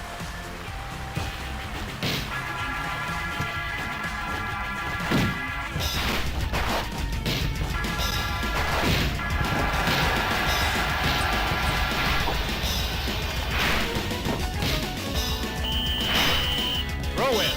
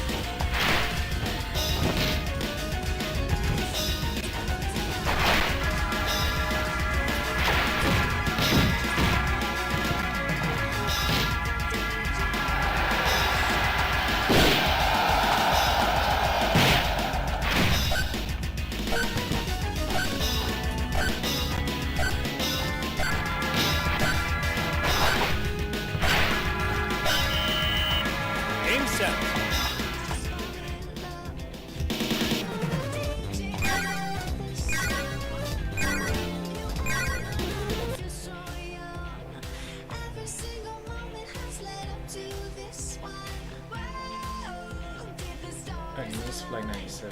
He just missed that jump. Yeah. He did. Bushido, we go again. Crips. Wait, they keep these games coming. The games shall come. My God. Medical fortune, unforgivable in design. That's that old school shit there. The Chris Marcellia.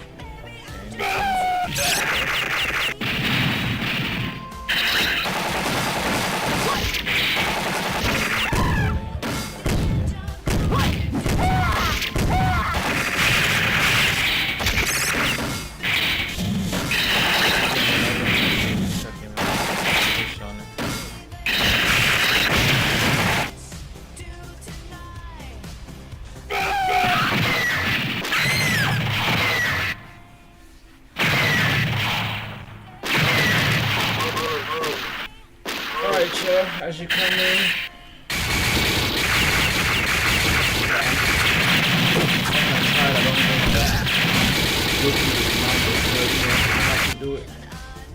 alright, y'all, as you come in, make sure to like, make sure to comment, make sure to share, make sure to subscribe / follow, make sure to hit the bell, make sure to hit the hype, but most importantly, make sure to sub up, make sure to hit the beats. Or to drop some beats, drop some, I think it's emotes or whatever it's called, and join the mailing list, of course. Drop some recommendations for merch. Drop recommendations for tips. Thank you all.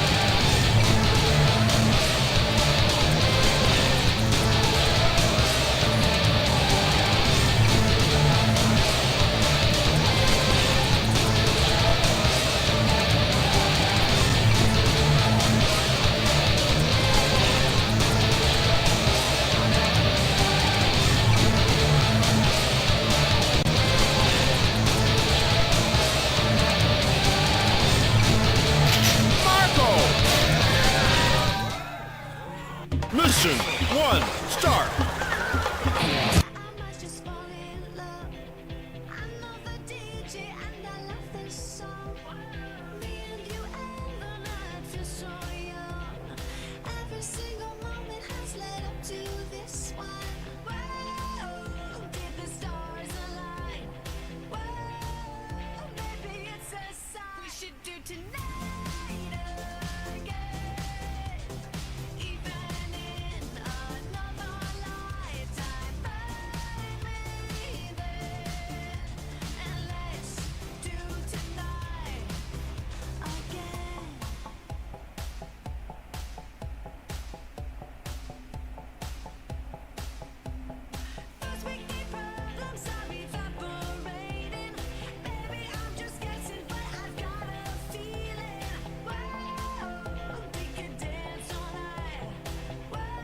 Coming on the score, Galena 22.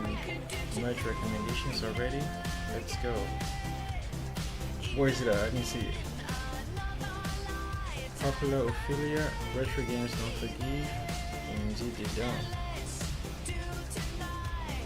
They are like hidden gems. Like they are not that heavy like on your hardware, and you can still have a blast playing them.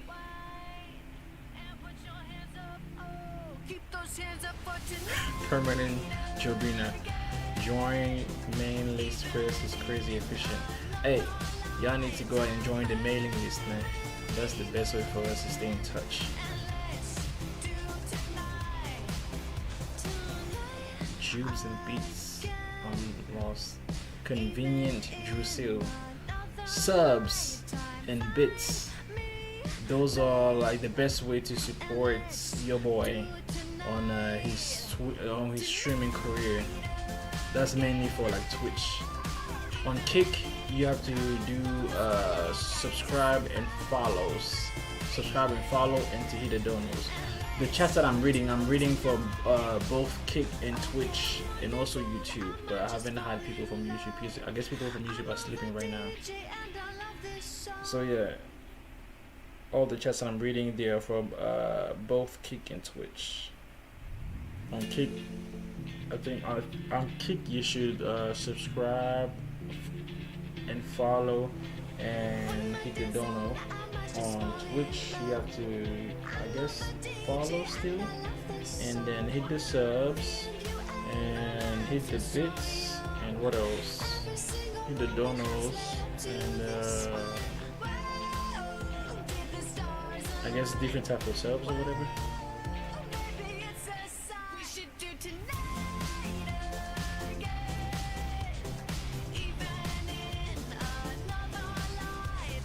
Yeah, man, y'all go ahead and do all that.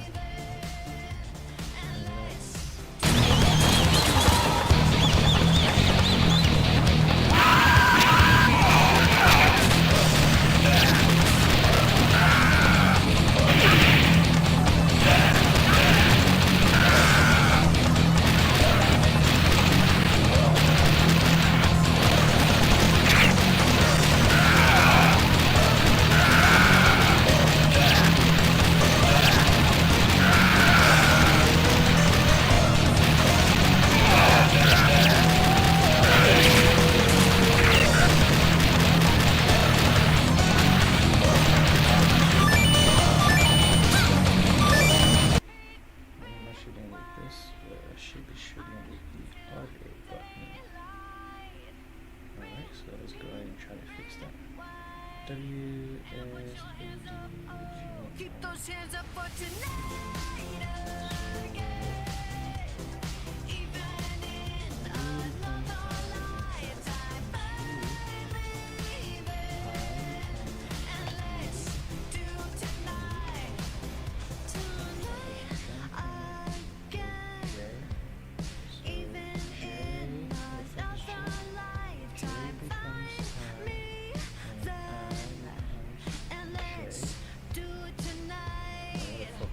Tonight.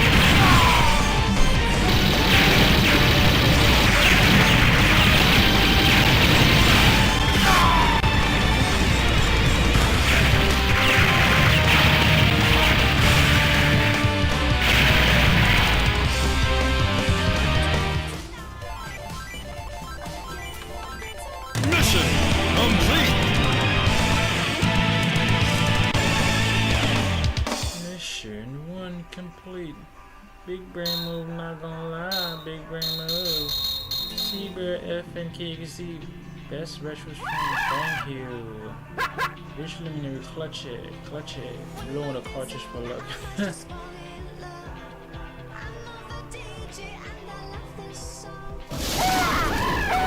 Yo, emotes naming kind of sounds like. Mission 2, start.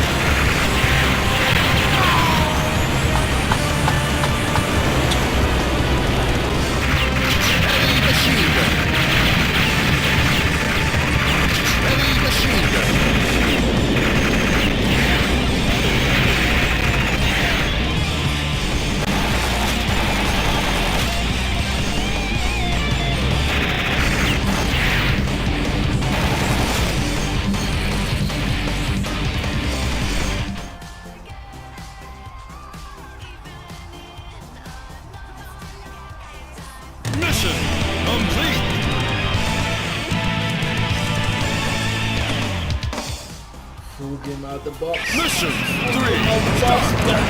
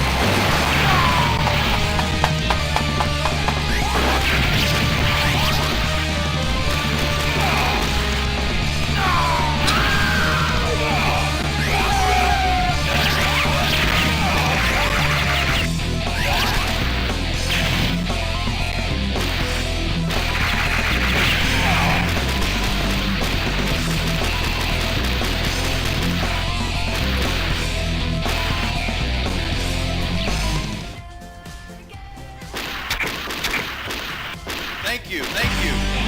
Dude, okay.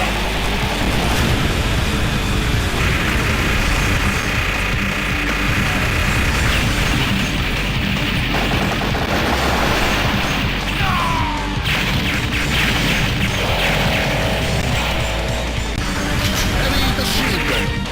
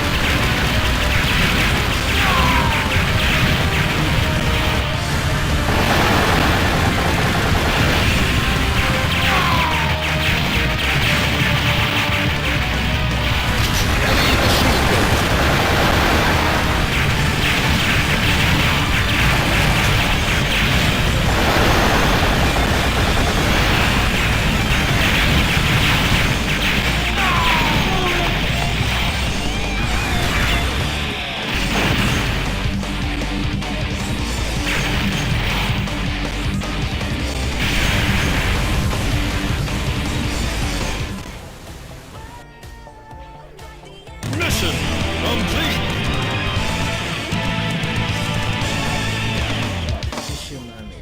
Got that right.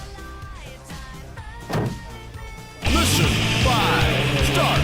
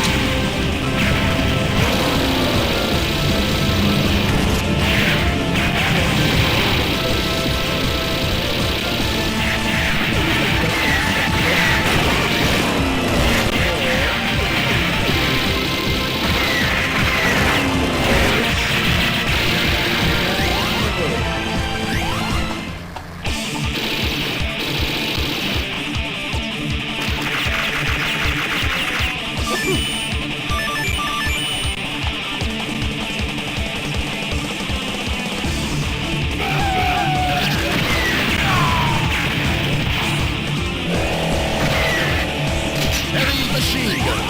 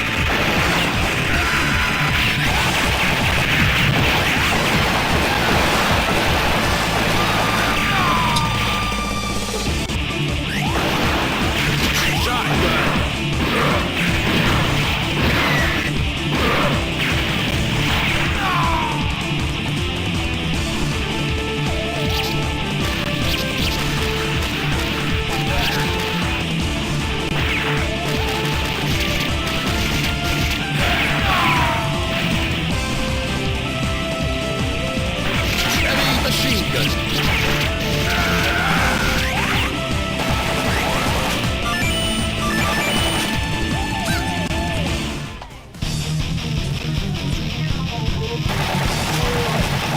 Super grenade. Dual machine gun.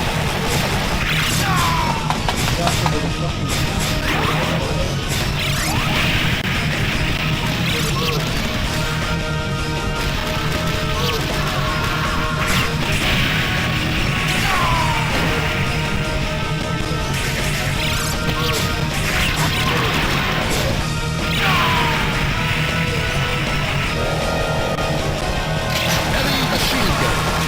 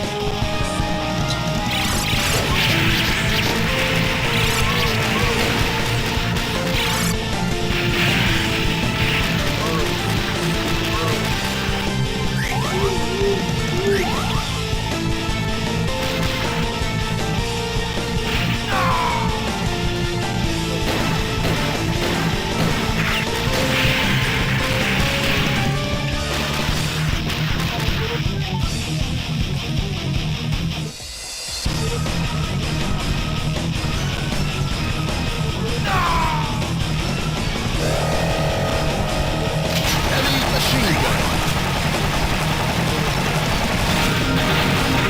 Heavy machine gun.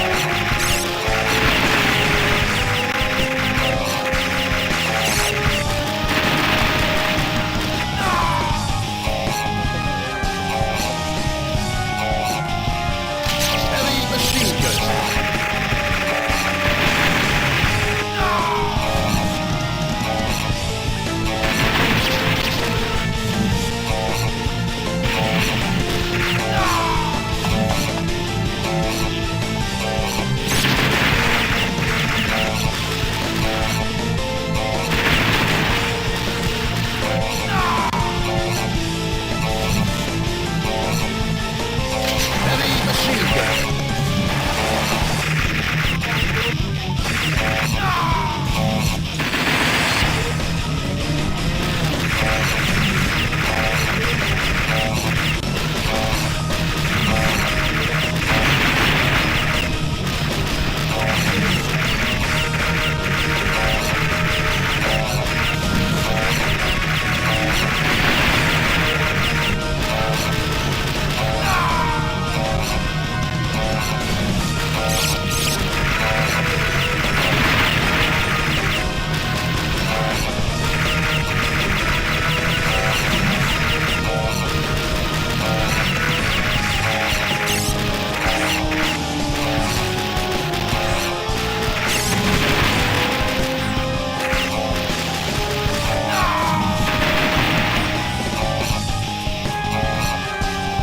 Heavy machine gun.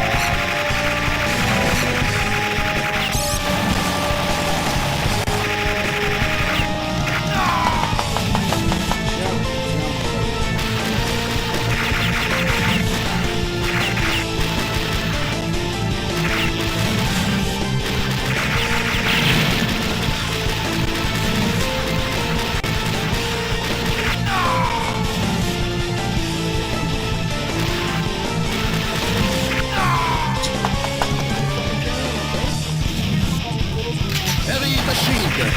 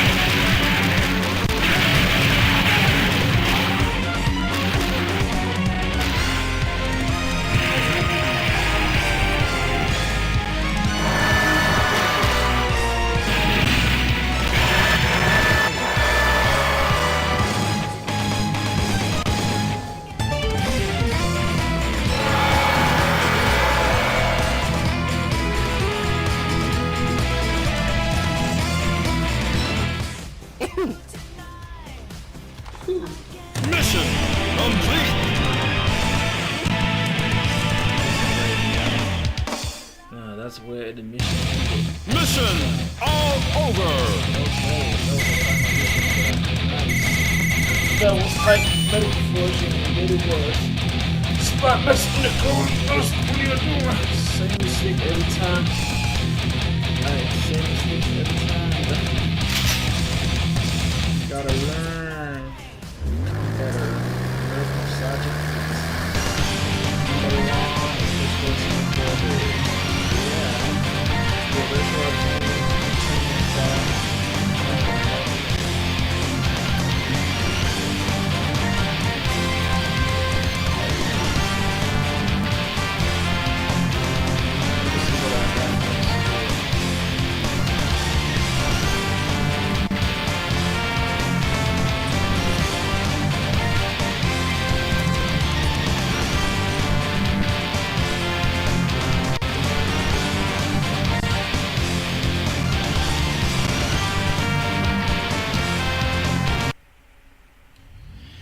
As you come in, y'all know the deal, the usual. Make sure to like, comment, share, subscribe, hit the follow. But most importantly, make sure to hit that sub. Alright, because it's very necessary. It's very important for you guys to hit the sub, for you to donate, for you to hit the bits, for you guys to join the mailing list, and to give suggestions on the type of gear that you would like to see in merch, and also some recommendations for the type of book that you'd like to read.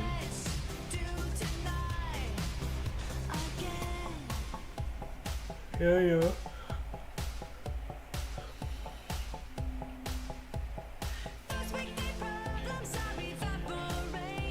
The sun is rising up right now. Agnes Flat 97, definition of insanity. Hey man, for what we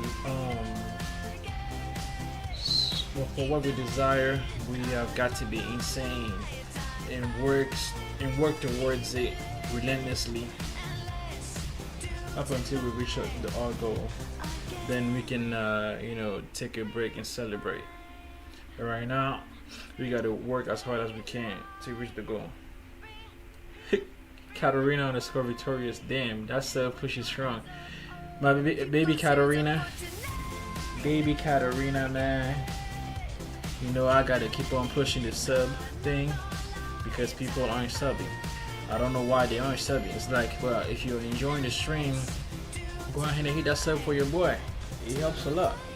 But people just aren't subbing. I don't know why, but hey, I guess it is what it is. Alright, I need you to sub, man. I pulled a fucking all-nighter for you guys, man. The least I can get is some subs, man. Can I get at least one sub today, man? Is that too much to ask? One sub, bro?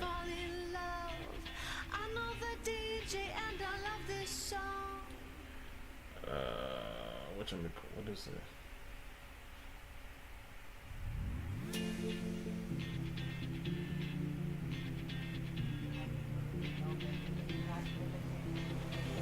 Alright, so let's go ahead and check this out. Some of them went silent overnight. So how every legendary Fortnite YouTuber quit. Ooh, okay.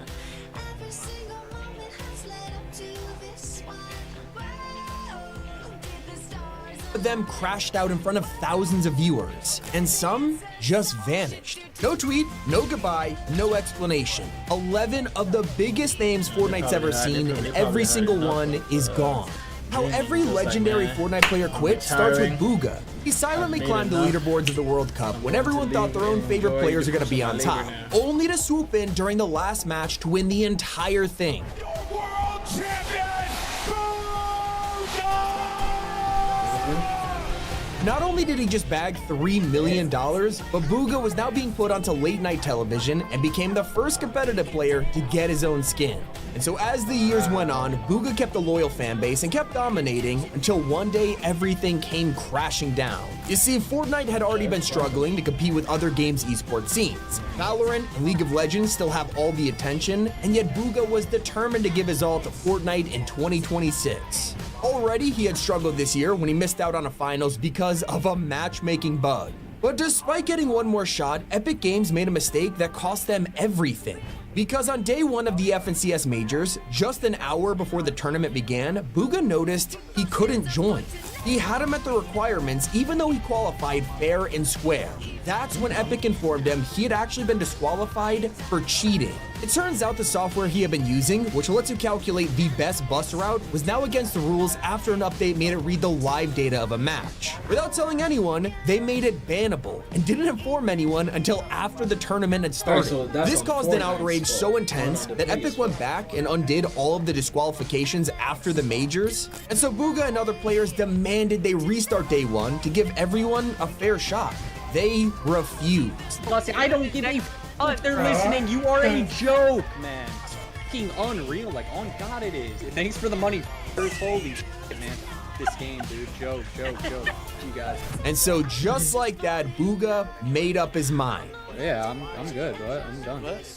What are you like trolling? This was like the last dance, bro, with Raz. I mean, bro, I was supposed to give it my all this year. That's the whole point of this. We don't all get a happy ending, you know? With one final tweet saying goodbye, Booga quit the game. But here's where it gets weirder. The next two on this list didn't rage out, didn't get wronged by Epic, didn't have a dramatic final stream. They just disappeared. Millions of followers, no explanation. Because the X2 twins were on top of the world back in the early days of Fortnite. Jesse and Jordan from Australia blew up for making insane content, and people loved their dynamic. It worked so well together. They dropped challenges, high kill games, and some of the greatest clips in Fortnite history. Oh! Get over here!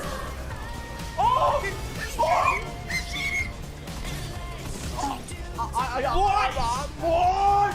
With 6 million subs on YouTube and 3 million on Twitch, they were a dominant force, and not only were they great at making entertaining streams, but they were insane at Fortnite, constantly winning OCE tournaments. But then, on March 9, 2024, they uploaded a seemingly normal video, which is Season 2 is here.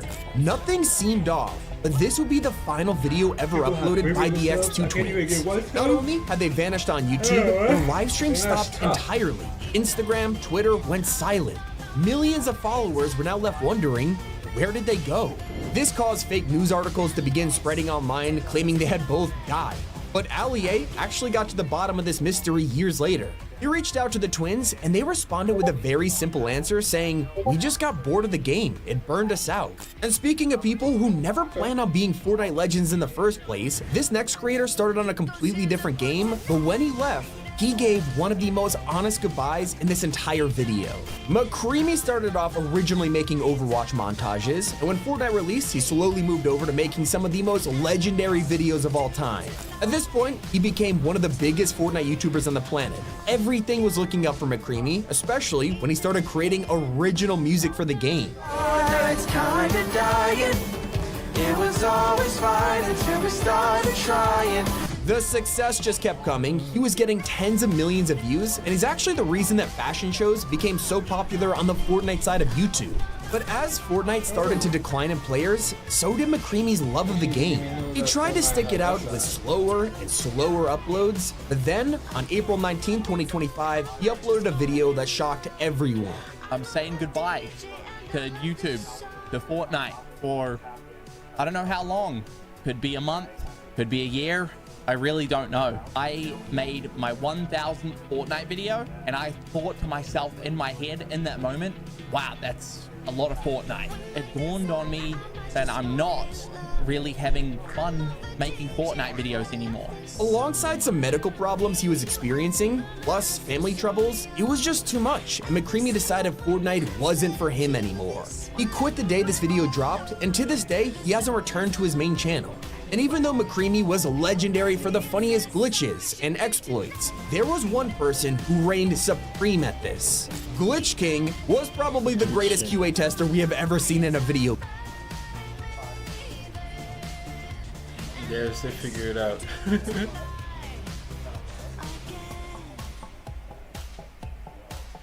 Seabear FNKXD, never give up. Yes, never give up. Never ever ever give up, even when you're tired. But you might need to take a few breaks though. Damn, you just disappeared, no explanation. Water remainder. Well, you probably had enough of Fortnite. It was like, man, I call it quit, man.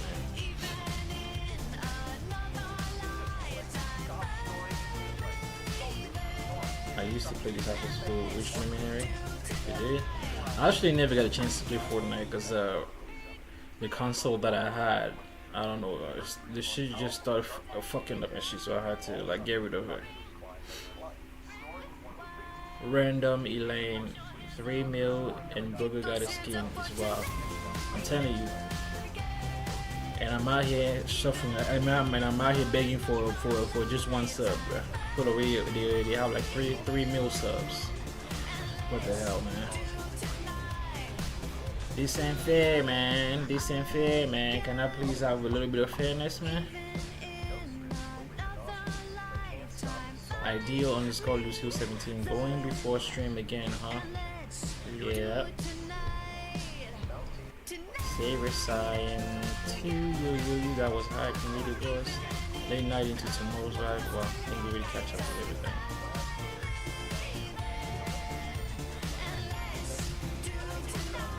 Damn, saying goodbye like that. Wow, man, shit. I guess that's a goodbye. What more do you need? Northern Doris. Game. This man really was the king of glitches, as he would expose week after week the coolest ways to break Fortnite and show just how much Epic was missing. This only works on the trees that looks exactly like this.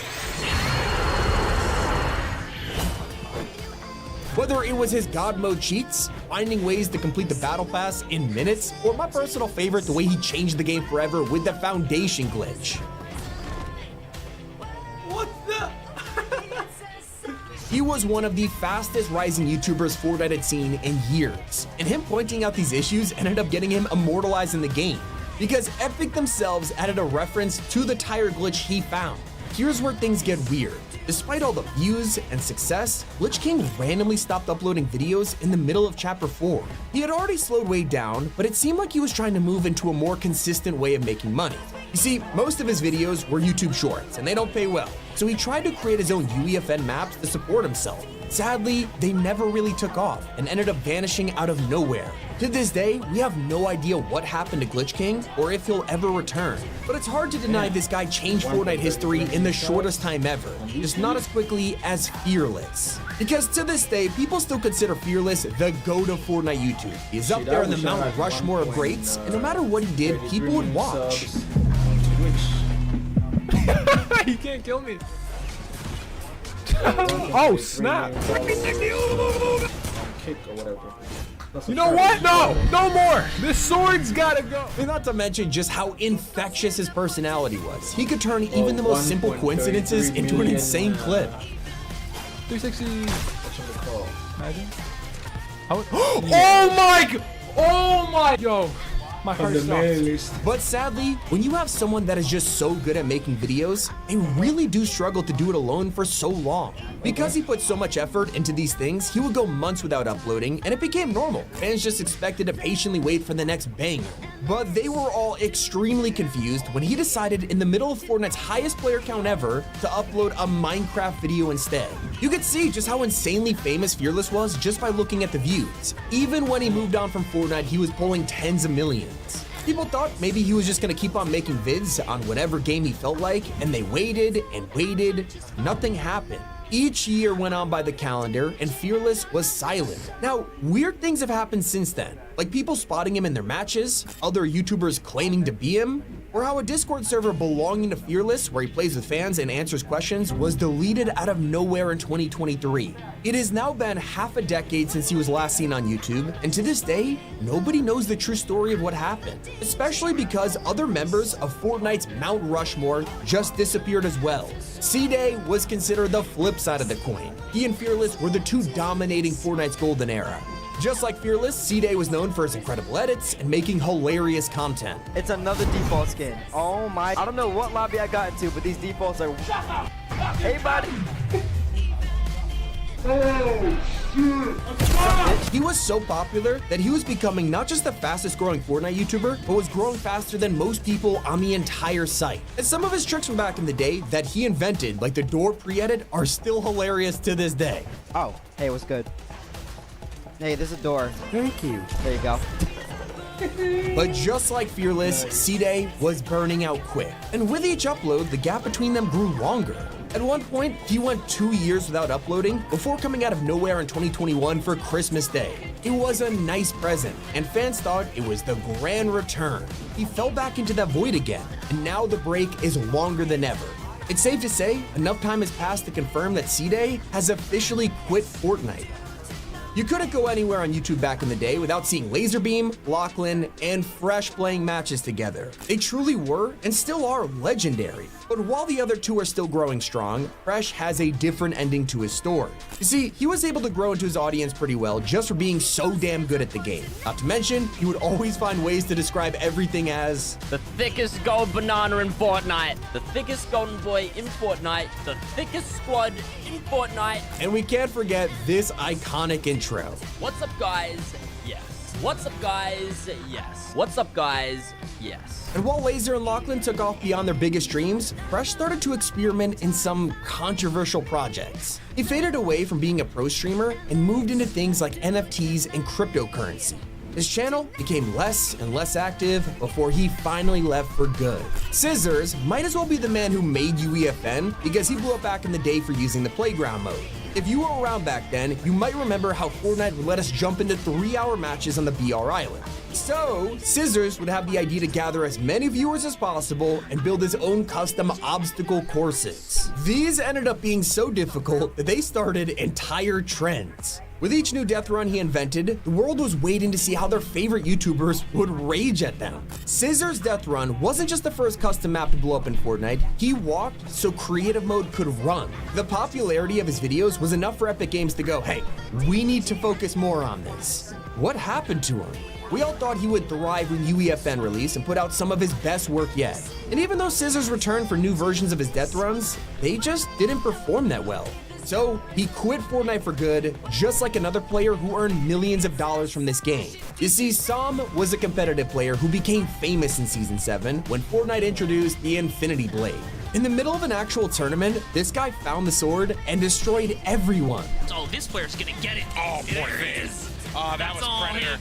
No, you're not the Predator, bud. He is. What are you going to be able to do when you're just cutting through the structures and Uzi falls to the Infinity Blade? In the span of a few minutes, Sam had proven why the Infinity Blade was busted, clowned every pro on Earth, and changed rank games forever. Because of this man, Epic focused on keeping separate loot pools for pros and hasn't added a last-minute weapon to a tournament ever since. Now, Sam went on to make tons of money in the pro scene, even qualifying for the World Cup. And over his career, he made around $2 million. But despite giving us comedy gold that will live forever, Sam decided Fortnite wasn't for him anymore. He moved to Valorant permanently, and after only a couple years doing that, vanished off the face of the earth. But CDN III is someone who nowadays you wouldn't even associate with Fortnite. He is probably the only legendary player who actually broke free from the community. Yet it's crazy to think this considering he was literally one of the first people to get their own Easter egg. Oh my God. Positivity, have a phenomenal gaming experience. CDN was also loved for his soundboard antics, his freestyles about the game, and also coming up with the streamer loot meme. Streamer loot, yep, CDN III, that's me. You guys messed up 2 of my orders this week.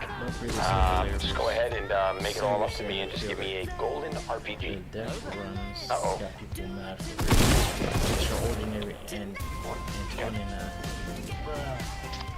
Yeah, there's my golden RPG. You will be getting a call from my lawyer. But sadly, he was a player who just loved to entertain people and wanted to make funny moments. As Fortnite became more sweaty and less casual, he was falling behind, forcing CDN to move on to other games way before any of the streamers on this list. But at least he's still around, unlike the most legendary Fortnite players of all time. That award goes to the TSM squad. I don't think I've seen a phenomenon as crazy as this. Daquan, Hamlins, and Myth were by far the most famous trio in the game's history. Like, Daquan is literally the person who invented double pump. We have to endure. There's a cleanup on aisle 6. Hopefully, Well, Hamlins invented coning. Bop! Where you going? My high ground now. And Myth was the first person to get insanely good at sweaty builds. They were literally unstoppable back in the day. Eventually, the player base caught up to them, but it didn't matter because they were so entertaining. This is what you mean. Dream Team, V-Gang. Oh! I'm V-Card now. And looking back all these years later, Daquan and Hamlins both disappeared out of literally nowhere with no explanation. It became one of the biggest mysteries in the Fortnite world. Where did the TSM gang go? Even Myth, who continued streaming, ended up leaving the game and just never returning. Who is your favorite Fortnite legend? Let me know in the comments below and use code T5G if you want to support us. It has been Tommy, and keep it here on Top 5 Gaming.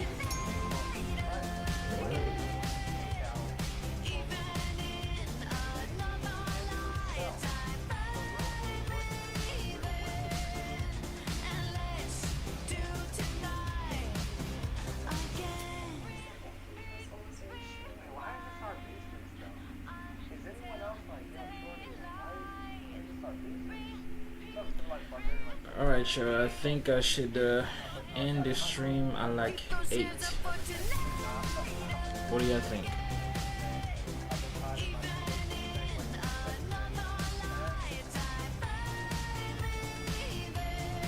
Yeah, let me know in the chat.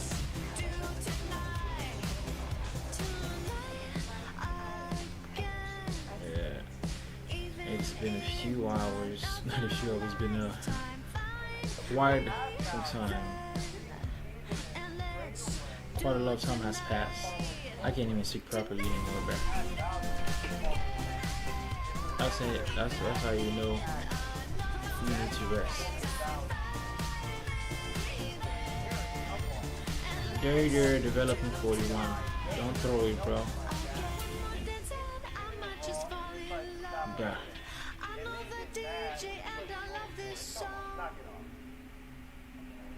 I'm not playing.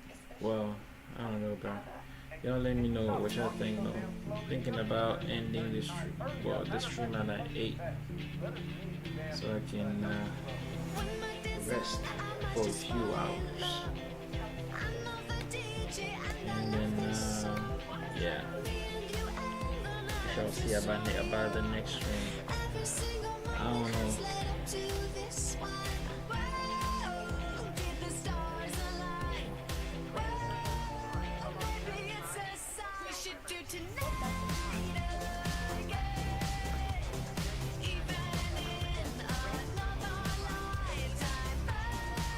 Just waiting on seeing what someone has to say about that. And this 418 is crazy.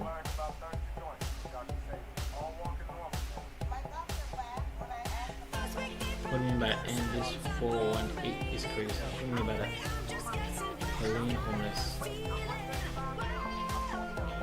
I said I was thinking about ending the stream at 8.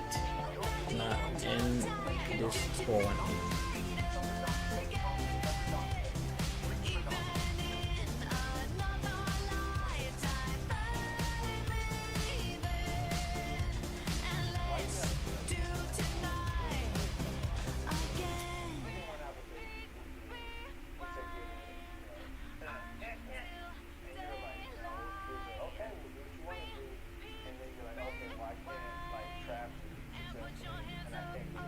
Keep those hands up for tonight.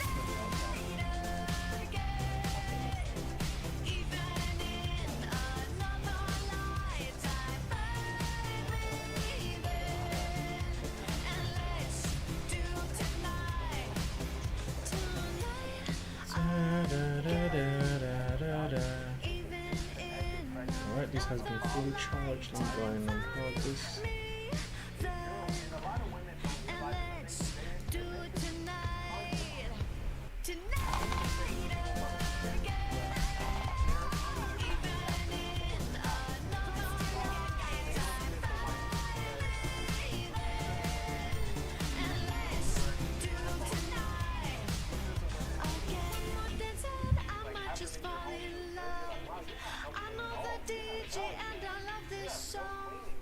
Matter of fact, you have no cleanliness. You don't know how to cook up a meal. Why your food tastes below average? Like you haven't had to eat your whole life. Like you just started eating 2 days ago. You're not a value add. You're meant to be a single mother.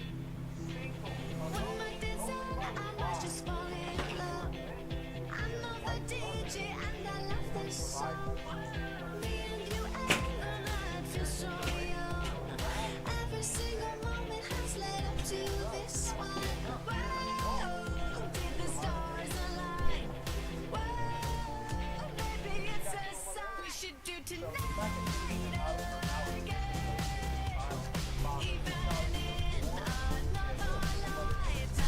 Randomly lane, can't even speak properly, it's so real. Yeah, man. You ever got that tired?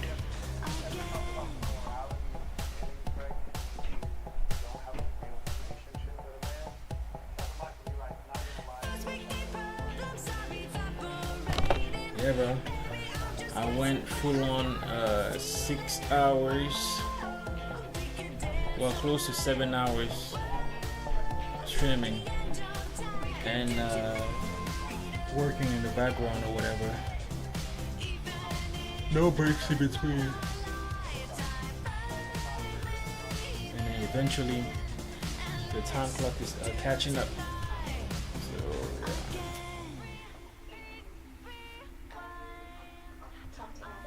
yeah, I'm just right now I'm just reading the chat, and then yeah, it's about to be 8 in like 9 minutes. So yeah.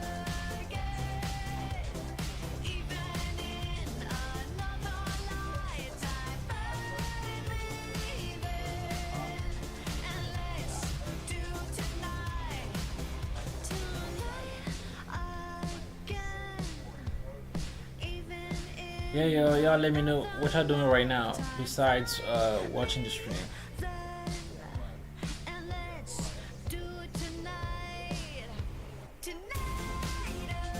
418 sounds like a game I don't want to play.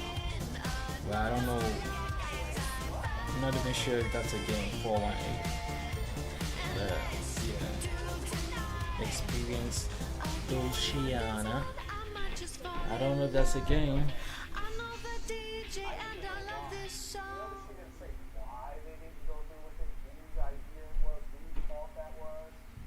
Alright. It's better be 8 in like 7 minutes. Anything else y'all want to discuss you know, before 8 a.m.?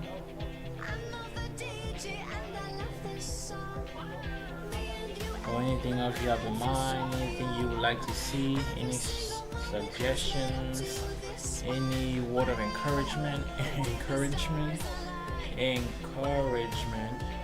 can't see properly back. Large man 7XF, feels like yesterday. Indeed it does feel like yesterday. But I think after a good rest, I'll be back to 100%.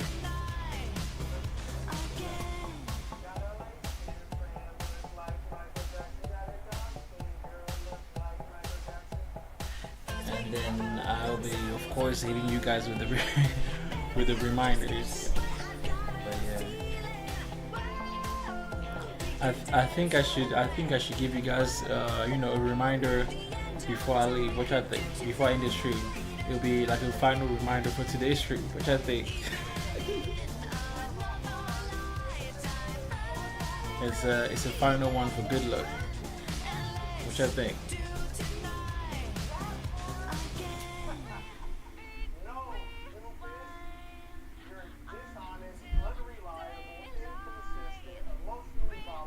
418 sounds like a cheat code, and it does. Coming on the score, Galena 22. It does.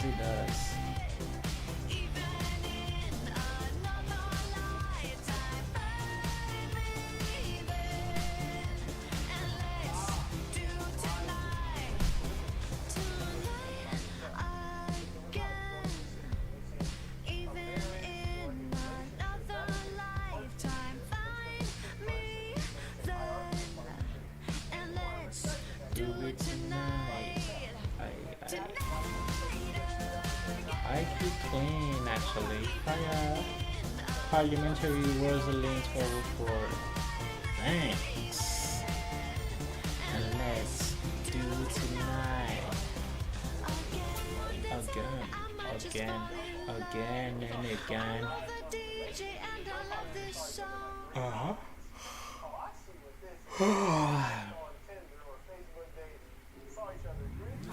Yeah, y'all. 7:55. It's about to be 8 in like 5 minutes.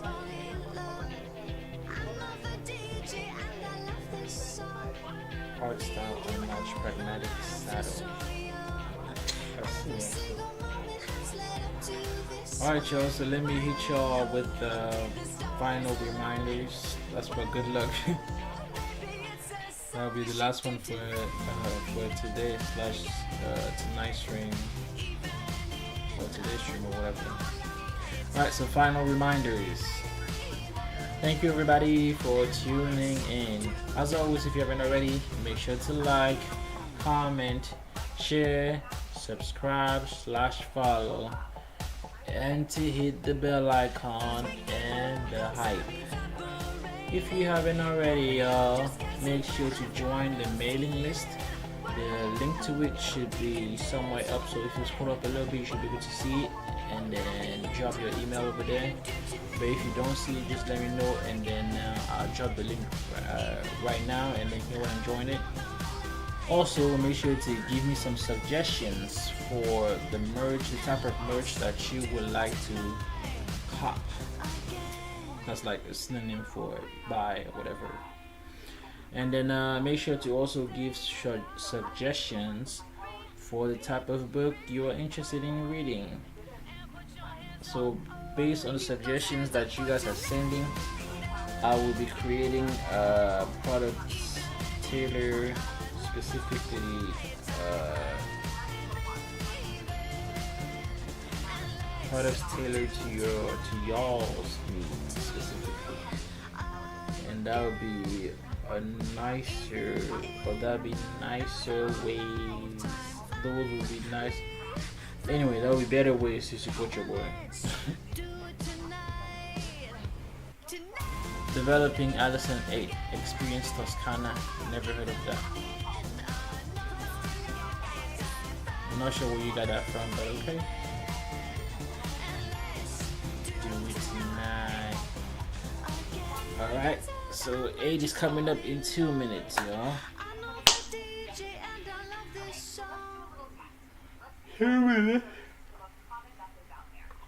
Let me hear y'all final thoughts. Final thoughts, y'all.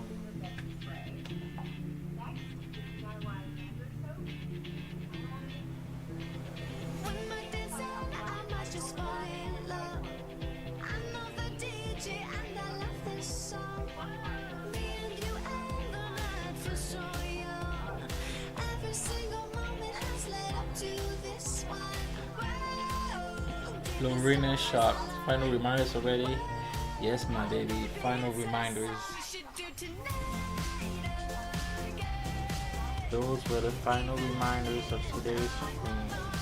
I know, just like me, you guys are already tired of hearing me going on about the infinite reminders. But as you already know, or if you are just new here and you're wondering why is this guy constantly reminding us all that stuff, it's because I'm looking to get you guys to help me out a little bit.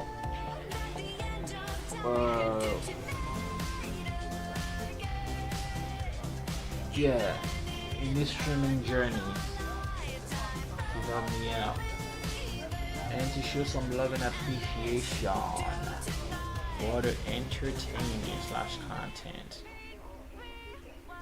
Raw _ mom said last game. Nah, bruh.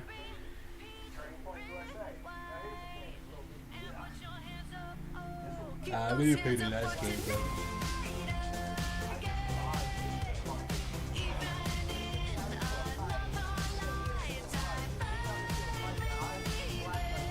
Just waiting for y'all goodbyes, man. Y'all go ahead and drop your goodbyes as we are closing the stream, and we are getting ready to go.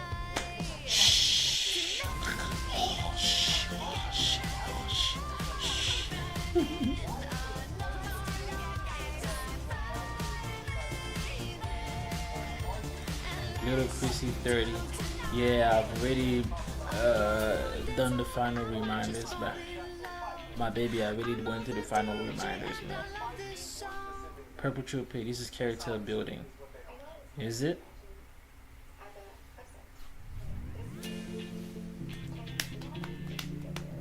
So yeah. I'll tell you what, if I get 10 subs in the next 5 minutes, I'm streaming till 9 a.m. How about that?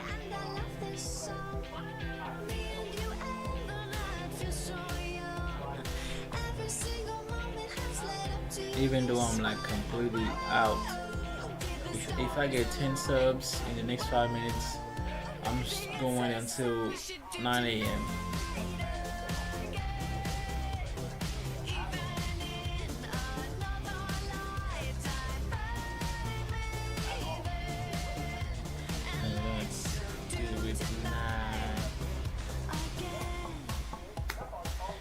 Yeah, so if I get 10 subs, yeah, let's try with this. I get 10 subscribers. We're gonna kick. Yeah, I'll be streaming until 9 a.m. Yeah, 3 more minutes left, bro. For all that.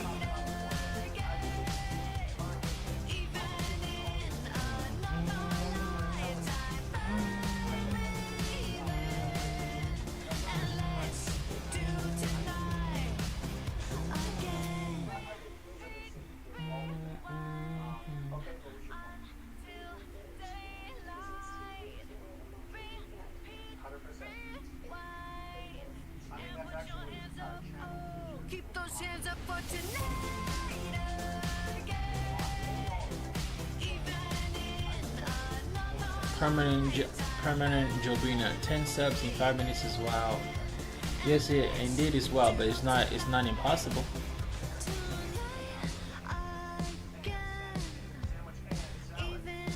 And actually, for as long as I've been streaming,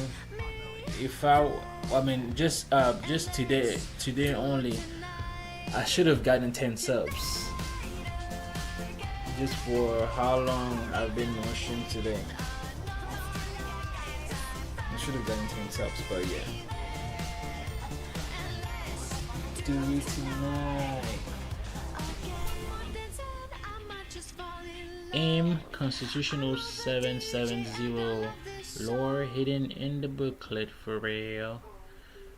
Yeah, bro. I'm like getting a brain fart right now.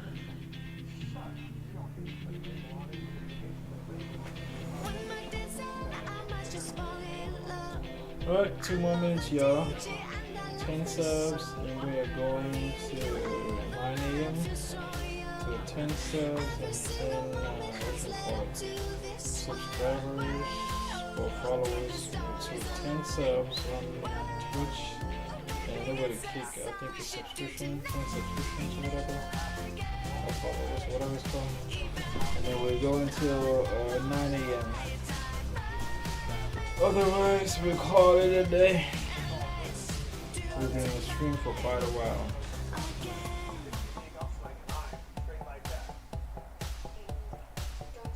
One more minute, y'all.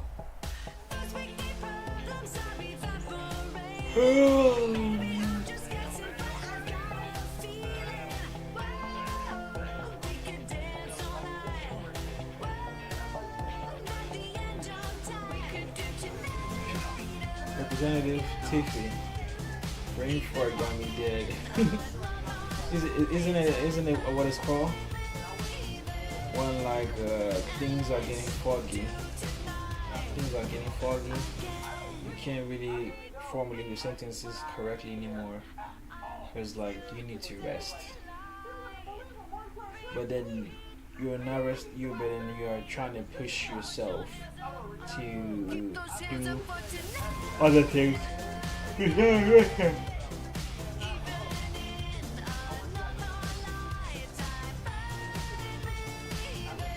Alright, y'all, so 8:05, the 5 minutes have passed, and didn't get a 10 subs over the Twitch or the 10 subscription over the Kick, so I'll have to call it a day for this stream.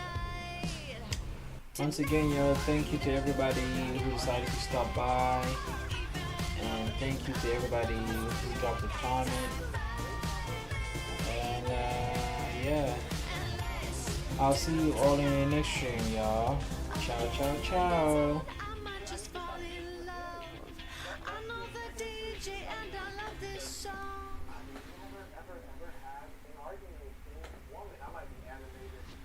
Alright.